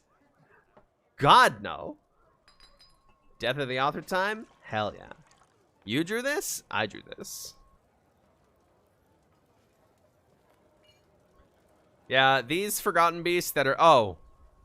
The Forgotten Beast made out of steam came out of the lava pools. It might have instantly died. What's its name? Garum?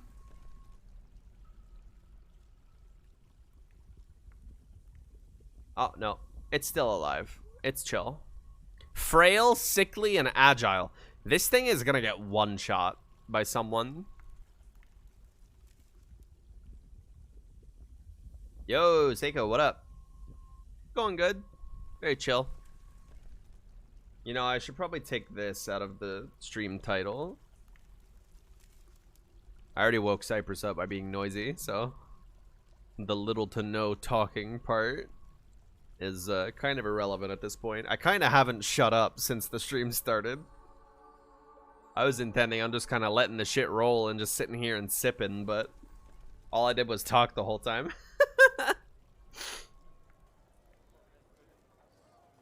You've seen Forgotten Beasts get one shot by actual babies? One time, a Forgotten Beast came, and I think it was made out of either salt or snow.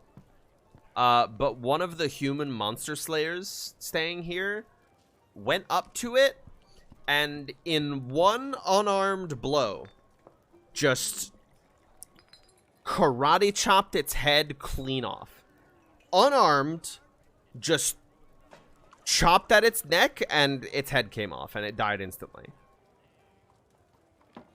So any Forgotten Beast that's made out of steam or snow or usually water or nothing or salt, those ones are all like, they might as well be low brother. They're nothing. Seen a scary as fuck rock beast get one shot by a Marks dwarf that got a lucky as fuck headshot. Man, that reminds me of Fatland Tunks. I've told this story a million times, but I used to be in this text-based D&D game run through Discord. It was 1 DM to like 17 to 20 players. The count fluctuated because people came and went. But my favorite other player in that game was a halfling by the name of Fatlin Tunks. He was just, his entire character was just, I'm a militiaman who has a wife and kids back home. That's it. But his player was so good at role-playing and so good at note-taking that they always had great comedic timing, great writing, and an awesome grasp on what was going on in the greater plot of things. At all times, they were just such an amazing player, and that character was so funny. For the longest time, he had the highest kill count of any PC in the party. For the longest time. Absolute champion. Fatlin Gravy Boats Tunks. Absolute hero, bro.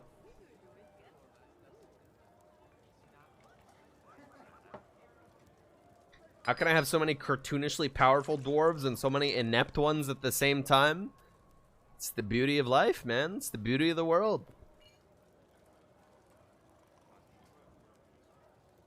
Wow, dude, I was really getting emotional about it being cold outside earlier, huh? I was a little drunk. Who dropped their crown? God fucking knows.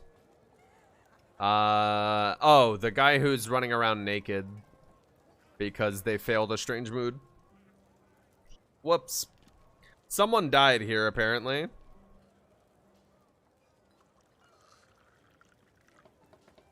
Let's just go ahead and... I really wish they would just automatically dispose of trash clothing instead of just leaving it around on the floor all the damn time. Let's mark that steel pick as not trash, though. It's not trash.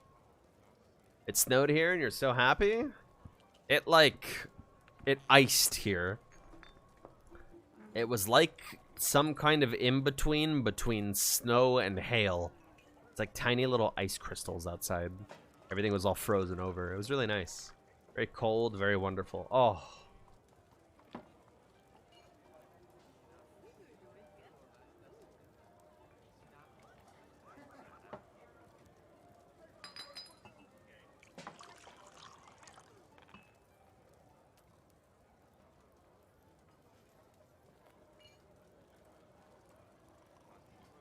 Dude. I love this opening. Hit negative 30 Celsius minimum for the last few days where you are? Hell yeah.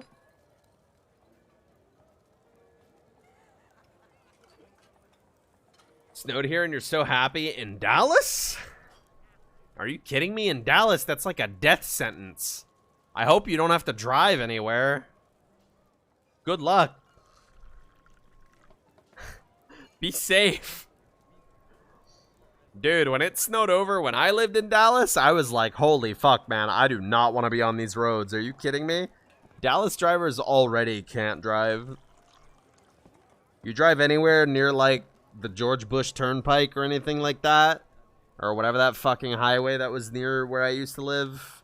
Not any of the toll roads. I never took the toll roads because I can't afford that shit, but, man, people in Dallas can't fucking drive. Even the slightest bit of powder hits the road, deaths. Many. You don't have a license? If you had a license, you would be terrified? Ah. Enjoy, then. Dude, poor Dr. Pepper, man. Does he have a crutch? He doesn't have a crutch. Why doesn't he have a crutch? Why does Dr. Pepper not have a crutch? Bro, you used to be my chief medical officer. Why do you not have a crutch? Ability to... This guy has been crawling around my fort for like 3 years.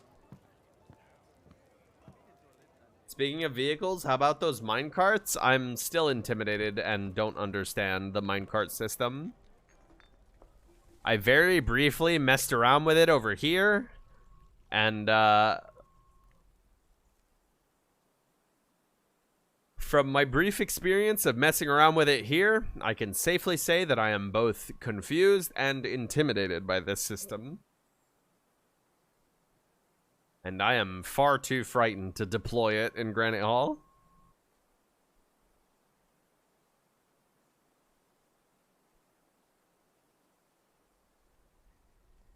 If their spine is fucked up rather than legs directly, they can't use crutches. I see.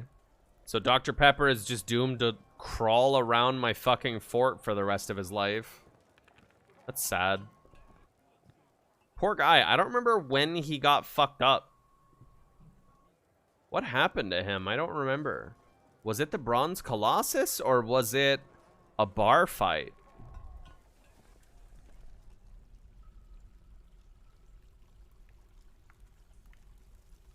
"23rd Granite 115. 23rd Granite 115, eh? 112, little too early. 115, died of thirst. Oh! Yeah, no, okay. That definitely was one of the giant bar fights then. Yep, died of thirst in 115. Because the bar fight broke out in, I want to say, late fall. And then, like, at least 25 dwarves were hospitalized. And then winter came and the river froze, and then we didn't have any water to feed the patients. So many people died of dehydration in 115. So if Dr. Pepper got disfigured in the year 115, then that was absolutely due to some stupid fucking depressed kid punching someone in the tavern and starting an all-out fucking brawl. That has happened too many times in Granite Halls. I think it's happened like 4 or 5 times now. But that one, 115 was the worst one. For sure. For sure. For sure.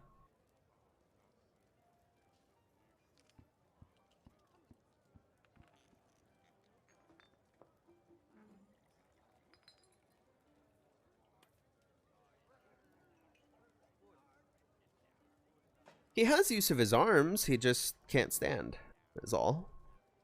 Is that Ilral? Yes, it is. How you doing, bud? Listening to poetry? Hell yeah, bro. Feels lonely after being away from family for too long, bro. You gotta get out there and start dating, man. You're 69, dude.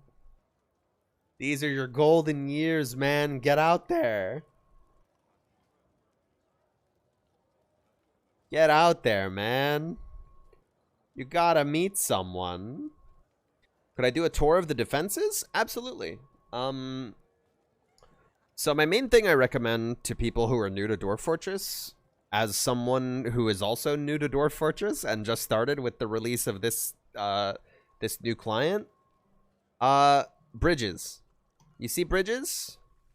These are your best friends. You just build a bridge and you tie it to a lever.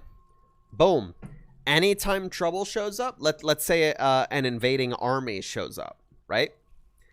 You flip the lever, boom, blocked off. This actually used to be my front door, but now up top, I have this little walled off area with bridges on each cardinal direction.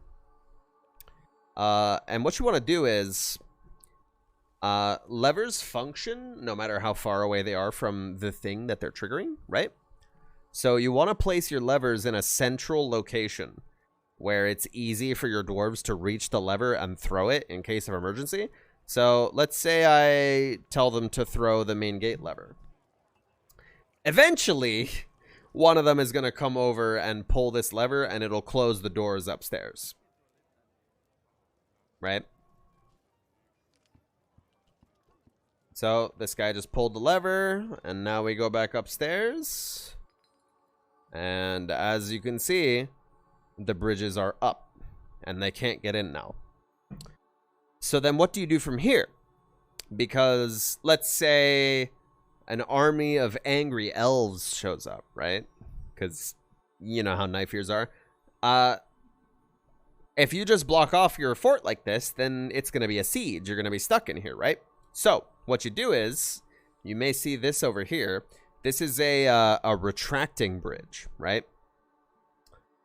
Basically it just works as like a disappearing floor, right?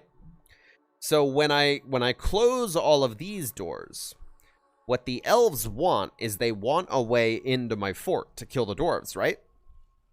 So why not give them one? Let's pull this lever here. And that'll go up to the top. And it'll open up this little side entrance here. That also leads into my fort. As you can see, now it's open. So now the main entrance to my fort is blocked off, but this side entrance isn't. So naturally, the invaders, because they want to come into my fort and kill all my dwarves, they're going to go through this because it's the only entrance to your fort. Well, when they go in there, they're going to be greeted by this giant hallway of saw blade traps, which, as you can see by this dwarf just walking through here, traps do not trigger on your own dwarves. They're very simple to construct. All you need is access to metal or glass. You just make a bunch of giant axe blades. I use 5 per trap. And you just build weapon traps via, what is it? BTO. You build the weapon trap, and then it'll ask you what weapons you want to pile into them. Just pile in a bunch of axe blades, make a giant hallway. The last time I had elves invade, I think the furthest one got was about here. The rest of them, and the one that made it that far, were all a fine red paste. All throughout this hallway. That's pretty much all you need to be successful as far as I'm aware. Besides that, the only stuff you want to think about besides these kinds of safety measures is like how many invasions have happened? Oh, too many. I'm currently my civilization is at a, you see all these orange tiles? These are elven encampments that I'm at war with. I'm also actually apparently at war with this human civilization over here. My fort is right here in this very nice green flowery biome here. These elves come in and they send war parties of how many of those invasions have just been elves versus goblins? They've all been elves. Literally all of them have been elves. I don't think I've been invaded by goblins once. Did I start these wars? Abso-fucking-lutely I did. Not the ones with the humans, but the ones with the elves, yes. I don't know why my civilization is at war with the humans. Maybe they're allied to the elves. I don't know. I haven't really looked into it. But, oh shit, I forgot what I was talking about. Can you invade back? Oh yeah, absolutely. Do you see these blue tiles here? So I started a war with these elves because if you see this green tile here, they settled a forest retreat too close to me. So I raided that shit because why wouldn't I? And then they got very angry about that. And they started sending raiding parties occasionally. But my civilization is, do you see this? Oh, baby. Okay, no. That's an alliance. You see these blue ones? These are my mountain homes, right? This is the cradle of my civilization. So after I declared war with the elves up here, my civilization actually started sending armies up the continent all the way over here. And if you see all of these blue tiles here, these are all encampments or fortresses or whatever you want to call them that my civilization has. The folks from back home at the mountain homes have sent up armies to take this shit over. I've been helping a little bit here and there with some of these properties. But yeah, my guys back at the mountain homes have been up here waging war.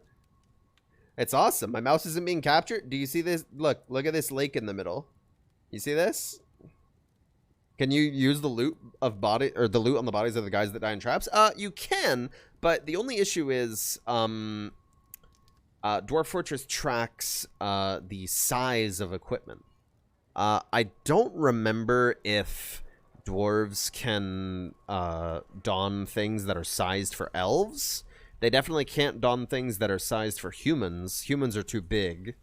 I don't remember if stuff that's fitted for elves can fit. Of course, I'm just assuming that you're going to be at war with elves because those guys are a pain in the ass.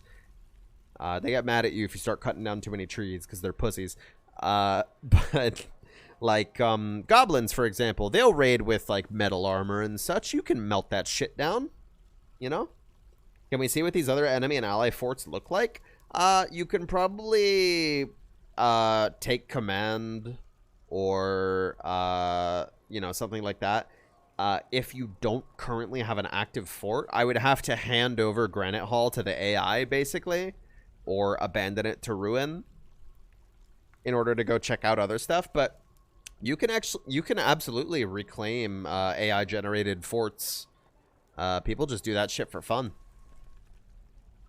Elven stuff does fit? Oh, okay. Well, shit. But yeah, for elves, generally speaking, they just wear a bunch of shit made out of wood, and it's not very useful. The best shit you can get from elves is animals. After I really started picking up the war effort against those guys to the east, my dwarves would start coming back with cougars and bears. So yeah, I think that's basically the best loot you can get from elves, is stealing their animals and then training them for war. Up here, on the surface, because the elves always come from the north, I've set up what I like to call the barricade. These little huts with chains in them that I have bears chained to. Carnivores don't need to eat in this game, technically. So these bears can just sit in here behind these fortifications, and if any elves show up in ambush, because if you don't know this, when invading forces show up in your lands, they will be stealthed. It will not notify you until, like, one of your dwarves or one of your animals gets too close and they jump out of ambush, right? So, like, suddenly, like, 80 elves will just come in from the north, right? And they'll have, like, horses and bears and shit. The barricade will spot them out early, so I know to throw the switch to close all the gates and shit, you know? Yeah, those elves are tricksy bastards, but they just wear wooden armor, so if they go through my trap hallway, they're just dead. Will they kill the bears? Absolutely. That's why I have a bear breeding set up. Right down here. This little room right here is where my bears make more bears. Yeah, I stole a cougar from them at some point, but it tried to fight a unicorn, and it very much lost that fight. I don't know how it's doing. I don't see it anywhere. I think it died.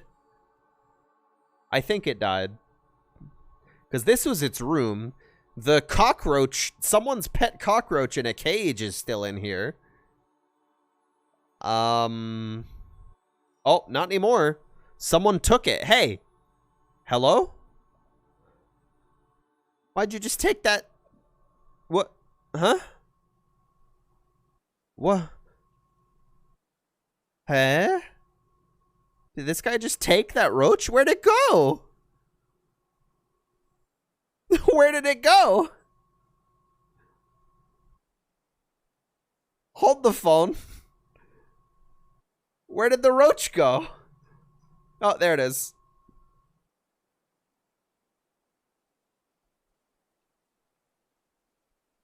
I can't even see it. Am I blind? Is it in the cage?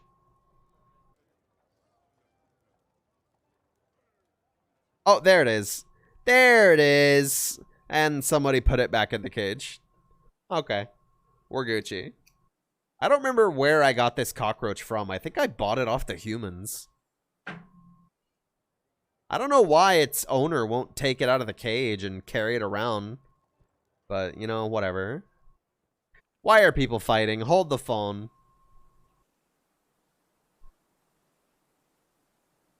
Besmar is fighting. No, no, no, no. I don't like that. Oh, it's been so long. They might have just been fighting buzzards that were stealing our stuff. I don't trust these depressed kids, man. Is the owner alive? Yeah, I think they are. Should be. I think so. Dude, Dr. Pepper is the most unhappy person in this fort. It's my mess. Yeah, man. Dude. Dr. Pepper has the same problem as Ilral. He wants a family. Oh, Dr. Pepper has a lot of friends, though. I love that he's friends with the current medical staff. That's cool. I'm talking like a counselor again. Listen. Listen. When my dwarves are unhappy, it makes bad things happen to the fort. This song's good. What is this? This appears to be Diamonds by Rhymester and Kirinji. I'll link it in the tunes channel in my Discord server.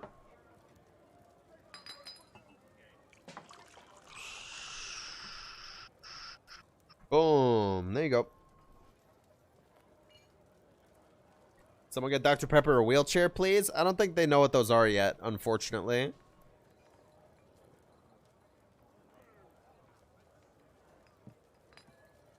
You know,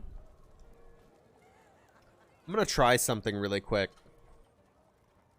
So for the longest time, if you're not aware of this storyline, there were constant, repeated attempts by some outside force to infiltrate my fortress and steal my artifacts. Some outside force kept corrupting people in my militia. My original militia commander, the guy who held the position before Ilral, he got corrupted by this outside force. And I managed to track them down. It was all specifically orchestrated by this one human. Over here in this town of Overfights. One Urir... I don't remember his last name. Anyways, this one mastermind kept manipulating people into trying to come into my fort and then try to manipulate the officials in my fort to defect and, you know, work from the inside to help them steal my artifacts. For the longest time, he kept sending agents over to try and corrupt my my dwarves.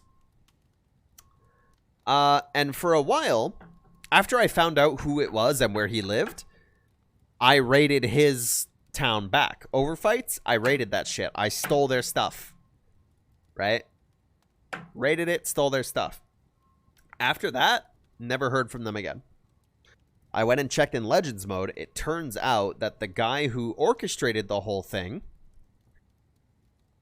died of old age last year. So that's why I haven't heard from them recently. I'm kind of interested in sending the Palisade over there stealth-wise to take a look-see, because that artifact that they were trying to steal did, in fact, get stolen. It's still out there somewhere.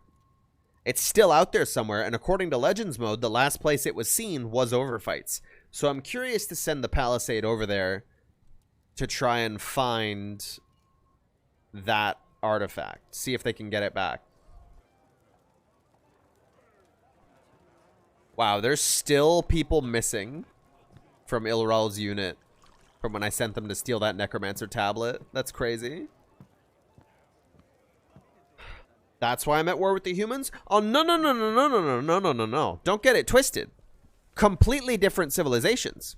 You see, these are... the Realms of Panting is the civilization that my civilization is at war with. The civilization that was stealing all my shit is the Mischievous Empires. I'm not at war with them. We're chill. We're chill. Did they ever get the tablet? Yes, actually. It's right here. This lead slab. The slab reads The Secrets of Life and Death. It came back. But yeah, I think I sent them out in like 112, I want to say. 112, 111. And Ilral came back almost immediately from the expedition. But the rest of his squad didn't come back for years. The rest of them that are here in the Palisade that you can see here that aren't marked by this traveling thing, they only came back 4-5 years later. Yo, Holly, what up? How you doing? Yeah, it took them like 4 or 5 years to come back from that expedition. Apparently, it's a oh my god. Ha! He doesn't feel anything after seeing Mato slipped Black's dead body. That was my first militia commander. He died by drowning in that lake that Ilral just passed. His corpse is still down there. It's funny that they can see that from up there. That was my first militia commander, because after he betrayed us, I couldn't figure out how to have him like put to death or whatever, so I just stripped him of his title and then just made him a normal militiaman. And then I think like an Eden invaded or something. And he fell in this lake and died. A lot of rhesus macaque skeletons in here. Where is... Maybe it wasn't this lake. Maybe it was the other one. Or maybe one of his teeth is in here or something. I don't know. But his corpse is around here somewhere. Oh, is it this one? It may be this one. The issue is I had my dwarves dump trash into the lakes for a good while there. So, kind of hard to find specific stuff in these trash lakes. It was a very heavy slab. I mean, it's made out of lead, so better be. That stuff do kind of be heavy with it, though.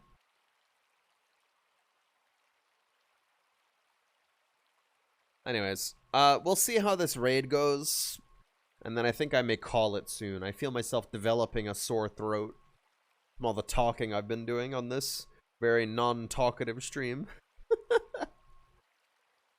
Also, I'm probably sick. I felt myself starting to get sick last night before I started boozing it, so that'll be fun.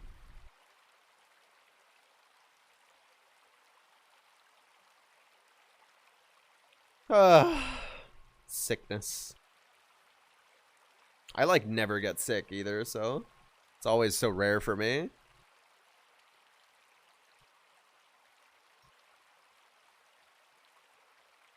Alcohol kills the germs inside? Hell yeah. Good thing I slept so much last night? Yeah, absolutely. That's what daytime's for. You sleep when the sun's out so you don't have to deal with all the brightness and shit. Oh. I dropped my lighter.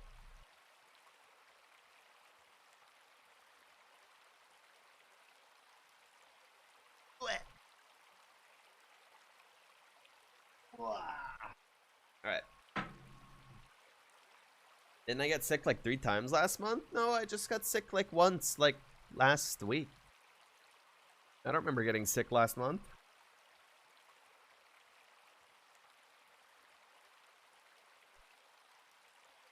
I wish I was a vampire, then I would have an excuse for being such a night person. I'm just a night person. I can't believe it's mid-spring and the snow is still here. That was like an unreasonably cold winter. It's mid-spring and it's still this snowy. Is this because I turned temperature off? I wonder.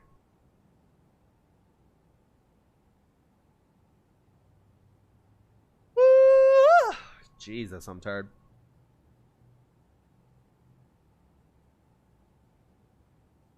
Dude. Brass is underrated. Oh, I'm talking about the game? Yes, I'm talking about the game. What's my favorite lie? I'm not sure that's a question I'm equipped to answer. Taxes? That's my least favorite lie, actually.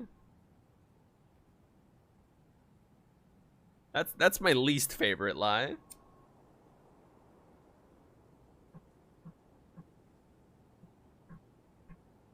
Does the top of the base have a roof? No, just walls, 2 walls high. I didn't bother doing any kind of roofing or ceilings because it doesn't quite matter much in this situation. This basically just exists to block off entry, you know?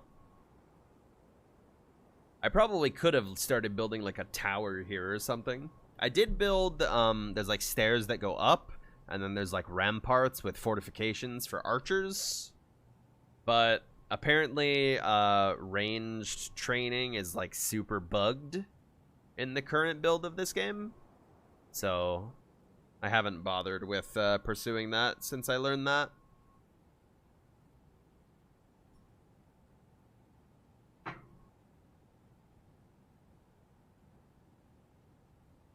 Banger, I'm telling you.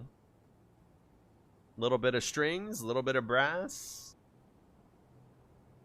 It's a recipe for a good time.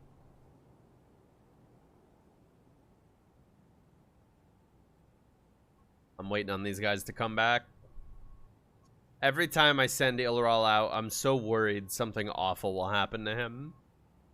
He's my favorite dwarf. He's the dwarf in Dwarf Fortress. He's what the game's named after. It's him. He is the dwarf, and this is his fortress. I've seen some people... Oh, this song again. I've seen some people have a, on the nobility screen, they have a,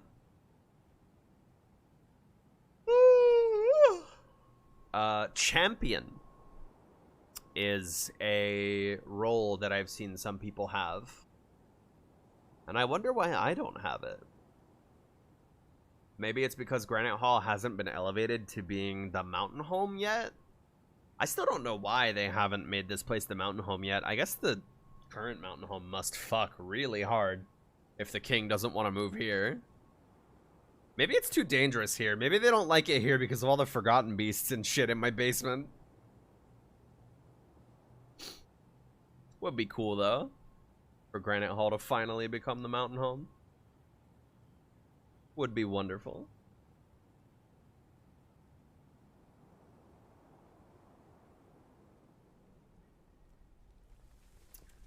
Check up on things. No. Here we are. Look at all these unhappy children. Besmar, I don't trust you. Oh! Yeah. Creator of Roberaskak. Yeah, this is the kid. This is the kid who made Bart into a sword.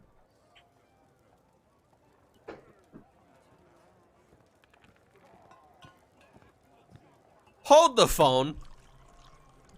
He felt regretful after remembering throwing something. He felt regretful after starting a fist fight. Fuck this kid, man. I'm waiting till this kid goes to bed and they're getting locked in. The kid is so fucking cool? No. Like, okay, the part where they turn someone into a sword, yeah, that's pretty cool. But also, he is jolly eating at a crowded table. The fuck? Usually they don't like that.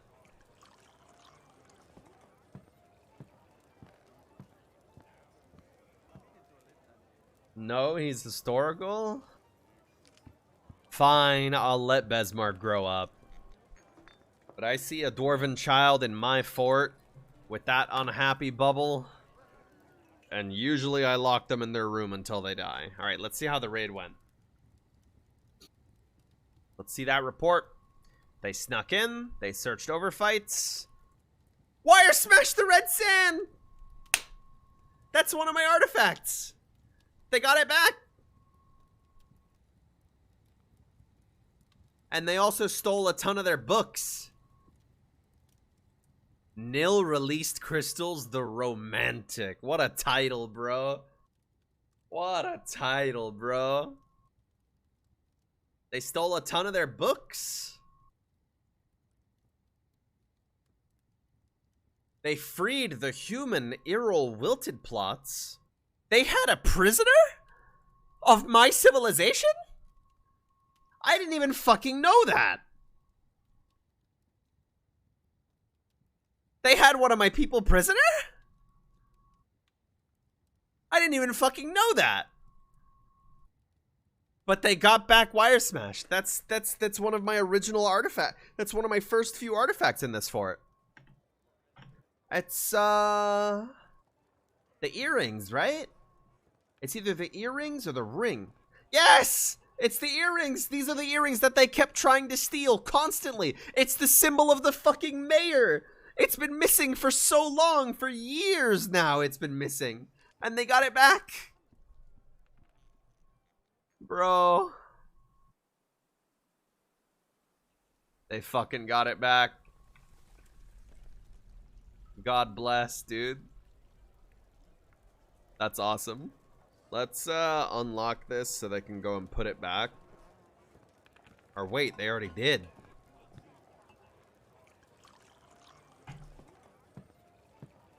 How did that happen? How did they put it back?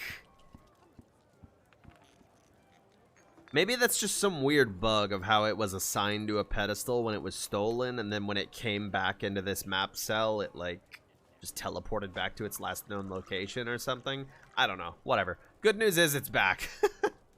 We took it back. What's the worst creature I've encountered?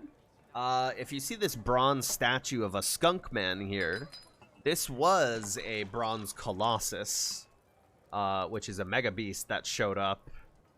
It didn't really kill anyone. It like wounded some people. I think it fucked up Ilral's leg, but he recovered. Yo, medic.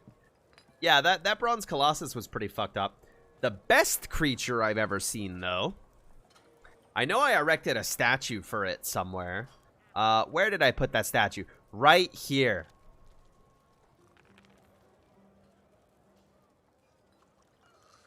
In memory of, and then there's a dwarven name there. That dwarven name translates to Crazy Rake the Outrageous, who is the greatest forgotten beast I saw.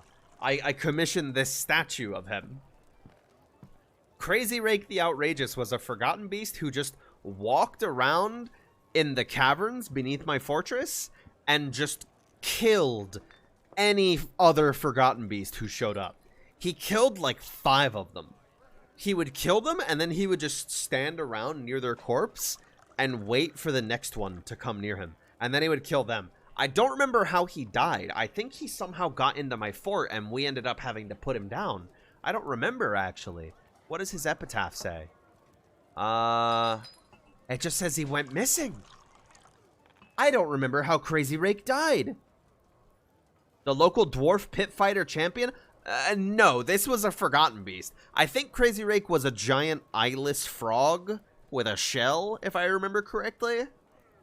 And he might have had venom.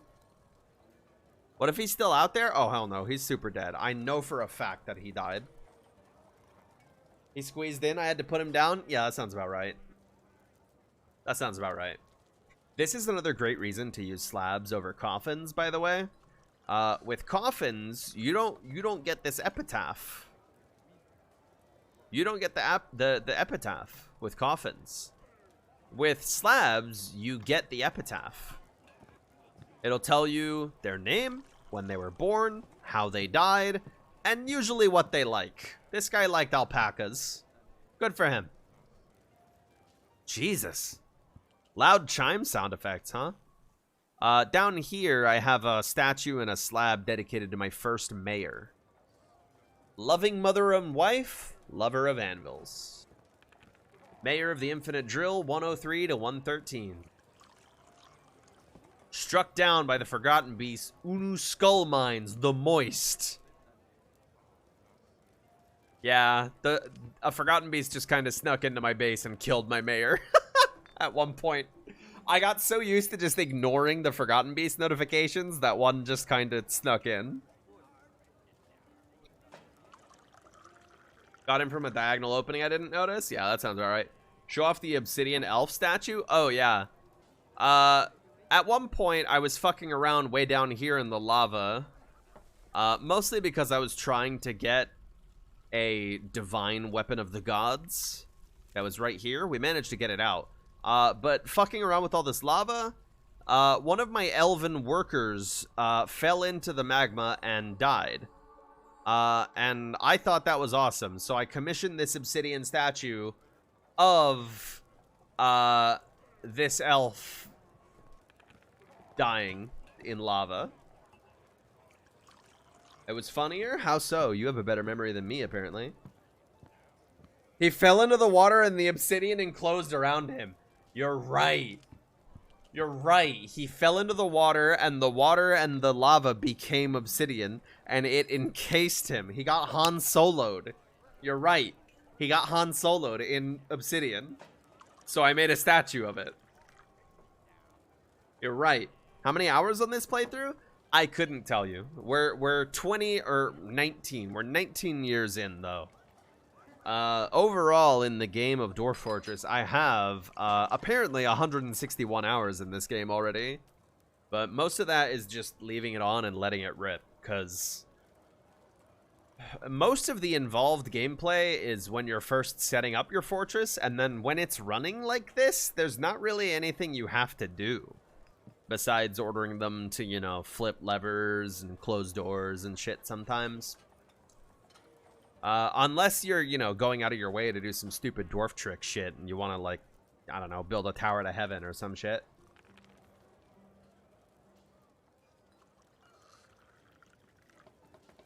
But yeah, like, this fort is so self-sufficient. I actually left it running. I was really stoned like 2 weeks ago or something, and I left it running for like half an hour, and I forgot about it. And when I looked back, it turned out there was actually an elf raid that happened. But my dwarves and my fort are so strong that only 3 dwarves died, and they fought all of the elves off. And in fact, most of the elves ended up imprisoned in cage traps. I think cage traps, yes. I thought I said cages traps. I think they all got thrown down here, but I think I pulsed the trash compactor earlier, so I think they got smashed, and they don't exist anymore. I didn't know what else to do with those elf prisoners, so I just threw them into my trash pit.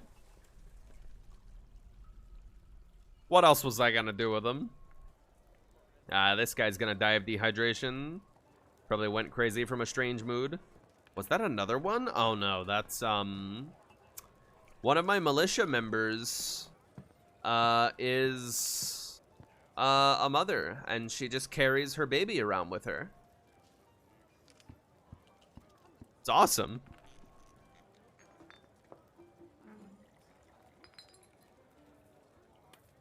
Dwarven mothers will just carry their babies into battle. They don't fucking care, man. I'm curious actually to check out the report screen again and see the spoils report. 2 copper low boots and 1 eagle. That's what you guys stole? Someone's shoes and a bird? Awesome. Great work. Oh, man. What's going on there with their water? This person's dehydrating to death because they wanted to make a legendary artifact, but I didn't get them the things that they needed in time. So they went insane and they're just refusing to eat or drink until they die. It happens. Unless you mean my bathhouse up here. This is the only real stupid dwarf trick that I've done in this world so far. I have a little drainage sewer channel that runs from my river. It pumps using screw pumps up over a lip to avoid these animals getting into my my sewer. Goes down through the drainage channels, blah blah blah blah. Boom, into the tavern. All this mist being generated from the waterfalls makes the dwarves really happy, and they can also go down there and take a bath with some soap. There's a couple of soap bins over here. A lot of cat soap. A lot of cats been slaughtered in the past. Yeah, dwarves like mist, and they like taking baths.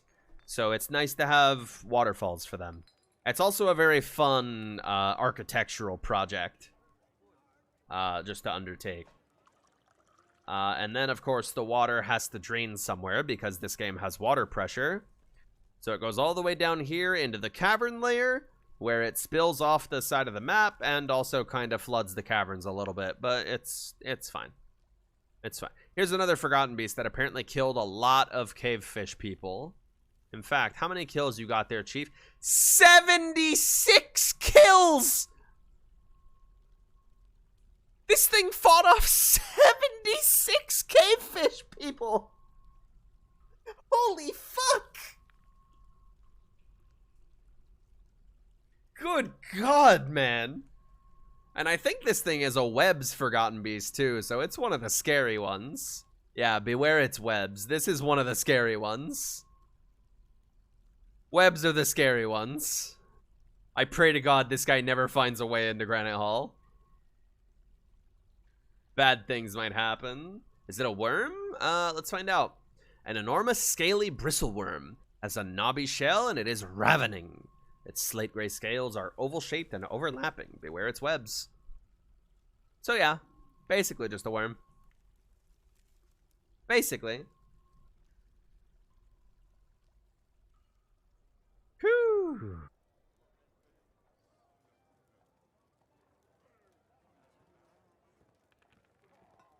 God damn. I love this fort. I'm glad Ilra is okay. Did he get wounded? Is he okay? Everything's good. He's chill. Dude, he hasn't been wounded since 109. That's how badass. This guy hasn't gotten hurt in 10 years. What a champ.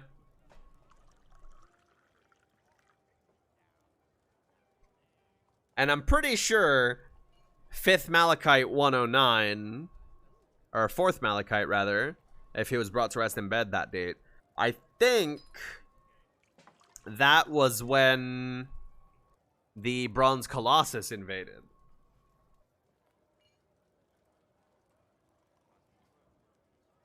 I think so.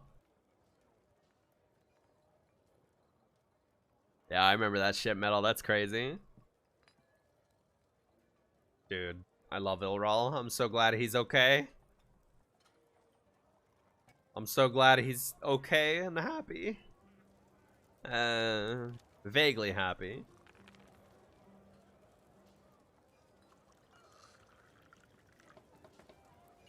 Wow, that is a big sentence. I saw a human tell the story of a performance of the silken berries held by the trustworthy confederacies in living funnels as part of the Festival of Abbeys in the early winter of '96 at the Candy of Seals. It's interesting. Yeah, man. Yeah, man. This guy really has an appreciation for the arts, huh? Does he? Holds craftsmanship to be of the highest ideal. Great respect for the law. Greatly prizes loyalty. Values family greatly. God, man, I want him to settle down with someone. Sees friendship as one of the finer things in life. He has 2 friends. He sees friendship as one of the finer things in life, and he has 2 friends.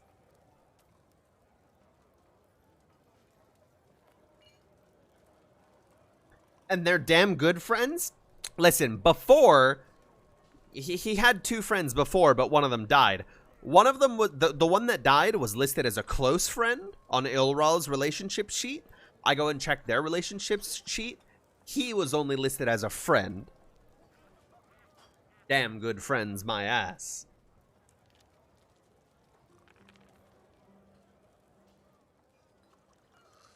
Greatly respects artists and their works. King. Really respects those that take the time to master a skill, respects fair dealing and fair play, values cooperation, finds merrymaking and partying worthwhile activities, values martial prowess, values leisure time, values knowledge, and finds nature somewhat disturbing. Damn. Crazy. Finds sacrifice to be one of the highest ideals. Is that foreshadowing? Could be. Hates those who wield power over others. King shit, dude.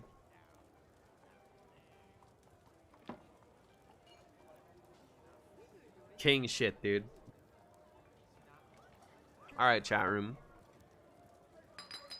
Let me tell you, my throat is feeling sore as fuck. And I'm sleepy. So, I'm gonna find you somewhere else to go while I go pass out for the daytime hours. Dude is like involved in a prophecy for sure, for sure. We'll see about that. Oh god, I have nowhere to send you. Only Europeans are streaming right now. And I Snort Fridge Mold has been offline for a hot minute, right? I have to go check in. Bro. He's still offline.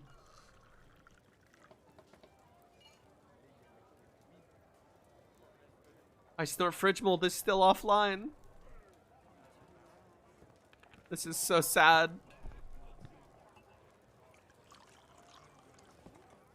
Wait, let this song finish. I like this one. Go look it up yourself. Here, I'll link it in the Discord for you. Give me a sec. Happy birthday to you. Yo, Painter Skies with the big 31. You're here just in time to leave. Yeah, I've heard of Bell Beats. I'll raid them. Fellow imp, huh? Let's do it. Thanks for swinging by, chat room. I couldn't do this shit without you, you know? Best rest before I get real sick again. We'll see. We'll see how it goes. Anyways, chat room, thanks for swinging by. Couldn't do this shit without you. Join my Discord if you're not already in it. Blah, blah, blah, blah, blah. Whatever. Blah, blah, blah, blah, blah. You know the whole song and dance. Alright, chat room. See you around, stoners.